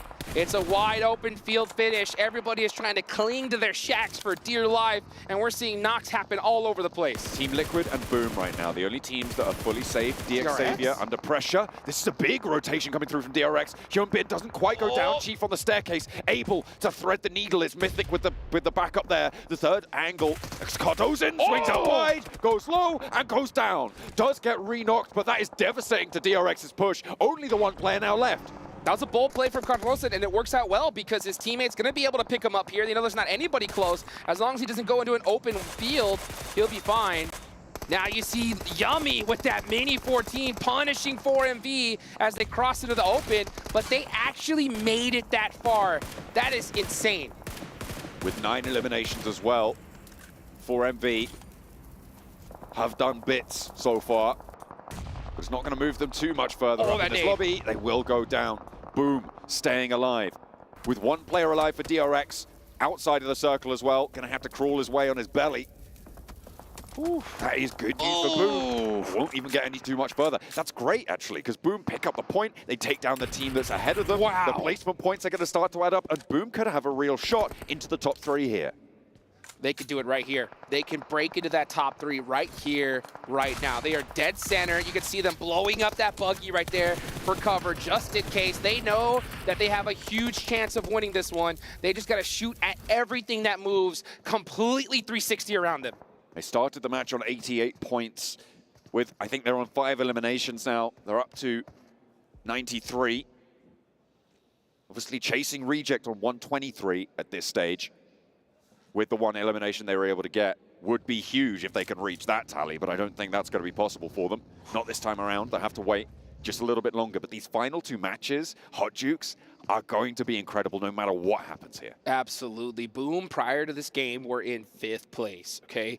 That is a $90,000 prize if it ends up them being in 5th place. But that jump from 5th to 3rd is a difference of 50 grand. So you want to see them be able to do that. They're looking for any movement that can get up the leaderboards, because there's still 2 more matches left to go after this. If they're able to make that jump here and now, it'll be huge. And you can see they have perfect sight lines onto Xavier, and there's nothing they could do. They got to just hope for the best at this point. If they have smokes, throw them out and start moving. You just got to go for a fast roll here. Cardozin could potentially steal some points away, as Alliance are going to give them a little bit of trouble on the back lines. Jimmy able to find Mythic as Alliance are pushing in from that south edge. They're trying to backfill onto Team Liquid with Mythic down. Chief needs to hold his nerve. Launching a nade forwards to slow the approach now. Not going to invest the time for the res, and the nade is answered. Cardozin cannot help on this fight, but there's a nade over onto Cluck. Another shot onto the forward player, but Jimmy takes down the high ground for Team Liquid. Alliance are low, and it's Xavier rolling forwards in the meantime. Xavier used all this commotion to be able to start inching their way towards Boom. I don't know how those smokes got on Boom. I'm hoping it was Xavier that threw them, because if Boom smoked themselves out right here, that was a huge mistake. Nades now being primed, launched over towards Xavier's approach. Alliance are low, they're going to try and get those reses on, but the nades over to Xavier, landing good. Oh, it's going to hit Paragin. Doesn't quite find the second as well. And that's going to be an excellent pick up there. 6 eliminations now as they add Paragin to the tally. Nades going to try and answer, but it's not really going to find anything. Res is possible for Boom. They have the cover. Yeah, you could see Boom had to start inching their way outside of those smokes to get any vision towards Xavier. That's why I was so critical on those smokes. Xavier are stuck at that rock, and they know for a fact they're not going to be able to move an inch past it. So at this point, it's hope for the best. Try to get some knocks and steal some points on your way in. Jimmy gets the res. Cluck. A bit out of the way. He's next up on the menu. It's all up to Nate. That angle right there, he hasn't been spotted. If he's able to get away with it, it'll be huge. The question is, does he have any nades himself?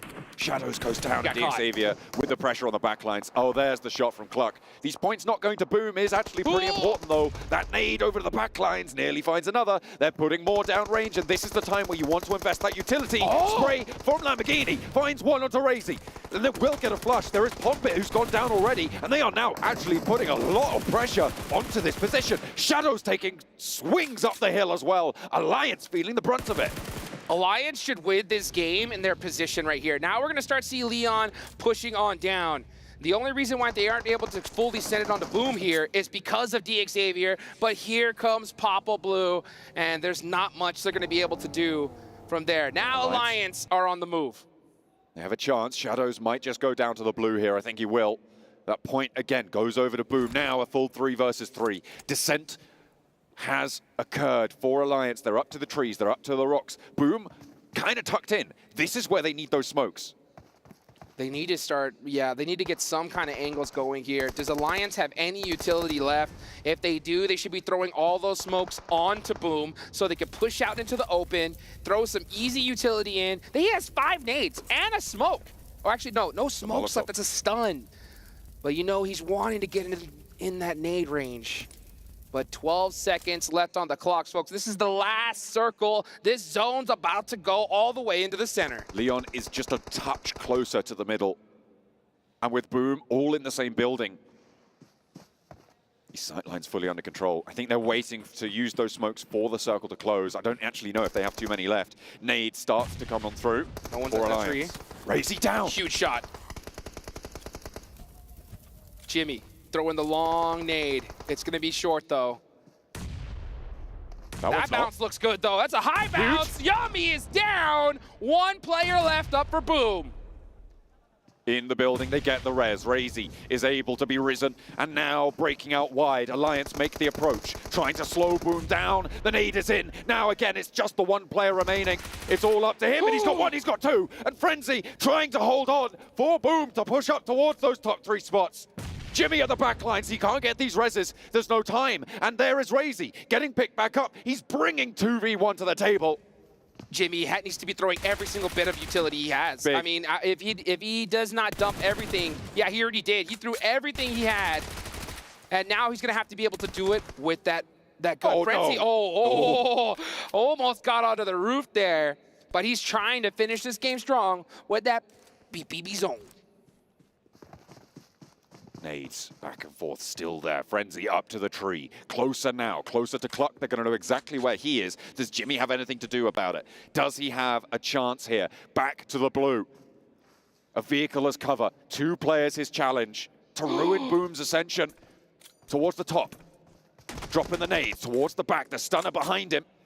And Jimmy breaks out, goes left, puts the bullets down range, but it's not there. And Boom, take it down in a bombastic fashion from the center in the shack. They hold that cliff, they hold the Xavier, and they hold their nerve when it matters most. Oh, baby, Boom Esports are gonna move up the leaderboards right when they need to. You can see them excited. They know what's at stake here. 2 more big games from them, anything can happen.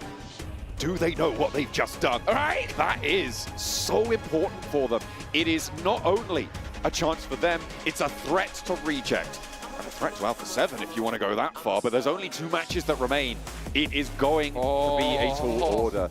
This is where nerves start to set in. We're done with Erangel for the PMWC. It is not going to be seen anymore. It's time for the heat. It's time for Miramar. The sand dunes beckon.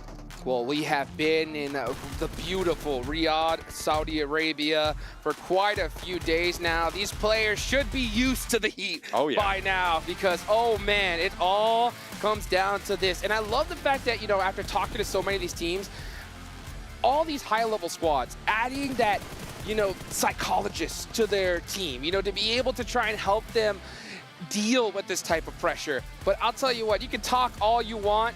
You don't know what it's like until you're feeling it. They are feeling it right now, that's for sure. I'm feeling it That's too. Me too. It is getting real tense in here, and Alpha 7 going down early, Reject following suit. All of this is so, so important, right? That is going to be such a great run to watch, but we're going to have to get there first. A short break, but don't go anywhere, because only 2 matches remain. Oh.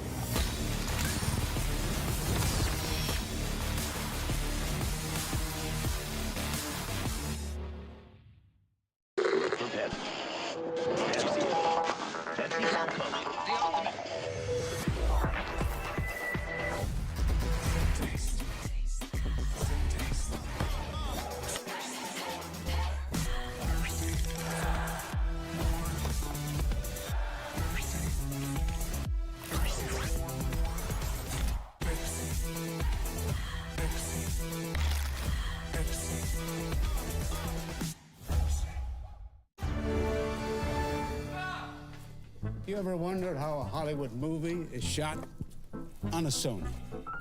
You review it on a Sony. And how do you make that sound epic?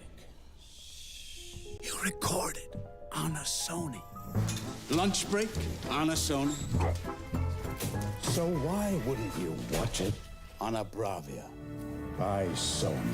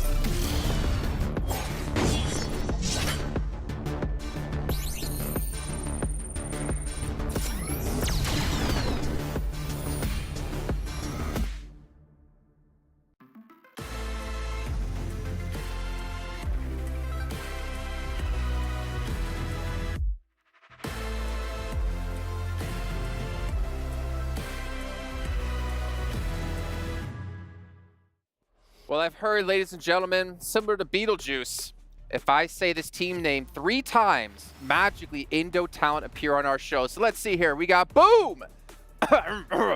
Boom! Boom! All right, so I guess it didn't work. Oh, no, hey! Boom Esports! Stay hungry? Hungry bees! That was loud. Oh, man. It worked. That lived up to Boom's name. It did. It very well did. And not going to lie, I don't think he curses teams like a certain Alpha 7 has. Wow. Wow. That was a segment. That was a segment indeed. That was the end. On to game number 5. Well, no, not on to game number 5 just yet. We got to talk about the PMWC Violet Thunder set. And that's okay. You guys can pick up at home currently live. It helps celebrate the PMWC 2024 and, of course, commemorate all the players participating in this historic event. Max has got it. Maybe we should make it white and red instead of black and orange. For Boom's color. For Boom's color. Oh. There's The a lot of Boom black set. in the logo, some gray as well. You need more colors than that, Stop Jason. it. There's only 2 colors. You actually have a record being broken, by the way. Reefus. What? Whoa, wow. Smashing our 420? previous record of longest distance elimination. 420 nice meters and 10K for himself. He's blazing it right now. He's having a great time. I'm going to guess he shot someone in a vehicle. I think he shot a car, it exploded, and he got the point. Nice. Yes. Like that. I think that's the longest we've ever seen, by the way. That's very far. Yes, very far. Yeah. Another It's great like a segment. distance from the top of my head down to Seven's head. Yeah. Yeah, anyways, move on. Boom! Take the victory here, and honestly, 20 points in themselves. Not quite the 30 points, but I think this almost puts them top 3, if I'm not mistaken, because it is still extremely close between, what, 3rd place? I want to say down to like 10th or 11th place. It is possible to just jump up 5, 6, 7 plus placings. Alliance getting themselves 13 points, Liquid getting themselves 11. But one thing we do have to mention here is Alliance, those points could have gone to Reject. The mid-pack's unbelievably close. So as you were saying, with these kinds of potential jumps that are going on there, there's a lot of money to be won. There's points to be earned as well here as time goes on. And for Boom, I mean, how long were they in this shack for? Like, I think by the end of that game, 10 minutes, maybe 15 if you're really pushing it, but they were there super early. And actually that shed compared to most of the sheds is really good because, I mean, you talked about the hay bales that actually give you a little bit of extra cover. I really like the fact that the door of that shed has got little corners you can hide into that even teams like 4MV or DX are pushing from the western side, you have some coverage to work with to take the shots and actually eliminate those teams. And you see the moment they eliminate those 2 teams, they fan out a little bit, get multiple angles to then make sure they get the win at the end. Did you see Alpha 7 getting caught by IHC early on the split? 0 points for them, allowing teams like Reject to catch up. But unfortunately, it didn't happen in the end, as you guys were mentioning. Reject pushing onto Tiamba, if I remember correctly, getting a little bit overwhelmed. What do you think about that, Max? I didn't like it.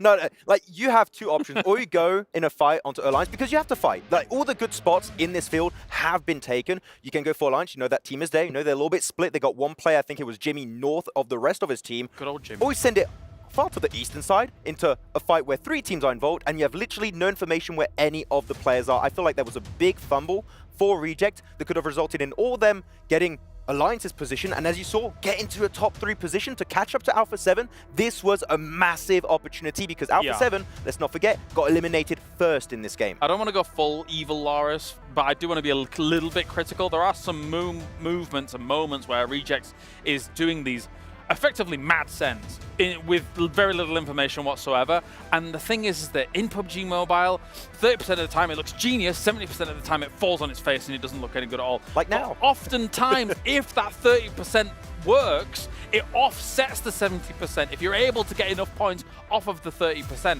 So, I mean, we saw it yesterday. Seven brought it up whilst we were watching the game. Yesterday, we saw it on that South Pachinki hill. Matt sent to the top of the hill because they didn't really have anywhere else to go. Falls flat on its face. If they just kind of maybe hit Soez where DRX was, maybe it could have worked. But those minute details are the difference between making it look genius and making it flat on its face. Well, sometimes minute details all it takes to become either a champion or unfortunately get another second place. You are seeing Alpha 7 a little bit of sadness after that last game, but you know what? I do wonder about their mental because we talked about them at the start of the day, right? A big win at the start of the day had to be such a boost for them considering they seem to always, not always, but in recent times, choke in that final day. Now 2 back-to-back games with 0 points or less. Yeah. Can't have less than 0 points, but honestly, get in. it almost probably felt like relief to them to start off the day with a win. All things considered, thinking to themselves, "That's it. We've broken it. This is our path, our pathway to glory." However, now it's anything but. Now the cards are on the table, and they don't know how they're going to be approaching. 2 more matches left, and there is all the chance in the world they could be encroached on again. This is down to the wire. It's really bad, especially to get eliminated in the first few minutes of a game. Yes. You get in your own head. You get in your own head at the end of these matches. You're just like, what are we going to do? And we just see Reject. They'll get further and further ahead in these matches. Your competition is catching up to you. Like, the amount of stress that they must be feeling right now must be so freaking high. He had no weapon. He had to potentially try and punch him out on the rock. It almost worked out, yeah. It was again, really close. Well, as you say, it gets in your head a little bit. Going on to Miramar, they need to move away. They need to play so steady here if they want to hold on to number 1. They're a good team on Miramar normally, so yeah. They are, Speaking of holding on to number 1, let's see where they're currently at and how many points ahead. All right, so 18 points. It was 19 before this game. They still have been able to hold on to the lead, but honestly, that last game, as we mentioned, could have been even worse for them. So they get a little bit lucky that Reject does go out early, but boom, they moved up to 3rd place, and technically, it is kind of possible for Boom to catch up. It is. I mean, for Alpha 7 right now, with the 141 points, I will say one really good game. It's done. Like, for me, if they potentially win this next game, I don't see Reject, I don't see Boom catching up. It's going to be a fight for 2nd place. One good game out of these 2 Miramars is all Alpha 7 needs to get. But again, with the amount of pressure they're feeling on their shoulders, can they weather the storm and actually result in a podium finish or even that win that we need to see from Alpha 7? The problem for these teams going into Miramar, 2 last games here for PMWC, is what loadout do you take into the later game circles? Do you take those mini 14s in, assuming that you're going to have big open swaths of land, hill-to-hill fights and things like that, or do you suddenly find yourself in the industrial area that we find ourselves in, where you need DBS, you need S12K? So Miramar presents these extreme challenges for teams that if you do not have the right loadout available to you in pivotal moments, you could easily fall out of championship spot. It is difficult to attribute to. You've got to read the first circles, figure things out, maybe change your loadout upon actually rotating and seeing how it goes. Yeah, maybe the first time you clear, you just change your loadout based on where the circle is going to go. Like, phase 1 typically is not very telling. Phase 2, phase 3, you know what kind of finishing scenario you're going to have to play with, so you need to adapt your loadout based on what's going to be happening at the end of these matches. Just to quickly bring it back to overalls, just seeing how close it still is in the middle of the pack that you could shoot up, you know, potentially $50,000 just from one good game alone is kind of intense here and very doable. I mean, you can see 89 points for Vampire, who, you know, was top 4 at one point today, but they have fallen, unfortunately. But separation of being, what, 7 points between 4th and 8th place, like that's actually insane. That's this, as you said before, Max, I believe this is the closest global event I think we've ever had. For sure. Like, it is so close between so many of these teams. Vampire, to be honest, Vampire Esports, what a massive catch-up. Like, they were at the bottom at the start of the main tournament. They're like, we're getting back up there. Is it going to result in, like, a ton of Rolexes coming Sertani's way? I don't think so, but it is still an insane comeback they did 2 years ago in PMGC. They are so good at performing on that final day that they might be able to make their way into top 5. And who knows, if they have a great finish, maybe top 3. Really happy to see it, considering that our previous mid-season results from them, obviously amazing stuff. However, they're very different to this one. So here, the competition is fierce. Well, we're seeing Alpha 7 get back on stage, but I am hearing we do have Sandstorm to talk about the team in contention for that trophy. Let's head down to him with Reject. Just a few matches remain, and we are back in the SEC arena with Sarah from Reject, as there's just a few points remaining between them and Alpha 7 and the fight for first place. Sarah, there's 18 points between you and Alpha 7 and the fight for the title of champions of PMWC. The last 2 maps that we are going to have coming up are going to be Miramar. So what's the plan going to be for you and the team going into those games? I think we still have a chance to be a champion so far. So we actually playing good at playing on Miramar these days. So just do as usual. All right, sticking to the plan, and that is going to be their goal for the next few games. And I want to ask you regarding the push that you guys had in the previous game. The full squad push with a couple of buggies on the hillside, on the eastern side when it comes to Zone 4. Can you talk us through the decision-making behind that? I think we thought that there is only one team on the hills before we go into there. But there was 2 teams, unfortunately. But I think it was a nice try for us. So let's keep doing that. All right, well, we wish you the very best. There's still a fight. There is still a chance for you to make it all the way to the top and fight Alpha 7 for that trophy. Ladies and gentlemen, we are getting closer and closer to crowning our champion. We're just a few games away. So boys, take it away. 2 games away, to be exact. Oh boy, here we go, folks. This is a must win for Team Reject. If they do not catch up to Alpha 7 here, I don't think they're going to be able to do it in the last game. So it is a must win for them, a must win for Alpha 7, and a must win for everybody else on the leaderboards if they want to get a bigger chunk of that prize pool. With a lot of money on the line, you need only the best to outplay the rest. With dual gaming chipsets and 144Hz AMOLED screen, the GT20 Pro will equip teams with up to 120 FPS, which is also the first batch of supported devices, offering esports level performance and visually stunning experiences in the 2024 PMWC. Let's take a look at where will Reject go? Where will Alpha 7 opt to drop?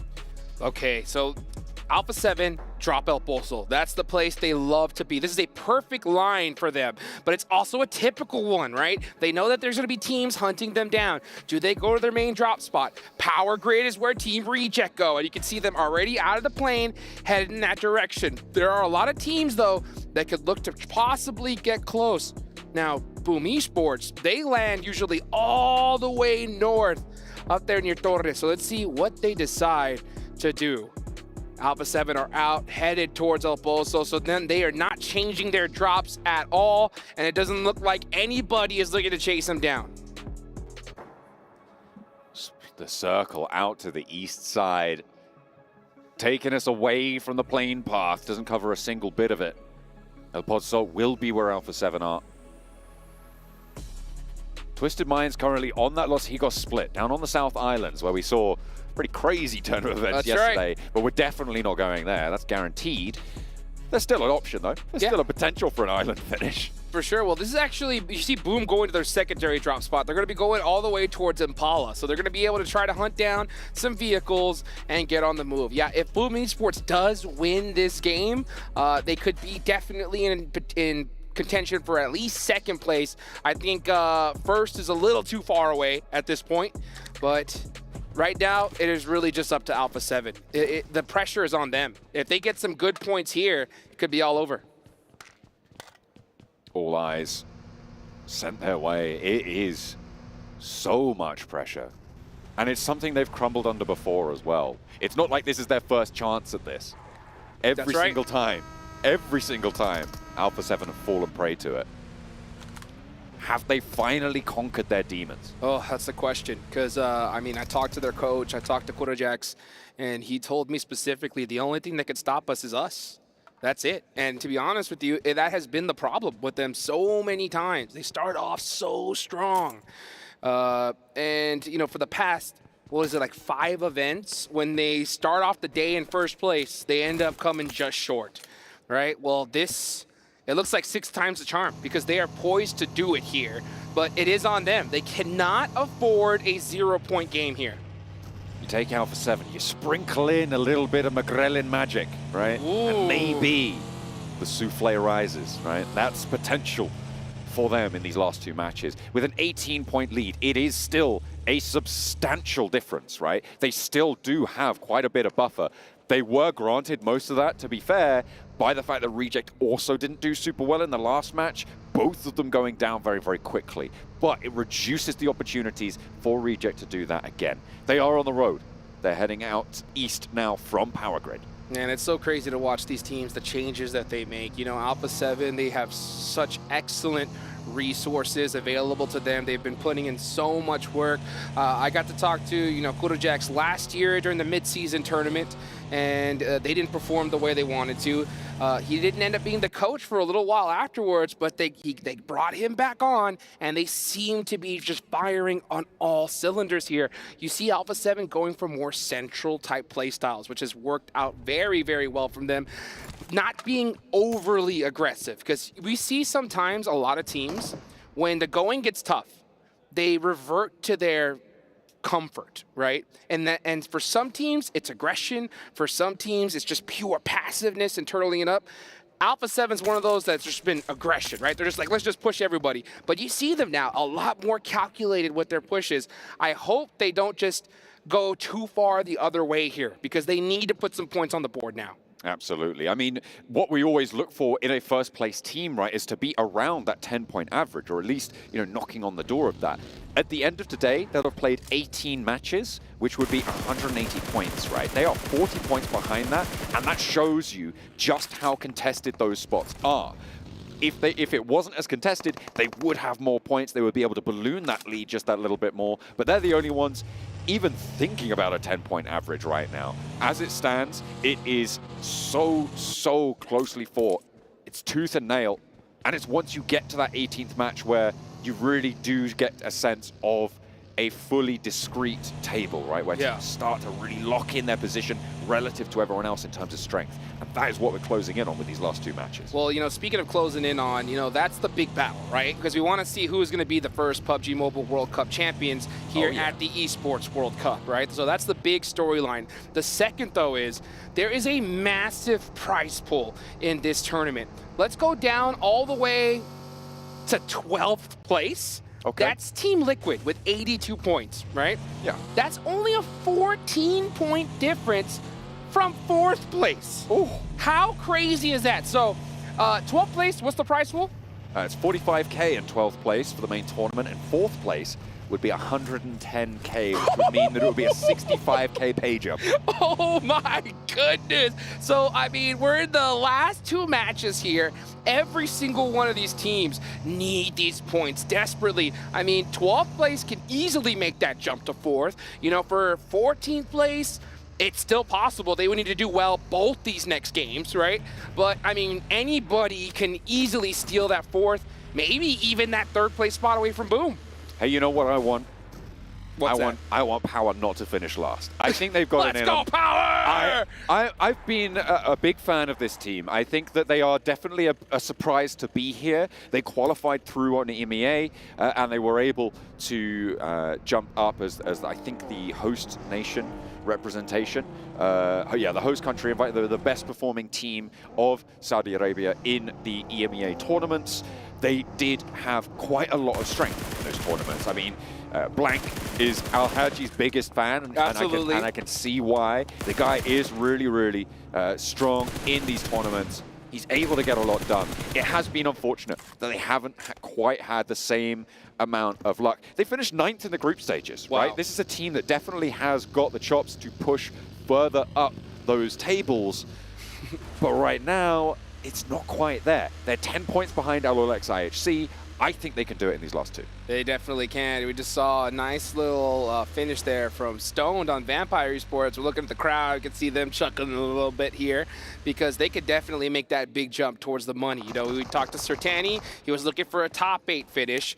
A 3rd place finish would be definitely nice, and it is within reach. So they're starting it off strong with a nice elimination off the rip. And you can see teams on that move. I wish we could look at the map feed right now because Alpha 7 is making the most safe rotation I have ever seen them make. This is crazy right now. They started in El Pozo. Look at it. Look at them. And they're currently near Torre Ahumada. There is nobody within 3 kilometers of this. They went all the way around, and that's smart. Oh! Are you kidding me? What a shift. It would not be a championship round if we didn't get some circle toxicity, baby. Oh, let's hit the water. Bring your swimming trunks, Jukes. We're going to the coastline. It's Impala. And it is Tianba in there already. They have got a lot of control there. DXavier going to look to push on in, and this is going to get spicy. The northern rotation in, still a little bit more open. Opportunity for Vampire to sneak in on that northern edge, as we're seeing on our screens now. They could potentially find the north point of Impala. Down from the south coast as well, you've got Twisted Minds and IWNRX, both going to be competing for that coastal road. Boom are already in Impala. Vampire are making their way in. DXavier want to be neighbors, and look who's also trying to purchase real estate there. It's Team Liquid. Everybody's looking for the high ground right now. They're trying to hunt down the highest point in the map. You can see the crowds on their feet. Sertani is staring at the screen, excited here to see his team make something happen. Oh, dear. Oh, but Pondbit shuts him down with a nice knock, but the rest of the team is right there to support him. Yummy is already gone as well for Boom. They're playing as 3. Pondbit survives for the time being, but there's the off angle. There's that third party from the high ground. You can see Newsy there on the top left of your screen. Tony K ascending the stairs now, wanting that flush. Frenzy and Razy, they were able to do something as a duo in the end of that final match, but against the Vampires, with the Xavier around the corner, with everybody else crunching their way into Impala, it's getting a little bit scary for Boom. Oh, Tony K getting the finish on the Pondbit. That's 2 players down for Boom. And honestly, if you are Vampire, that's the main squad you want to be able to knock out. And Tiamba, though, from all the way across the map, you're going to see Schweppes throw a smoke out. Oh, almost got the finish there. That was too close for comfort. That door frame just about saving his life. And Vampire can continue as 4. They have buildings, which is really important. Reject have gotten a little bit closer to this circle. They're still on the edge on the northwestern side. They're not getting embroiled in this Impala nonsense. They know they need to bide their time, but Alpha 7, same story. They're now starting to push their way in from that northern edge. Nade's going to be traded between these buildings. I'm assuming that a lot of these teams who are inside Impala now are going to have to figure something out in these next few circles. It's pretty likely that it does finish over towards Impala. I don't think that it's possible to end out on those islands out to the east, which means it's almost certainly a mainland finish. Oh, that would be sick. It would be. But I will tell you what right now, this is the worst case scenario for Boom Esports. They're down 2 players already. They're surrounded by 3 teams that want to take them out more than anything. You got Tianba up on top, who are in 6th place. You got Vampire in 7th right next to them. They're the ones that got those 2 eliminations. And Xavier in 8th right next to them. So these are all 3 squads looking to hunt them down. Power getting a knock on to Xavier. Let's go. Trying to climb their way from the bottom. I would like to see it. I want it to happen. Not last place. Not last place. That's a bit mean. That's a bit mean, but I like it. I like it a lot. Vampire still, though, going to be holding on. Things have started to settle down for the teams already in. They've figured out which buildings are theirs, which buildings are not. They've established their zones of control. It's on the teams on the outside to make things happen now. You've got DRX on the west trying to push on in behind Power, actually. So potential for something to pop off there. Alliance and TJB from the southwest also gonna have to scrap with one another to approach the south end of Impala. 4MV and Twisted Minds clashing on the road towards the south side, and Alpha 7 have managed to get towards that coastline. Well, folks, get on your feet. 2 seconds left to go, and the circle's starting to close. 4MV need to find their way in there. You can see the big screen letting everybody know that this zone is closing, and where is it going to go? That is going to be the question on everyone's mind. Boom are stuck in between a rock and a hard place here. TJB need to find their way into this next circle, and of course, you got Team Reject right there on the edge. Alpha 7, very quiet, but they found a way to be pretty much dead center of this next circle. Yeah, this is actually huge for Alpha 7 right now. Remember, they don't need massive performances to be able to secure their spot. They need something. They just need something, right? You get 5 to 8 points in a match. That is so impactful towards the top of those tables, because it just means that Reject need huge ultra banger games, right? Right. That's what they're looking for. And it just is so difficult to make that happen in this sort of a lobby. And with the safety that they've been afforded by this, teams are really not going to be able to push them from the western side. It's Alula XIHC, again, who might ruin their day from the northern flank. Yeah, let's see what happens, because, I mean, right now, every single one of these teams desperately need points. They want to be able to get that huge chunk of that prize pool, especially considering Boom is almost down and out here. They're in a really tough spot. If this zone goes anywhere away from Impala, they're not making that alive. So let's see. You can see Frenzy's got that pan locked and loaded. You say, oh, what's that over there? Just in case. DRX making some shots onto Power. And Peregrine, it's up to him to kind of lead the way and find a way out for his teammate. Twisted Minds. Look at where they've gone. They're all the way out on that east island. Look at that. Circle's just about to pop. This is a real hedging of bets from Twisted Minds, right? If it goes to that island, they win the game. right? It's so unlikely to happen. I don't think it's even possible with how the circle's going to work. I think it's going to pop back towards that mainland, but it might still go to the coast and keep 50% in. It's a little bit over there, so we are not going to have something wild. But this is interesting. Are Alpha 7 going to be thinking about Twisted Minds? Are they going to have seen this rotation, and are they going to be caught by surprise by it? Well, let's see what happens. Twisted Minds are going to have to make their way across the water. Alpha 7 getting knocked by Tiamba. Are they going to be able to get that res? That's the question. 4MV could make a miracle run up these leaderboards here. They cannot afford to go out now. The miracle run on the cards, right? But still, with as tightly packed as this circle is, I think their way in is shut. I do not think that they've got a chance of getting through this. They have You've to got take Talent this to fight get through, you've got IWNRX to get through, you've got Alliance to get through. There's no way you can go around the edge, but you can't go through the water. I mean, maybe you go for a swim. Just going to get taken down. Tiamba have had this high ground for a long, long time, but they are starting to get challenged on it. They're pushing out to actually deal with Team Liquid, and I kind of like this. I like that they are continuing to keep that presence on the sidelines. Yeah, they're putting that pressure, they're putting the cranks on Team Liquid right now with these nades. Oh, that bounce looked really good. TJB, we're out of it, so 4MV do win that fight. And yeah, Team Liquid looking very hurt right now. Tiamba, they understand the position they're in. They are in 6th place and gonna absorb every elimination they can get their hands on. The thing I'm still looking at is Alpha 7. Right. Twisted Minds are swimming across an Alola XIHC, who who took them down in last match, are looking to potentially do so again. Twisted Minds are still making that swim, so still a potential for a weird backstab coming through from Twisted Minds on the eastern edge. But it's gonna be pretty tricky. And remember, Twisted Minds, another Brazilian team. Could they ruin their countrymen's chance? Well, I would not put it past them right there. Twisted Minds have been looking to make a name for themselves in this one, and they could easily jump up to 3rd place here. Will they make things that much more difficult for Alpha 7? That's going to be the question. Twisted Minds, coach, big man behind the scenes is none other than Dadino. Oh, so a former teammate of Carrillo from Alpha 7. So you know this guy knows what it takes to make it all the way to the top here. Twisted Minds playing this very safely. Does Alola IHC even know they're there in the water? I don't think they do, because they were further north than this. Alpha 7 might have been able to scout it, but it's almost certain that Alola IHC have not been able to scout this, which means that Godless is playing for a position to fight uphill, right? The question is, do Twisted Minds want to go for it? Because as soon as they take the shots, even if they take down Godless, immediately it's completely open. They have no cover. They go down, right? So you cannot take that fight with Godless just yet. You need to find a way up, because that cliff is pretty sheer.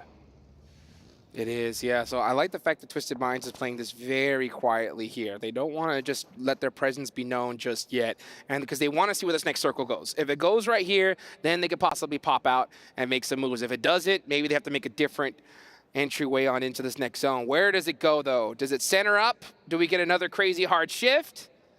Let's see. Come on. Give me something. What do we got? Okay, Alpha 7 in the middle. That hilltop that Tiamba hold, also a major feature of this one. Vampire's position held, but Reject not. Team Reject on the north side here. They're going to have to push through Vampire. And this fight, Boom is just looking to hold on. They've been very fortunate to be in this now. Oh, next circle, but one more player from Boom gets down. It is not looking good for them. It's looking good for everybody else right below them, though. Satani on the cams. There he is. There he is. Here's a look. Hey, give us a wave. What a smile. Give us a what wave. a guy. We love to see you. Thanks for turning up. Watching your team support. Of course he's watching. What am I saying? Of course he's out there. Repping the Vampire brand. You're up in the top 8, Satani. Do you think you're going to be able to go further? I think so. That's what that point was right there. It's like, hey, top 8. I told you.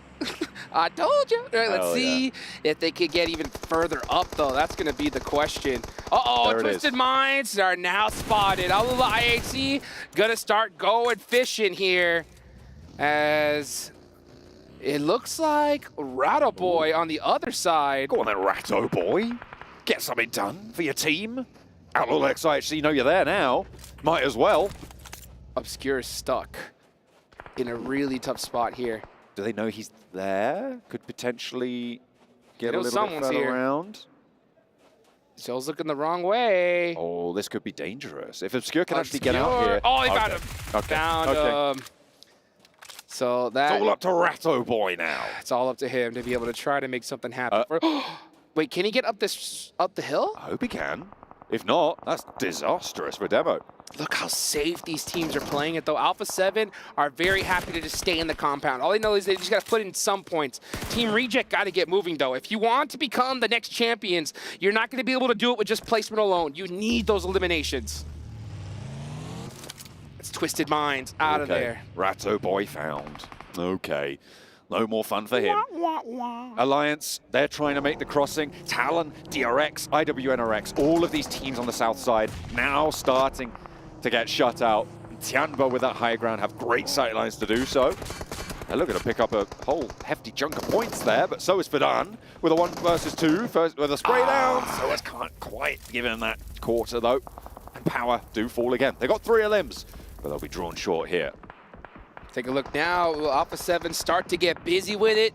That's going to be the big question there. You can see Team Reject stalking the rest of this lobby. And look who they got their eyes on. None other than the team that they're hunting down.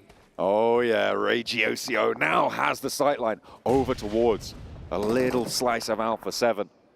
But it is far from heavenly for them right now. They are in a fairly central position. Tianba have got quite a lot to say about this position as well. The high ground can potentially come in to be quite important at stopping Reject from moving further and closer towards Alpha 7.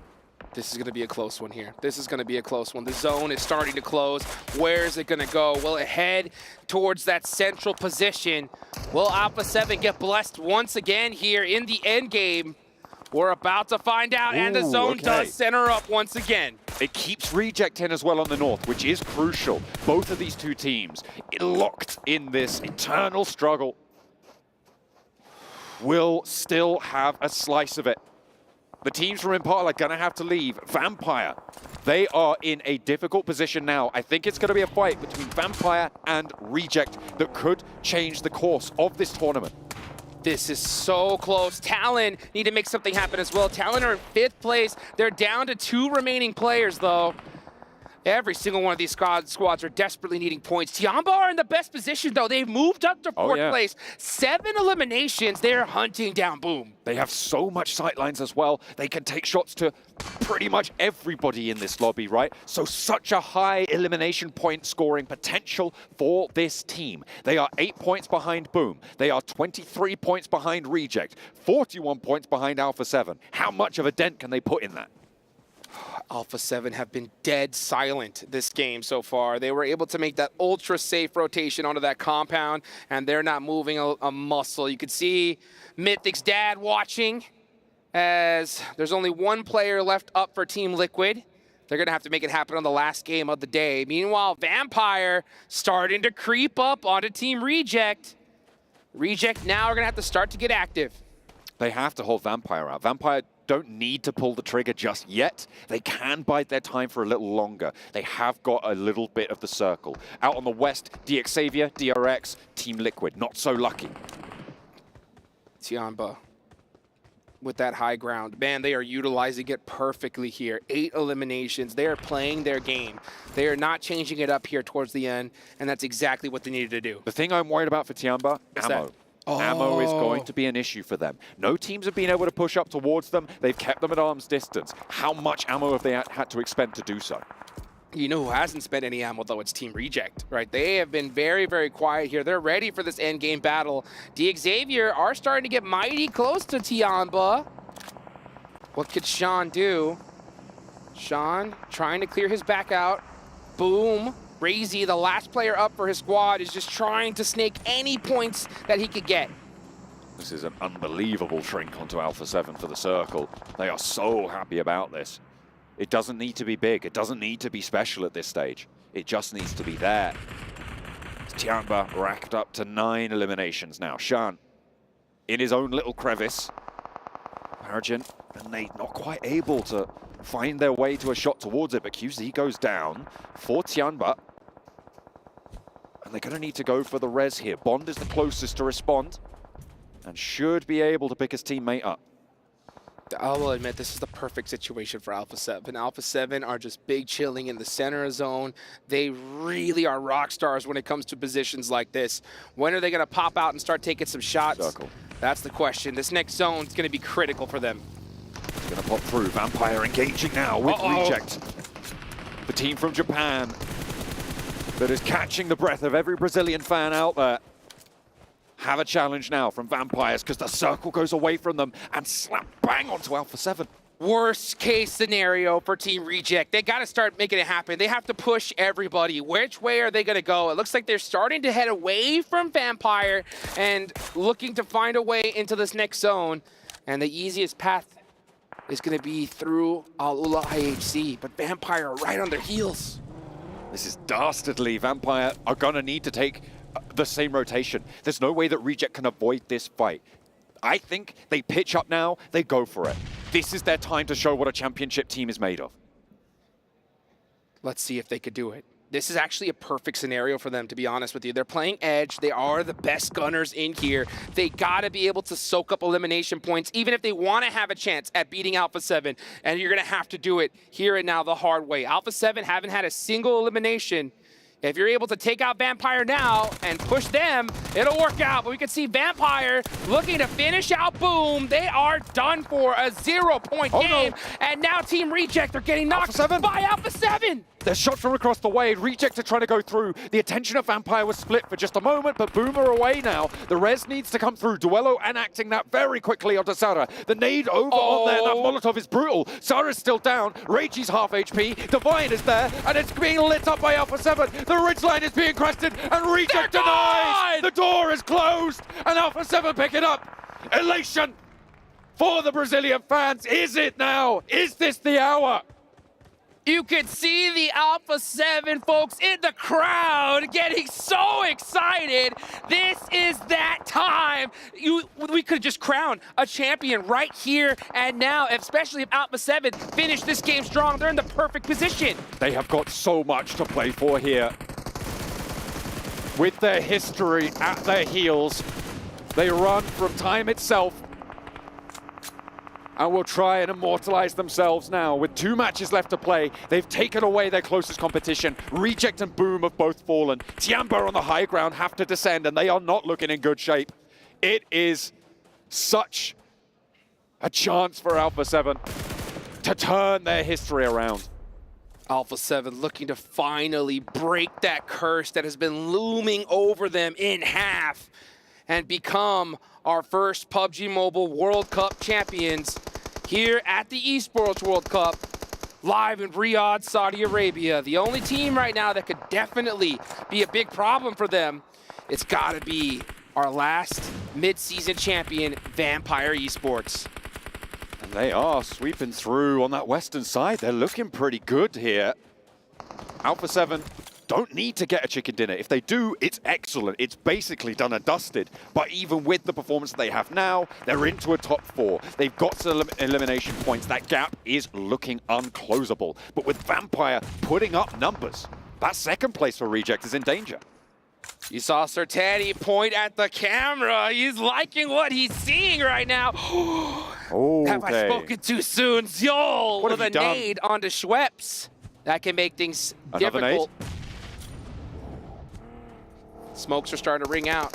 Will Alpha 7 leave the comfort of that building and start taking action here? This could be a big opportunity for them. Godless gets across, now playing 2-on-2. Ziol with the contact, wants to sweep wide. Demo blasted back down the hill. Hits the reverse stick quickly, but Nuzi goes down. His helmet taken off as well. Ziol wants to capitalize, and Vampire are being slowed down by Alolex IHC. Trying to contest over the top of this ridgeline, and the P-cups are hard because Alpha 7 will have the off angle. Spray down, coming on through, and the nade over to push him back. And here comes Alpha 7. They hear these shots. They know they want to third party this and take this championship here and now. This could be a perfect opportunity. They're going up the top side. Vampire are going to be in a 4v2 situation. This is definitely Alpha 7's game to win. Tony K now with the hold off against Alpha 7. Godless goes down. They're holding their back. There's a flush as well. Schwepp gets knocked in the meantime, and Tony K can't hold. Stones is out. And now just one player for the Vampires remaining. Can he hold his nerve? Tony K to stop the Alpha 7 in their tracks. but they are still putting so much damage into this lobby. As Vampire go down, third place, Alpha 7, 4 players. Can they get the res on Revo and claim this top spot? The nerves have to be at an all-time high. This is where Alpha 7 struggles the most in history. When it comes to the last game, the last moments, it is so difficult for them. But it looks like they may have just finally crossed that hurdle. And you know what Carrillo said? Revo, take a break, buddy. We're going to win this for you. Let's see if they can do it, though. Uh-oh, Mafioso in the wide open gets knocked. McGrellin with the challenge, with the off angle. This is perfect play from LOLX IHC against Alpha 7 at such a crucial time. It's up to Carrillo now. Can Zio hold his nerve? A 1 versus 1 for Carrillo to take the chicken dinner and potentially secure the title. No! LOLX IHC deny them that opportunity. 5 chicken dinners is where Alpha 7 will stay, but they've got points on points on points, and Reject get nothing.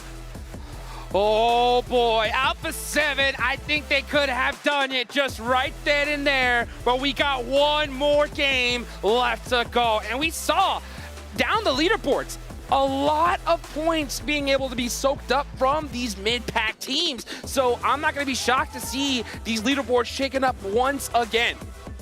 With LOLX IHC getting a huge chicken dinner, by the way. I think they were in the mid-teens of eliminations. To be able to put those points on board, that is going to accelerate them up into that central peloton of teams and into the final match. There's a lot of money that's going to be wobbling about, up and down, team to team, but eyes are locked on this squad.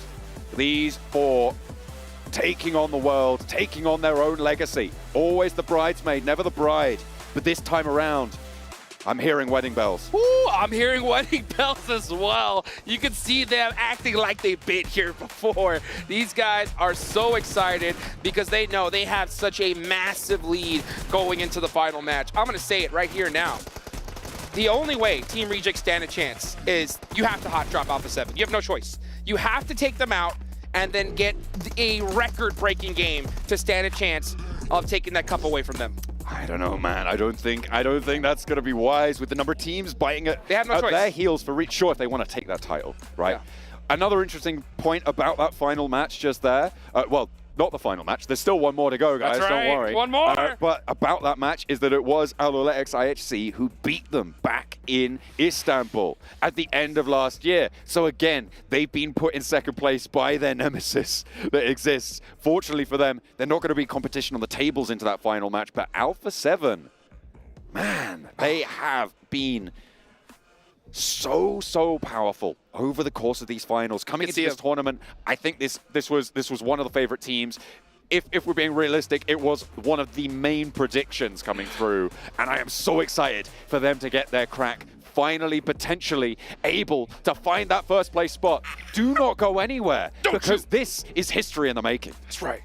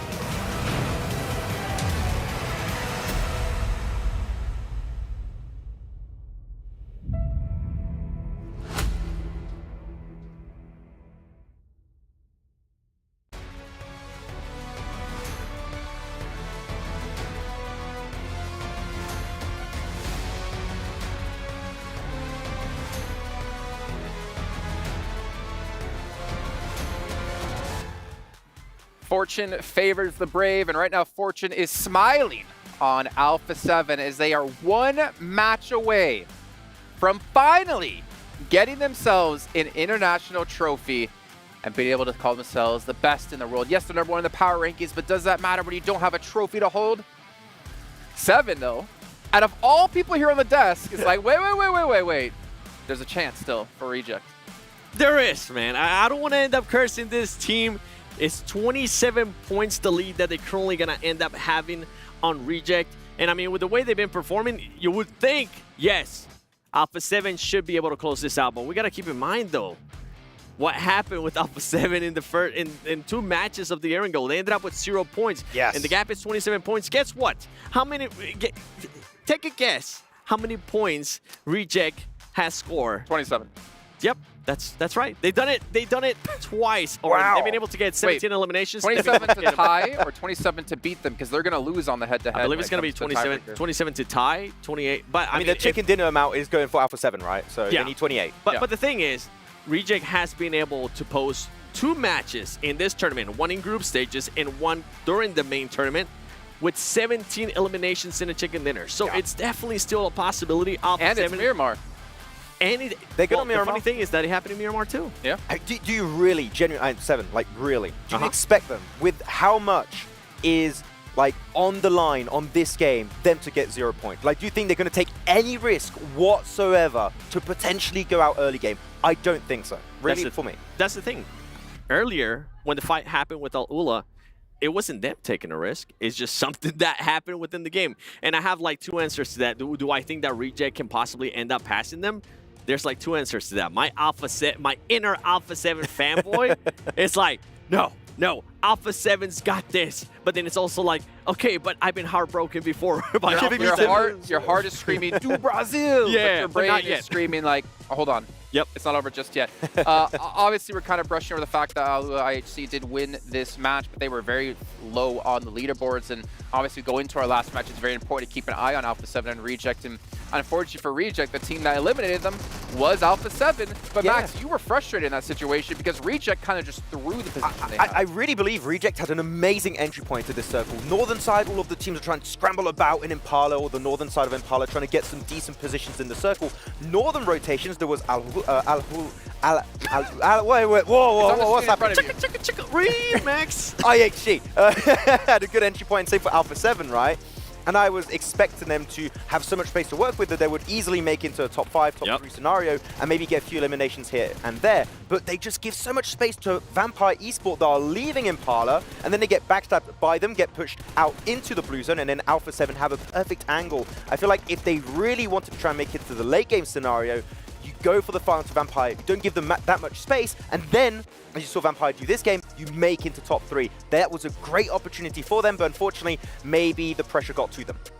So there's also a window where potentially Alpha 7 would have never made it this far into the game, because Alpha 7 going through the clockwise rotation on the very north side here, IHC was right behind them. And if they went any slower, I feel like IHC potentially could have crashed into them, and then Alpha 7 could have been knocked out very early on. I mean, it was IHC at one point. At one point, we kind of looked at each other, was like, wait, are we about to get Alpha 7 versus Reject happening? If one of the teams is slow enough, it could have happened. It didn't end up happening. I am surprised, though, Alpha 7 decided to just coexist for so long with Al-Ula IHC.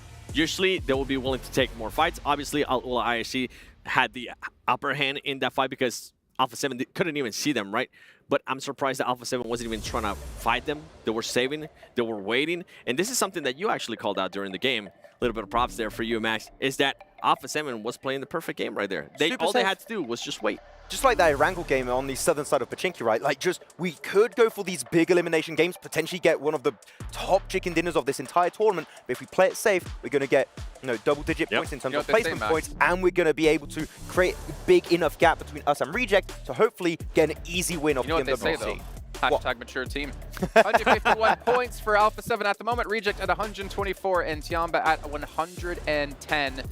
I mean, we're talking a lot about the top, but the middle pack here is still insanely close. We see Vampire currently in 5th. Tiamba with that last game able to move up into 3rd place here. We could still have a lot of shifts in our 3rd through 8th place positions. It might look completely different this first page Yeah. at the end of this next match. Can we talk about the fact that Tiamba, by the way, are in 3rd position with 21 placement points, 0 wins? Like the consistency in terms of elimination is insane right now. What's happening? And I do wish, Seven, that we've seen Tiamba play the same playstyle of today, which is central playstyle, in day 1 and day 2. I genuinely believe if they did that, sure, maybe they don't get wins, but they could be maybe competing for 1st place position. Unfortunately, that transition of gameplay from sweeping edge to central took a little bit too long, and now they're not quite in the race. Well, they're not in the race anymore for that 1st place position. I mean, it was one of the reasons why Kalaris had him in the top picks, right? Why he wanted to kind of shift from, well, after Falcons got eliminated, to pick Tiamba, because they were a very consistent team in regards to eliminations. But the big question mark was always, can they possibly get a chicken dinner? It continues to not be the case. And one that we have to kind of point out, Vampire Esports, somehow finding all the way from last place after day 1 to now being in a fight for possibly top 3. That's impressive to me. Yeah, one of the biggest comebacks, and they keep doing it on these global stages time and time again. We talked about the PMGC finals in Jakarta 2 years ago. Last day just pops off. They got the infamous Sir Tanny pep talk, okay, in the back rooms, and they just keep performing really well. And look at their stats of today, man. They have been looking so clean. Like average placements of 4th over today. That is really good consistency when it comes to reaching that late game. So top 3 for Vampire. Maybe it's happening after this game. I want to see it. I want to draw you guys back really quickly to Alpha 7. Just this simple question. Do Alpha 7 drop their normal location, or do they go for a backup drop here, potentially expecting someone to hot drop them to take them out of the equation early? I mean, El Pozo, you can split it between 2 teams. Yeah. I think you just go to your normal drop. You play your own game. Normal drop. 7 quickly? Yeah. Do your normal thing. Normal thing. All right. Well, you guys at home, do your normal thing. Check out the Esports Center inside PUBG Mobile and go to PMWC and subscribe to this so you're notified about everything PMWC related. Also, while you're there, maybe after this game, maybe during the very early stages, go over and follow PUBG Mobile Esports over on TikTok and create a victory dance, whether it's in-game or out-of-game, of your favorite dance with the hashtag PMWC Victory Dance, and you are entered to win potentially $3,000 in virtual gift cards. But it is time to head into our final match of the PUBG Mobile World Cup. John Allen and Hot Jukes, take it away. The final match of this tournament. The one that will decide who will be our PUBG Mobile World Cup champion is about to get started. So many questions here, John, and we're about to find out the answers. There is only one way to find those answers as well, and it is through battle. 16 teams are going to drop in, and only one will emerge victorious, either in this match or in the tournament as a whole. With dual gaming chipsets and a 144Hz AMOLED screen, the GT20 Pro will equip teams with up to a 120 FPS, which is also the first batch of supported devices, offering esports level performance and visually stunning experiences in the 2024 PMWC. And I've already been visually stunned by what's happened so far today. We've had some nasty circles, cruelty on the plane path here as well. We are going to have something special, I'm sure, in this final rodeo. Let's see what these players are made of. Who will etch their name in stone of PUBG Mobile history? We know that Alpha 7 loves to go to El Pozo. You can already see them stretching on out, hunting down those vehicles and heading towards that big loot area. Where will the zone go? Will it decide to stay near the plane path or go in the opposite direction? That's a big question. Now, I will say this. If Team Reject do not get looted up at Power Grid quickly and try to find a way to hunt down Alpha 7, they don't want this. They don't want this. I'm going to be straight up because they need to do it. Yeah, they need to hit a record-breaking game for them, and Alpha 7 cannot put up a single point. The zone goes up, and it is going to go to both of their drop locations. Oh, let's see what they decide to do. No one out of favor right now with the circle. I say no, neither of the two teams battling for that top spot out of favor with the circle. Potential for a little bit of danger among these hot drops around the vehicles currently, but it looks like teams are extricating themselves from one another nice and sensibly. Boom currently a little bit split over on the eastern side. Take a look at that near Tianba, near Twisted Minds. You've got one of the players from Boom a little bit further away from the others. And I think, yeah, that is going to be just quite nice and safe for now. Closer to Vampire now than actually Twisted Minds, but the rest of Boom might have trouble as well as they are over in Impala. Going to see Tianba going up the East Road and getting away from this one. Other teams close by to one another. I'm not really seeing too much. I think we're going to have some quiet for just a moment.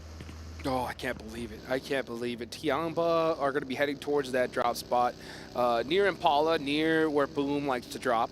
It looks like they found some vehicles. They're heading up north. We can see teams all going to their normal drop location. So nobody looking to get a little too spicy here. The big question is, right, the hunt for second place is still there. There is a 14-point difference from Tianba. So Team Reject, they have a tough decision here, right? Do we hunt down Alpha 7? Uh-oh, no. Twisted Minds getting a knock onto Vampire, and they're going to get that thirst 100%. There's nothing that really can stop them. There are 4 players in this vehicle, though, so if someone pops up, sprays down the vehicle, it goes Boom. Twisted Minds goes Boom with it too. 2 knives in the back. That's going to take anyone down there. Stoned goes out. Duello for Reject, close by to 3 players posted up for TJB. Is he going to be able to get through this? There's open ground. He cannot tumble this car. Needs to stay safe. And GK first? They're not going for it. They're not going for the spray. They haven't managed to tag on. Wow. Duello is out of there. They had everybody posted up, and they didn't go for it. All right, TJB letting Team Reject go to their loot area. Duello able to make it away from this. He is going to pick up his teammate Sara, and they're going to try to head towards Power Grid here. So Team Reject, like I said, they have a decision to make. They hunt down Alpha 7, take them out, and go and try to become the World Cup champions here, right?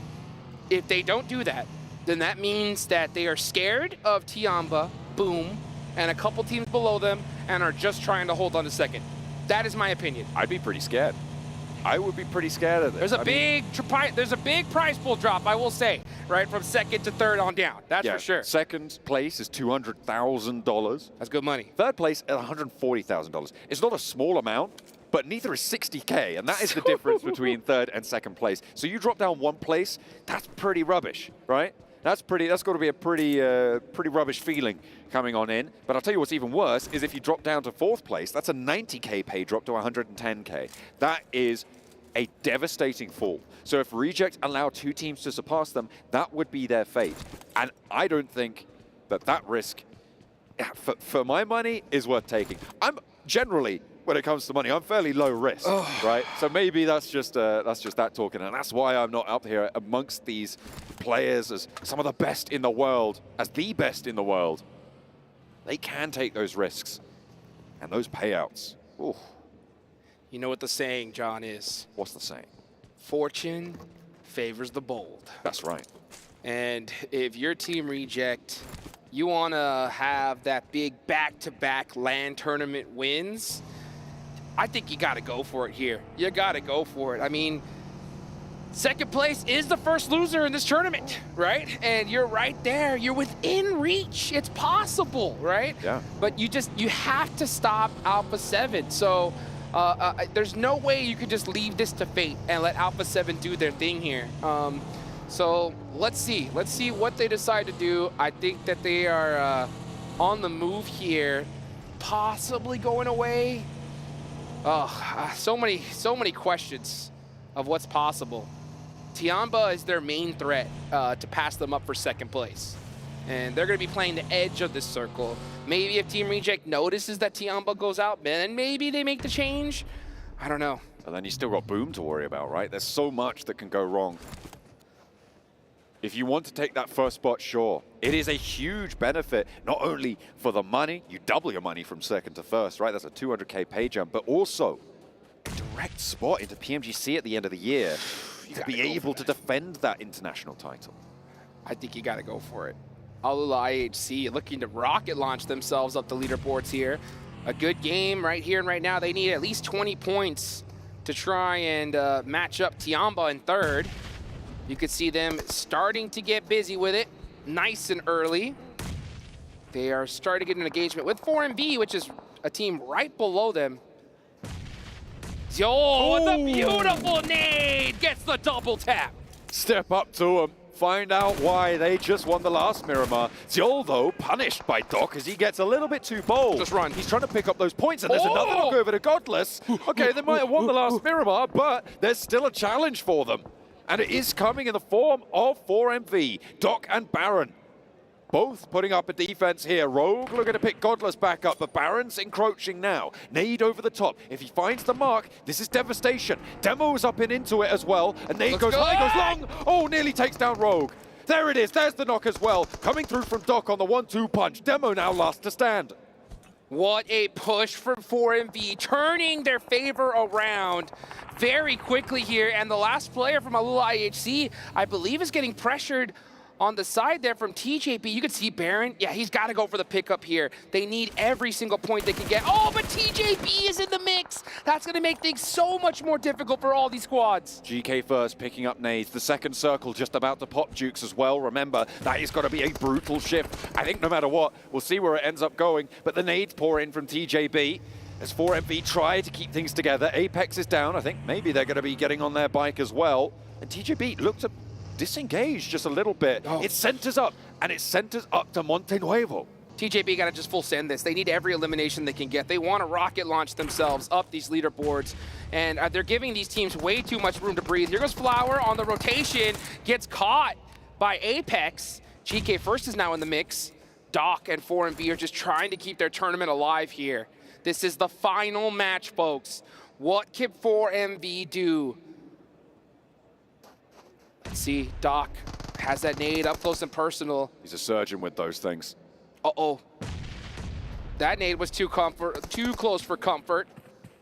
But let's see what they could do. Only S, he's just barely trying to get it over, but the off angle takes down Doc. Apex now with Baron as an off angle on this high ground. Doc back behind some crates. I don't think that GK First can peek out for this elimination to confirm it, to get the flush. I take that back, actually. He's sending all the way around the edge, and Baron doesn't have the angle to stop it. But he is behind the crates, and will be able to dash back as well. See what happens. Nade coming really close to GK First. Oh, that one hurt bad. Yeah, and he runs right back into the building. 4MV, last two players up. Do they stick? Do they stay here or try to leave? And it looks like they are going to just try to disengage. Let's look at the circle just a little bit. Let's take a step back from that fight. Alpha 7 have moved down west on the west side from El Pozo, and now they sit in that western quadrant. The majority of the buildings sit there in Monte Nuevo, and Reject are pushing in from that north side. Yeah, I think Team Reject are looking to just hold on to second place at this point. I don't see anything that indicates them trying to take that championship away. They're leaving it to fate. And right now, Alpha 7 seem to have fate on their side. They have the high ground. They're a little bit far away from the center of this circle, but they'll take it. They just need to survive. Putting 3 points is basically a confirmation of the title. If they get 3 points here. They get 1 point, to be honest. I mean, that's how much of a gap they have, and especially the way Team Reject is playing. Like, they are just big chilling here. They're not, you don't see them kind of hunting down those third-party opportunities on the edges. We'll have to see. We'll have to see. It's still very early in the game, but if I'm a team that knows that I need to have a record-breaking game in eliminations to try to get this championship, I would definitely want to see Submergency.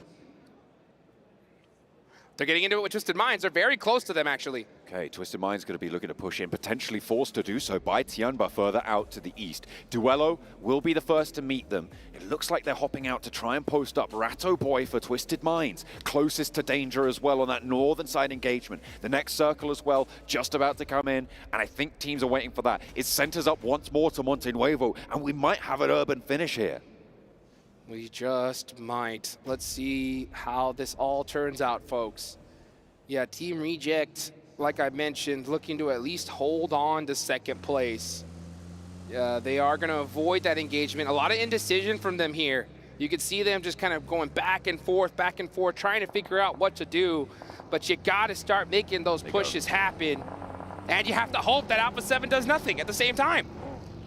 Which is very difficult given the Alpha 7 compound that they hold. High ground over all of Monte Nuevo. Picking up shots if they can would be huge. A bit of damage sent to Reggie. But he's okay for now. Will not get knocked. Can look to get some healing done. Yeah, Reggie, Team Reject are stuck. They are stuck there. They are just holding on for second at this point. It's Alpha 7's tournament to win. They are looking good. At this point, who's hunting down third place? That's where my eyes are starting to look towards. You got Tianba holding it down with 110 points. Alula IHC all the way down there with 90. So we can definitely see these leaderboards still shake up around that higher mid-pack area. Look at that nice knock on that replay. Cardosen getting finished. Team Liquid losing these players early on, and Miramar's got to hurt.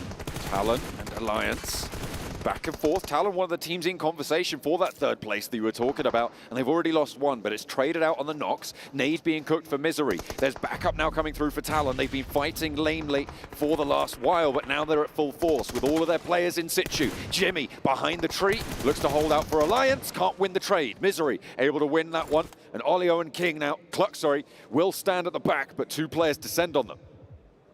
Talon looking to start making some moves little by little here. You can see Axel in the blue zone, starting to make some pushes.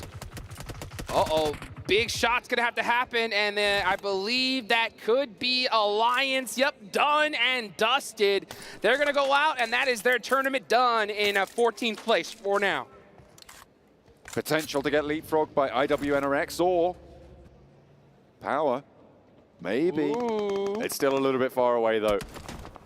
These boys should be proud of their performance, however. Vampire taking shots over to Boom. This is an interesting engagement now, because Boom have just lost one, getting knocked, potentially getting flushed, but Tianba are picking up the points for it. That's nasty of them. DXavier taking shots over towards Vampire, and I think that might be their tournament, as Vampire down to their last leg. Boom are down on their last leg too. They are stuck in the open. Razy is completely out of position. His vehicle is blown up. It's going to be very difficult to get him out the way. And if you're Tianba, that's the team you want to take out because they're right below you on the leaderboards. That's a big knock. Tianba should do everything in their power to hunt down Boom. They are going to close the trap. Bond close by. Doesn't quite have the angle to get the flush, but that's not going to matter because it's only the one player now left for Boom. The teams beneath Tianba not having a great time. Boom not having a great time. They just got passed up. That is a critical play for Tianba right there. And again, folks, third place, $140,000. Fourth place going to be 110. So that is a big difference. And with Boom with only one player left, that opens the door for teams like Talon, DRX, DXavier, so many of these squads. Could be to jump up pretty high there. Reject though, 14 points ahead of Tianba at the start of this match. That's now shrunk to 12 with the 2 points they've accrued. So Reject definitely not out of the woods to secure that second place and $200,000. You could see the look on these faces right now. DRX leaning forward. The pressure is on because we can see a jump from 7th place all the way up to 3rd here. If DRX can have a solid finish. They're playing a pretty difficult split though right now. They've already taken a knock on their roadside position. They're 3-1 with Soas on the north edge. With Tianba descending on that edge as well, that is so risky for DRX. So risky indeed. We're looking at where this next circle is going to go, folks. This is the calm before the storm. Oh, the pressure is on. The crowd is going nuts here. Oh, Frenzy from Boom was able to get a knock, but gets taken out. That's Boom Esports done for, and you can see DRX fans rubbing their heads together because this is looking mighty appetizing. They just want to keep going for DRX. Tianba, though, with Soas on that north side, has got a monumental task. They want to turn things around. Twisted Mind still with the knock. And Tiamba looking to put more of a buffer between them and the teams below. Yeah, all these teams below. I'm looking at pretty much Geek Xavier on down. Need to have a monster win here if we want to see them put themselves in the big money. Twisted Mind starting to go down this hill. They are able to make it across, and Guizal with a nice knock there onto Tiamba helps slow him down a little bit. Uh-oh. Guizal's got that pop shot. Peeks right back on down. This is definitely the calm before the storm. Oh, Tiamba trying to go for that res there, but I believe that is DRX from the other side applying pressure as well, so both these teams are in big trouble. Let's take a look at Alpha 7 quickly. Their position on the high ground is excellent to not die, but descending from it is going to be tricky. They are slapped on that edge of the circle, right at the edge. They need to go back to those edge play routes and see what they can do. Reject, they're also on that western edge. The next circle is just about to close, but they've got a couple more options when it comes to rotating out. None of them too strong, it has to be said, but maybe better than taking a tumble off a cliff. Speaking of a cliff, Alpha 7, right? The team that is looking to be our first PUBG Mobile World Cup champions are now outside of the circle. They're going to have to leave the cover for that hill, but they get a critical knock onto Team Reject. That's Duello knocked, and that could force them in a bad position. Mafioso, now you see them in the buggies. Where are they looking to go? This is going to slow down Reject's rotation as well. With that knock, they have to spend the time to get the res. They can't start to establish those sight lines until they're back at full force. But IWNRX out here on the off angle. Mafioso goes down to Swain, and they've already sent Carrillo down. That's going to slow it out. McGrellin as well, looking to try and challenge. They're getting across the road, but Carrillo's going to roll straight up to IWNRX. This is a chance for IWNRX to stop Alpha 7 and lock in the 151 top spot. Alpha 7 are in big trouble. They're in the worst position. So many teams are focusing right onto them. We talked about fate being in Alpha 7's favor. This is perfect for Team Reject. They didn't have to do a single thing, and Alpha 7 might just go out. Reject are making their move now as well. They're swinging up north. They're going into open ground. And Apex with a challenge. McGrellin goes down. Revo and Mafioso on the outside. Nade up into the building. Apex goes low, but he's not out. The second one maybe. No, it goes long. Revo with another one. They're putting it towards the backside, and there's the knock onto Apex. Huge! 3 players for Alpha 7 stay alive. Can they get this flush? Put a point on the board. They find it. They got Revo picks it up, and now it's 152, but Zed Wolf's into the fight. 152 might just be enough. I don't know how anybody is in their seat right now. Get on your feet. This is the final moments of this tournament. IWNRX got their eyes locked onto Alpha 7. There it is. They are focused on the end. That's 2 down.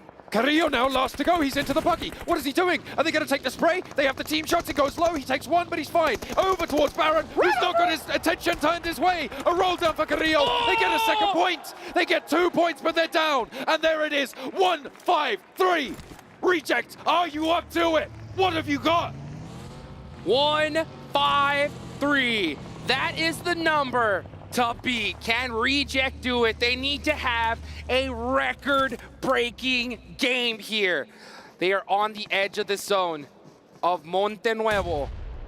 The problem is, though, all of these teams that are left, there's only so many eliminations. Team Reject, how could they be sitting still? At a certain point, you gotta start pushing squads. With the tie-breaking rule, Rejects lose. They need 20 eliminations and a chicken dinner.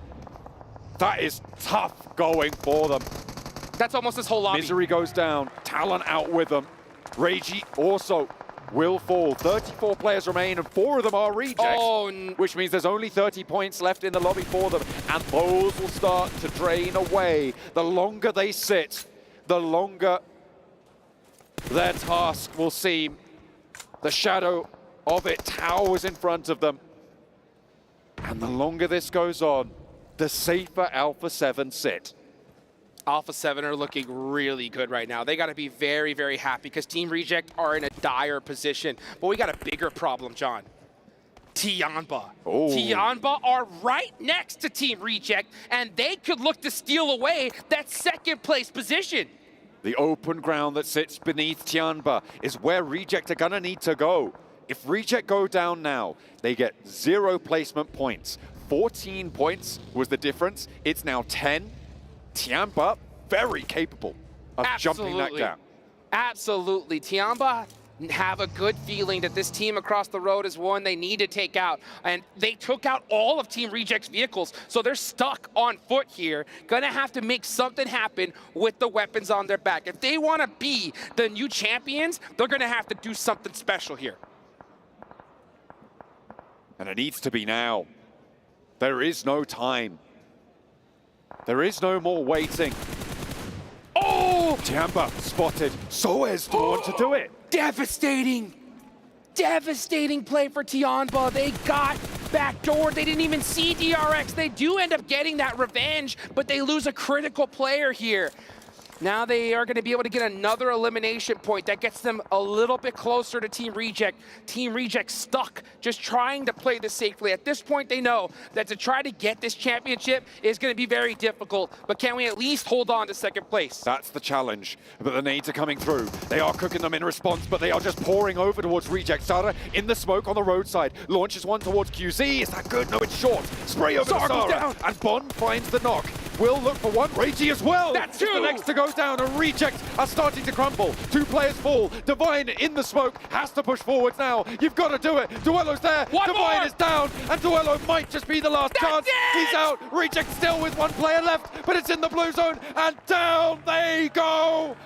Japan fall, and Brazil rise. Alpha 7. They've done it! Alpha 7 are gonna be the first ever PUBG Mobile World Cup champions! Out come the hugs, and Brazil are screaming at the top of their lungs! And they know that they've done it! Alpha 7 elation!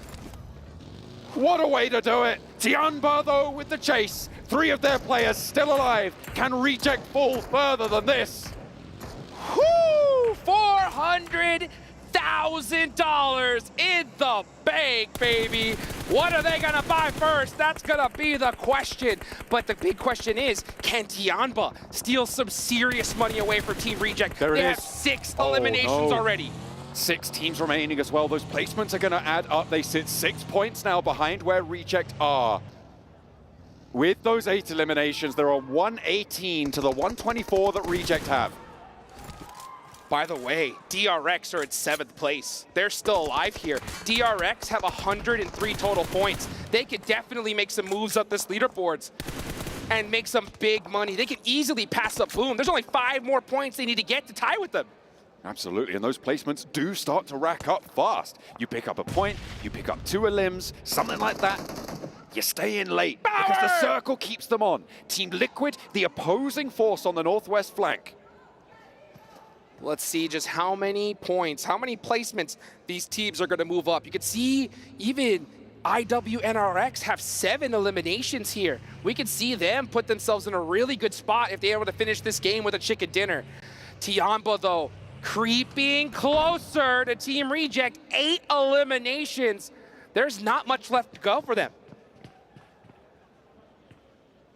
Time is of the essence now. Tiamba breaking out to the east. They want to establish control on the open ground. DRX not going to take shots their way just yet. The circle's going to close, and it's going to push IWNRX in. Closer to Team Liquid, and TJB are there. Over the road they go. The crash is incoming now. 4 players roll up. Swain goes low, gets knocked frozen as well. Kind, the third to fall, and IWNRX going straight into the fiery maw that sits before them. Down DRX. they go. DRX with a challenge now. Power wanting to surge up the tables. DRX need to get this fight done. They can push themselves so high up the leaderboard. Here comes Tiamba. They need just a few more points. They're making a hard push, but Team Liquid stiff arms them. DRX, you can see them hoping and praying for this last player to make something magical happen. They need 6 points from here on out, Jukes. That's all they need. But that's such a difficult task. DRX are falling too. DRX cannot go out now. They have to take out Power. They need to get this done. The last player for Tiamba, it's gonna be Sean. He has a good open angle onto this side of the map. Let's see what happens as DRX starts up that push. Oh, here comes TJB in the mix on the third party. And it is going to be DRX picking up that first point as well. They've added another to their tally. 2 players for them, holding out against Power. TJB with 3, pushing on in. There's the crash. 1 player down, and it's all up to the player upstairs now. Can he hold the staircase? Can he hold his nerve with 5 teams remaining? DRX already sitting with 105 points. 1 more and they'll tie with Talon. The difference at this stage, folks, is $10,000. We could see 2 eliminations being $10,000 more in the blank for DRX, but they only have 1 player up. Can he do it? He gets a knock. Vidan goes down, the Molotov is in the window, but he's got more still to deal with. And it is going to be pure steel in his heart right now. It needs to be for DRX if they want to jump up. Boom is their next ladder up. And over the top he goes. What is this guy doing? Oh my God. This is PMWC. You can't do that. The jump down, oh, and he goes down at the last second. Was that enough, though, to push them up 2 more placements? That could have been a massive $20,000 plus swing from DRX in that one moment. Here's the thing. Tianba. Tianba, exactly. 6 points is second place. They sit 6 points behind. They need 1 elimination here, or they fall in third. They need to find a point. 1 point from anywhere, but it is on the ropes for Tianba. It is all up to Sean. What can he do for Tianba? Can we see a miracle happen? Tianba push their way up and reject from their 2nd place spot. We know he's gonna get some solid placement points here. Can he hunt down? Oh, he's got to be very, very careful here. A couple shots, and he is done for. 6 placements would draw them even, but they lose the tiebreaker. Tianba lose the tiebreaker to reject in 2nd place, which means 2nd place is not good enough. He needs 1 point and a 2nd place, or to get a couple more eliminations, but that would be such a tall order. Team Liquid are taking them away from him. Oh, a brutal point found. Is it going to him? No. I think that was taken by Team Liquid. 5 seconds on the clock. This zone is about to close, folks, and it's going down all the way to the middle. Team Liquid have their eyes on Sean. How many smokes does he have left? That is the question. Team Liquid are going to be looking to take this chicken dinner. They're going to push themselves up the leaderboards. That's right. How far? We're about to find out as TJB are playing on the edge. Can Sean outlast TJB to get a few more of those critical placement points? He is now in the blue zone. And this is gonna hurt. The nades bring on out, and that is Sean. God, did he do it? TJB went down first. I think they might have gone down. I'm not entirely sure. It might be a dead heat. We'll have to go to the leaderboards, but the big story is the old legacy laid in the dust for Alpha 7. They have broken the curse. The shackles are broken. An international title has been claimed. Put the belt.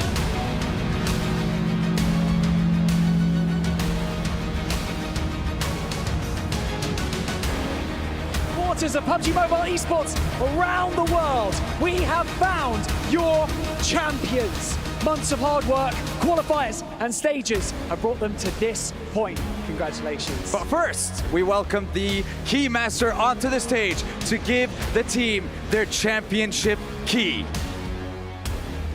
Gentlemen, Carrillo, put your key onto your trophy. The crownless are finally kings and rest on their throne. Ladies and gentlemen, PMWC champions, Alpha 7 ESPORTS!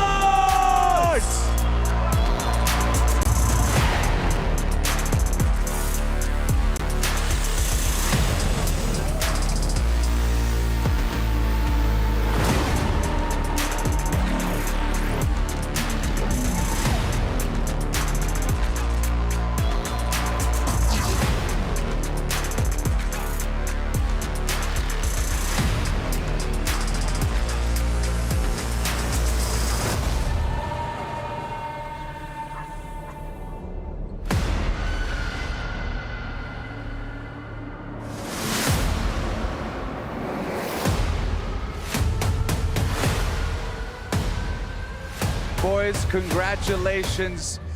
Carrillo, I'm starting with you. tell us, how does it feel? You have finally secured your first World Championship, World Cup Championship. How does it feel? Como você se sente? Vamos começar por você. Você finalmente conseguiu seu primeiro campeonato mundial. Como você se sente? Bom, é uma mistura de emoção, muita felicidade. A gente finalmente conseguiu ser campeões. Fazem 4 anos que a gente está tentando e bateu na trave, segundo lugar, terceiro lugar. E todo mundo zoando a gente. E não tinha outra equipe para ser campeão, tinha que ser a gente, porque a gente merece muito. E a gente está muito feliz. It's a mixture of feelings. We've been trying for a long time. It's a lot of emotions.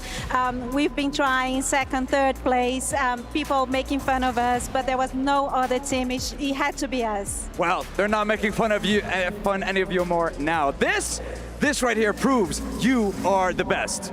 It's true, it is true. Carelio, I'm going to come to you one more time. We have a very important question to ask you. Which 3 teams' keys are you going to crush to place in the base of your trophy? Quais são as 3 chaves que vocês querem esmagar para colocar na base do troféu de vocês? Bom, nós decidimos juntos e nós vamos colocar a Vampire, a IHC e a Reject. Mas é porque a gente respeita muito esses times, eles são muito fortes. We decided together we're going to do Vampire, Reject, IHC. And IHC, and that's because we respect them very much. They're very good teams. I mean, they're taking a reigning world champion, the 2-time MSC champion, and the team that took away the PMGO from them. There's no sweeter revenge than that. And Carelio, I want to give you this opportunity. Anything that you want to say to the fans, family, supporters that have supported you this entire journey, all this way to becoming the PMWC champion? Vamos te dar essa oportunidade agora. Alguma coisa que você queira dizer para a família, para os fãs, para quem quer que esteja apoiando vocês? Bom, eu só tenho a agradecer a minha família, a toda a torcida da sede que nunca deixou de nos apoiar. Foram longos anos aí tentando e eles sempre apoiando a gente. E o mais importante é agradecer a Deus, porque é por causa dele que a gente está aqui. E esse título é sensacional, é por conta dele. Eu tô nervoso, tô tudo, mas agradecer a Deus, porque ele é muito importante, ele muda a nossa vida. E mandar beijo para a família aí, que deve estar assistindo lá com certeza no Brasil. Amo vocês. We would like to thank our family, our fans, everyone always supported us. Many years they are with us. A7 always supporting us very much. And to thank God, especially because it's because of God that we're here. We're very nervous and I would like to say hi and send a big kiss for our families and thank you. Thank you very much. Love to hear that. Once again, congratulations, Carelio, Alpha 7, incredible performance. You have proved time and time again that you deserve to be here and you deserve to be the champion, and you have also earned the right to immortalize Alpha 7 and yourselves in the history of the Esports World Cup by placing your key later on into the totem. That is right, so we're going to give you that opportunity one more time to lift that trophy and cement yourselves as the champions. Ladies and gentlemen, make some noise for Alpha 7 Esports!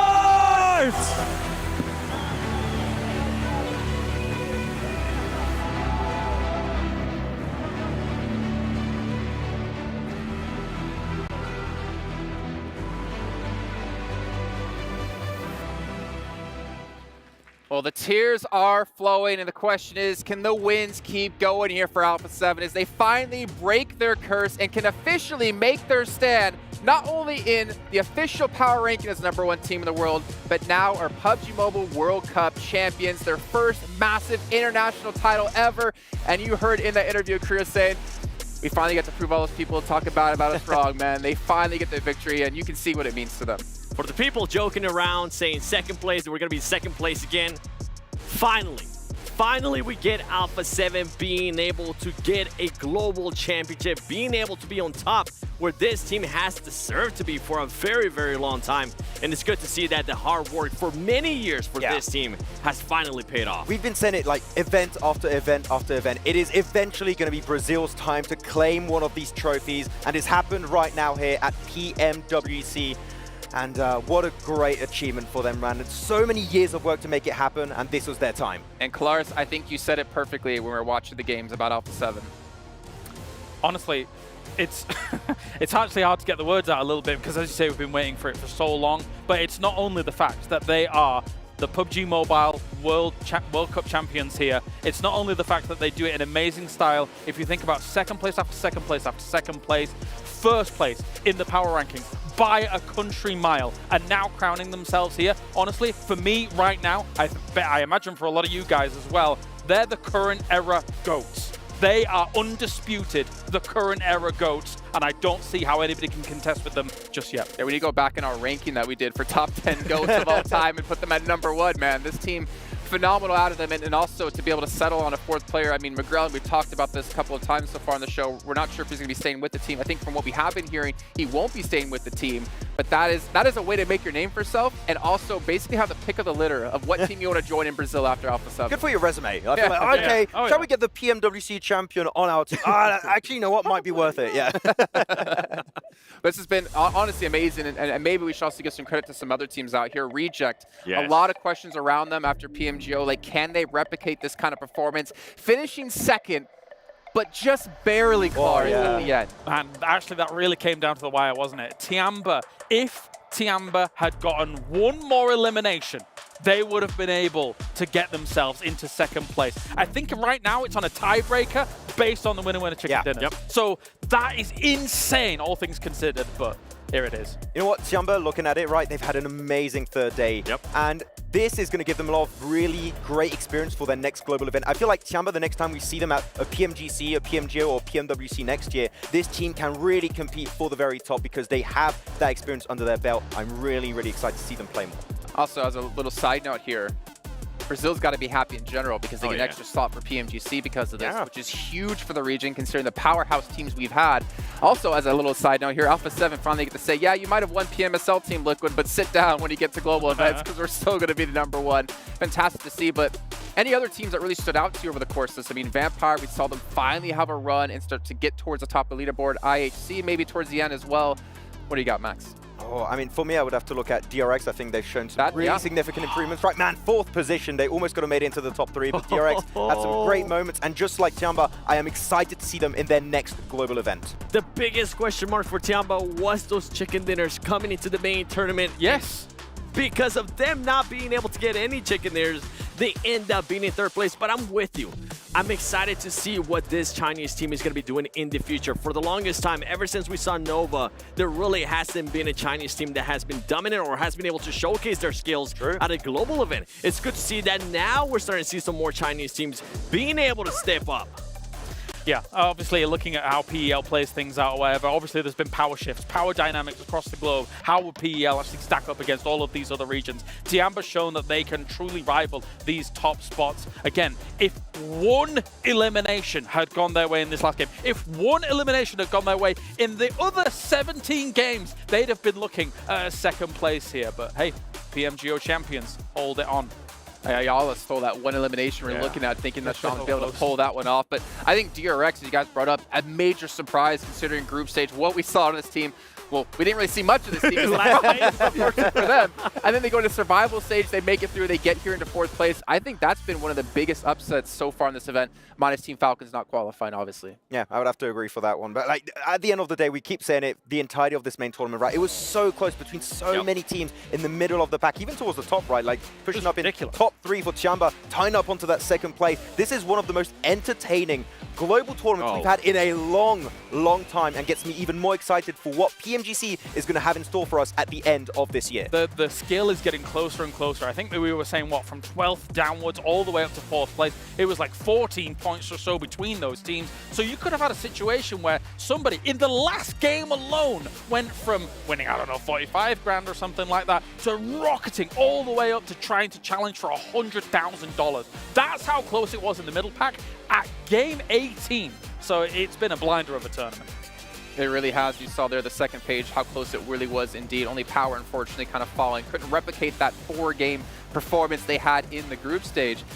For MV, though, even though, just 4-MV, man. I think for me that's been one of the most disappointing results so far because, Max, we got through the watch parties for CSA. We saw what they could do in their region. but something was massively lacking when we got to the I mean, if we bring up 4MV, we have to bring up Falcons too, right? I feel like those are two teams that we expected to already for Falcons make into the main tournament, but just do better in general. But you know what? Sometimes it just doesn't quite work out for them, and hopefully they can go back to the drawing board in the full season of CSA, and if they make it into PMGC, try and perform over there. I mean, that's the thing, right? We're actually only a few weeks away from PMSLs kicking off yet again. And we know PMGC is around the corner. We know how teams are going to be qualifying into PMGC. So yeah, you might get some wins here, you might get some good results, but their job's not done. You go home, maybe take a week off, and get straight back into that grind once again. I'm intrigued to see what kind of roster changes we're going to be seeing due to the outcome of this event, right? You guys were talking about maybe McGrellin not continuing with Alpha 7, him being able to pick wherever he might want to go in Brazil, and now Brazil with being the champions out of PMWC, having that extra slot going into PMGC, that's going to be massive. If I'm McGrellin right now, oh man, I'm so excited to see. I know he's going to get picked up by Alpha 7 though. Oh, Ratto boy! Yes! Oh, I'd be so happy. Well, let's move on here. We're talking about the greatest team we have here so far this event, taking home the championship. It's time to take a look at our MVP. I'm not going to give you predictions because we actually kind of already know who it is. Max is looking at his phone. He's like, all right, this guy's the MVP. Let's actually show it for you guys. He didn't want to curse it. Yeah, he didn't want to curse it, but not to mention a lot of extra money. I think it's $50K for being the MVP of the event, and it will go Reject's way with Regiocio. Back-to-back global event MVP from PMGO at the start of the year in Brazil, now over here in Saudi Arabia, Riyadh. Man, this guy's been on point. The mini 14 god of this lobby. And man, his nades are not to be sniffed at either. No, he's been on point when it comes to his utility play. Like, clearly a standout player for Reject. And I'm excited to see how his career is going to continue for the rest of 2024. One of the main reasons why Reject was even challenging to become the champion here at PMWC. And I'm with you. For him to be able to now get back-to-back MVPs at global tournaments, I'm trying to think back if that has not been done in the past. And I don't think it has. Really because when Nova was winning, it was always a different player. It was either Parabor, it was Order, or maybe it was Jimmy as well. You never knew who was going to win. But for him to be able to put up this performance back-to-back in global tournaments is so impressive. So technically, Reiji can do the Grand Slam of PUBG Mobile Esports for 2024. If he does in PMGC, oh man, best player out there. I mean, and he might have the chops to be able to do it. I mean, looking at a lot of the fights that they were able to take here, not only was the utility game strong from them as well, but even just the entry frags that they were actually being able to utilize, as well as defensive frags. If you think back to the island finish on Erangel, they were holding that compound down for a long time and held it strong against people in the compound to then transition over water situations. So yeah, the world's his oyster. I think the craziest thing about them actually as well is that the fact is they got in from this event because they won PMGO, not because they qualified from their own region. They placed, I think, 9th in their own region. It was bad. We almost didn't even get to see them play, and then they come into the event and they get 2nd place. It's really interesting that they're able to play so high in global, but so low in the region. But this is what people have to, these teams have to truly understand and realize about PUBG Mobile. International competition is very different to regional competition. You can't just, I mean, let's take 4MV, for example, and Falcons in this scenario. They look great in their region, but come to international, it's a different ballgame. Not necessarily in terms of how you're going to execute an overall skill, just how the lobby feels, the flow of the lobby. You've really got to feel it out very fast because you have limited time to be able to do so on the international soil. It takes a skill set that's so hard to really train as well because you're so used to your region. Yes. And you don't have to adapt so quickly. But during this event, we did have a couple of records broken. Ooh. One of them, at least, we didn't expect to be broken when it came to longest distance elimination. Let's actually get a check-in here with our results. And we do have Alpha 7, of course, with 5 chicken dinners over the course of this event, getting themselves an extra 25K to the 400K they just won, plus all the money they won in the group stage as well. Are they going to go to the Rolex store after this? Maybe. I mean, that's why they didn't get 6 eliminations. They could have been like, oh no, we're not going to get 6 wins. We're going to make it easy for 2025 PMWC. To beat ourselves again. We're going to beat ourselves again. I can see Refus as well. At least 4MV gets an extra 10K for themselves with the longest elimination. This one we find going to be extremely hard to break in the future as well. Because that is it's a long shot. I want to see that clip. 120. Yeah, where's the clip? Give me the clip. Get us the clip. Yes. Dang. Yeah, nobody's breaking that. 421. Even like Tony K, right? Most eliminations in an event, 53. I actually am curious, like, what did Regiocio get at the end of this? Because 53 is insane. I don't think anyone's beating that ever. Yeah. Are they going to slowly like reduce it by like a certain percentage every year until someone can break it again? It slowly decays over time. Yeah, okay. Or you add the total that you get from it every year. I mean, beating a record from an invitation-based tournament into a qualification-based one is tough. Like the transition from those two events is really hard. So and then it might take a few years to like beat that record set by Tony K. As time goes on, the skill gets closer and closer between all the regions as well, so it gets harder and harder to be that absolute insane. Yeah, it's going to be very difficult. We saw it perfectly with this tournament. I think it was Ray Gioso ended up with 33 elims, so not even close. 20 behind. That's ridiculous. You'd have to absolutely stomp PMWC to be able to pull that one off, and that we don't see that happening anytime soon. And also, interesting thing here, our Infinix Dream Squad. I'm actually curious to see who this is going to be. It's our top 4 when it comes to our MVP. So we know Regiocio is going to be there. We know Mafioso is probably going to be there. I wonder, is it going to be 3 Alpha 7 members and Regiocio? Are we going to see the Enigma Galaxy for Alpha 7? UZZ. Okay. I'm happy with this. Me too. Of course you're happy with that. Of course he Well, is. QCC performed so well for them during group stage. I feel like he didn't perform to the point that we kind of expected him to here in the main tournament, but for him to be able to kind of put up these performances, I am not surprised. Yeah, I mean, we're looking at this list, of course. You're like, sure, you have Mafioso and Revo. I do know as a fact, looking at the stats, that the other players, McGrellin, Carrillo, are not far behind. So could have been a full, it could have just been Alpha 7 team, almost. Well, they show out that they are the best players here when it comes to PMWC, and they also win themselves an Infinix GT20 Pro World Cup Edition phone as well that they get to use for themselves and take home. So hey, some extra prizes going for themselves, man. I'm jealous. We got one. Yeah, we did, but is it World Cup Edition? Look, I'm jealous, yeah. Okay. I mean, they're jealous. Be satisfied with what you have, boys, okay? I want more! Yeah. Well, let's also take a look at our Arcadia play of the day as well here. I don't know what it's going to be, to be honest, because we've had... yeah, to be fair, That's it could be Yoru. Oh, we got some special words here, actually. Okay, so you got Gunslinger for Mafioso, Grenade Master for Revo, Frenzy for Field Medic. All right. He rezzed his teammates in their win earlier today, like so much. He was keeping, I think it was Yummy alive just the entirety of the time, then taking that win versus Alliance. So he was the real medic. Not gonna lie, for Grenade Master, after what happened in group stages and after you got me so hyped on it, I was expecting 4MV Doc to end up being the leader in that. And by the way, Alpha 7 overrated, Doc? I don't know about that. That's gonna chase him for years. We're never letting that go. Oh, that's a bad take. We're queuing that clip up for PMGC already, actually. Yes. Can we just get that clipped out for later on in the year? Well, now we can take a look here at Arcadia play of the day. I think Yoru is a good shout as well, because that kept Reject in reach up to Alpha 7. Brilliant. It was such a good hold, and these plays don't happen too often. Also, if you're going up against players with S12Ks compared to the DBS, you've got that slight reload time between the 2 shots. So you've got to be so on point with the DBS to make that happen. And actually, even after the clutch, right, he was using so much utility and smokes that he made it look like there were 3 players in that compound. And it slowed down power significantly, so it kept the hopes of talent alive quite a bit longer in that Wrangle game. This of course, Gio coming in. Oh, yeah. This game was so important for Alpha 7. Yeah. I mean, as much as we're watching the Alula IHC POV from this one, the fact that Alpha 7 was able to solidify themselves in the top spots in that second last game meant there was almost no wiggle room for rejects towards the end. The patterns, right? The patterns ended up showing for Alpha 7. Alpha 7 being able to be passive, control the game, slow it down if they needed to, and then for Reject fully sending it, making the wrong decision, it ended up costing in the tournament. Hashtag mature team. Yeah, that's what it is. And actually, to be fair, I mean, we kind of meme about it a little bit, but Alpha 7 really have matured as a team over time and have definitely showed they've come willing to play a different style, a slower style. Hey, that's you, Coloris. Hey, and willing to adjust, because what was going on in the past wasn't allowing them to win titles, and finally they're able to do it here. Yeah, I want to take that trophy. I know, that trophy it looks great. At least they found their key again. Yeah, they found it again. They dropped on the floor when they tried to lift it again.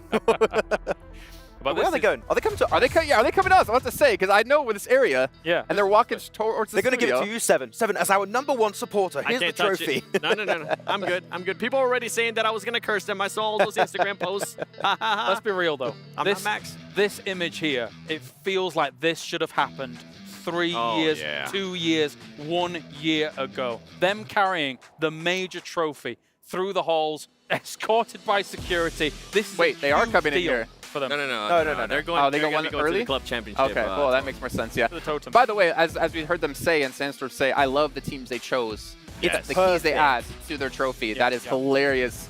to have the team who won PMGC over them, the team that won PMG over them, and the team that always wins these mid-season events. Honestly, I'm so happy that it chose those 3 teams. I mean, we're thinking maybe they were going to end up picking Team Liquid, but... That's a mean pick. Team Liquid, keep beating them in Brazil. It doesn't matter. You're still falling short when we get to global events. I'd love to know your guys' opinions. Is there any dispute that they are the current era GOATs? Oh, no, for sure. No. Like, they are. I think even before this event they were, but now they just solidified themselves. We won. This is the only thing they were missing, is winning a trophy at one of these global events, and it's finally happened. There was so much memeing. We heard the players say it. We've been made fun of for being second place, but that it's crazy when you lose track of that, for a team to be able to be so consistent, to be able to get second place so many times over and over again. Yes, it's unlucky. Yes, they haven't matured enough. Guess what? They are now mature enough. Now they are able to put their key in that tone. Of course, join all the other champions here at the Esports World Cup. You can see on the board at the moment the likes of T1. That organization has a legacy behind them. Alpha 7 have a legacy behind them that's continuing to grow and continuing to improve as we continue through the growth and development of PUBG Mobile Esports. And man, they're almost crying. It's almost making me to tears, and I don't cry easily. To be honest, I'm in shock that this is the first global trophy for Carrillo too. With how well he has been for so many years, I would put him up there as one of the GOATs now for PUBG Mobile 2. We were talking about how this team is one of the GOATs right now of our current era. Carrillo, with the way he's been able to play, with so many ups and downs that he has had, with the switching of teams as well, going from Loops now to being in Alpha 7 for such a long time, and being able to perform over and over again, pretty much silencing the doubters.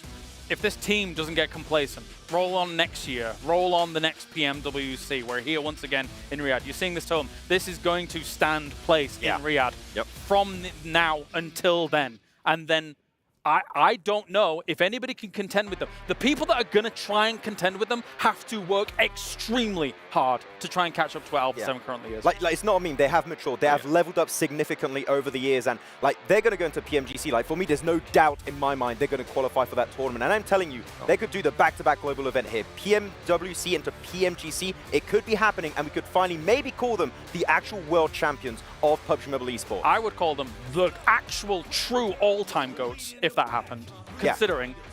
Better than Nova. I think it beats Nova's legacy. Because the skill progresses from year to year to year. If you match up teams now compared to 4 years ago, 3 years ago, that's why I'm selling it. I agree. Well, that is the question, right? Will they get complacent? Will they fall off? We've seen teams do this in the past. Bigatron's going to be one team that comes to mind. Nova's going to be the other team that comes to mind.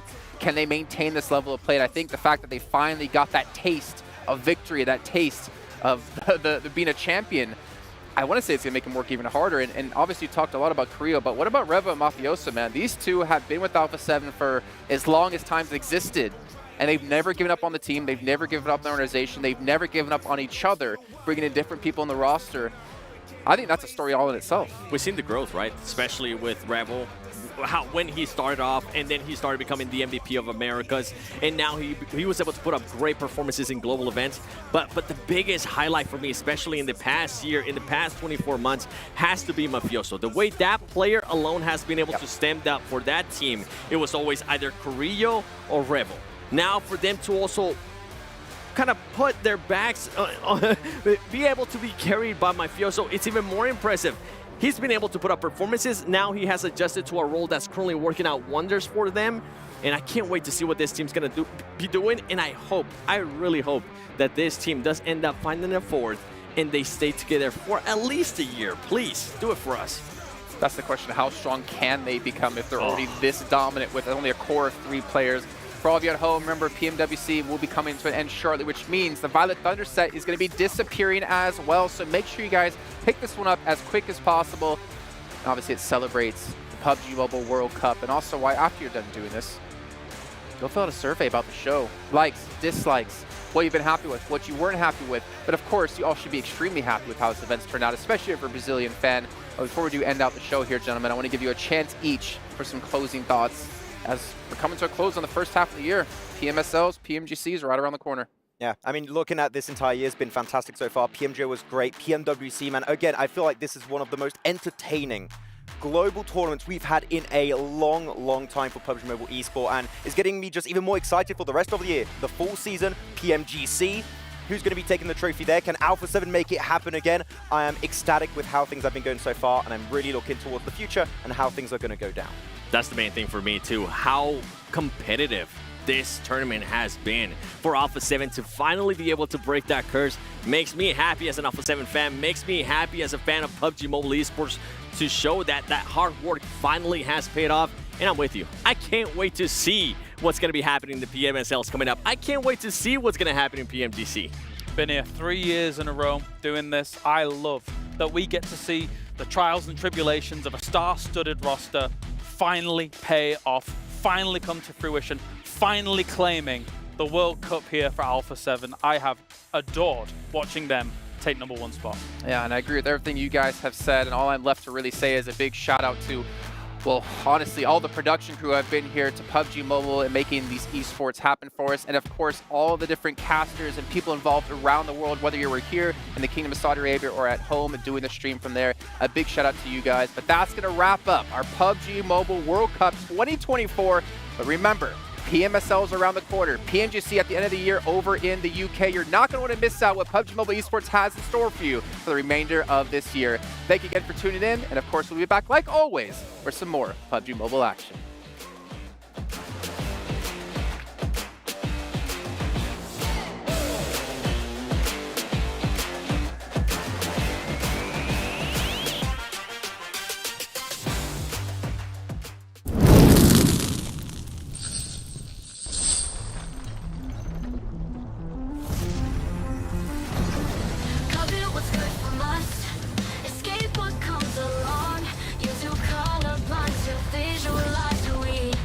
They wanna live for.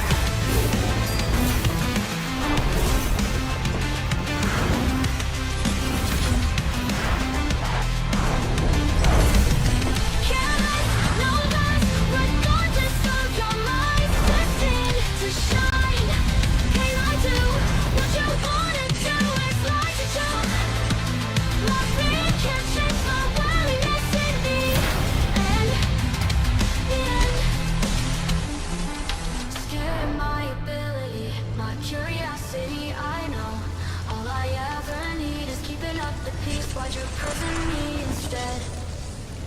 Covet what's good from us. Escape what comes along. You two come upon to visualize who we are. Light, careless, no less. Regardless of your mind, destined to shine. Can I do what you wanna do? It's like a joke. My fear can't change my willingness in me.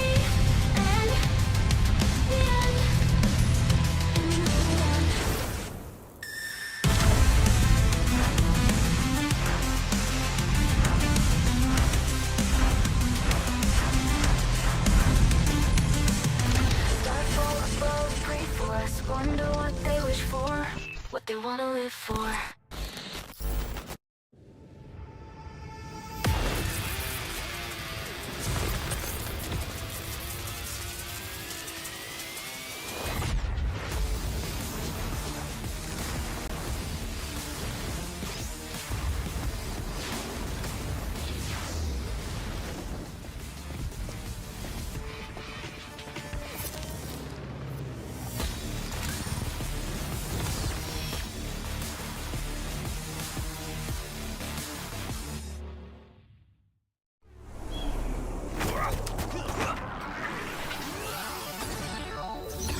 Ready, set, go.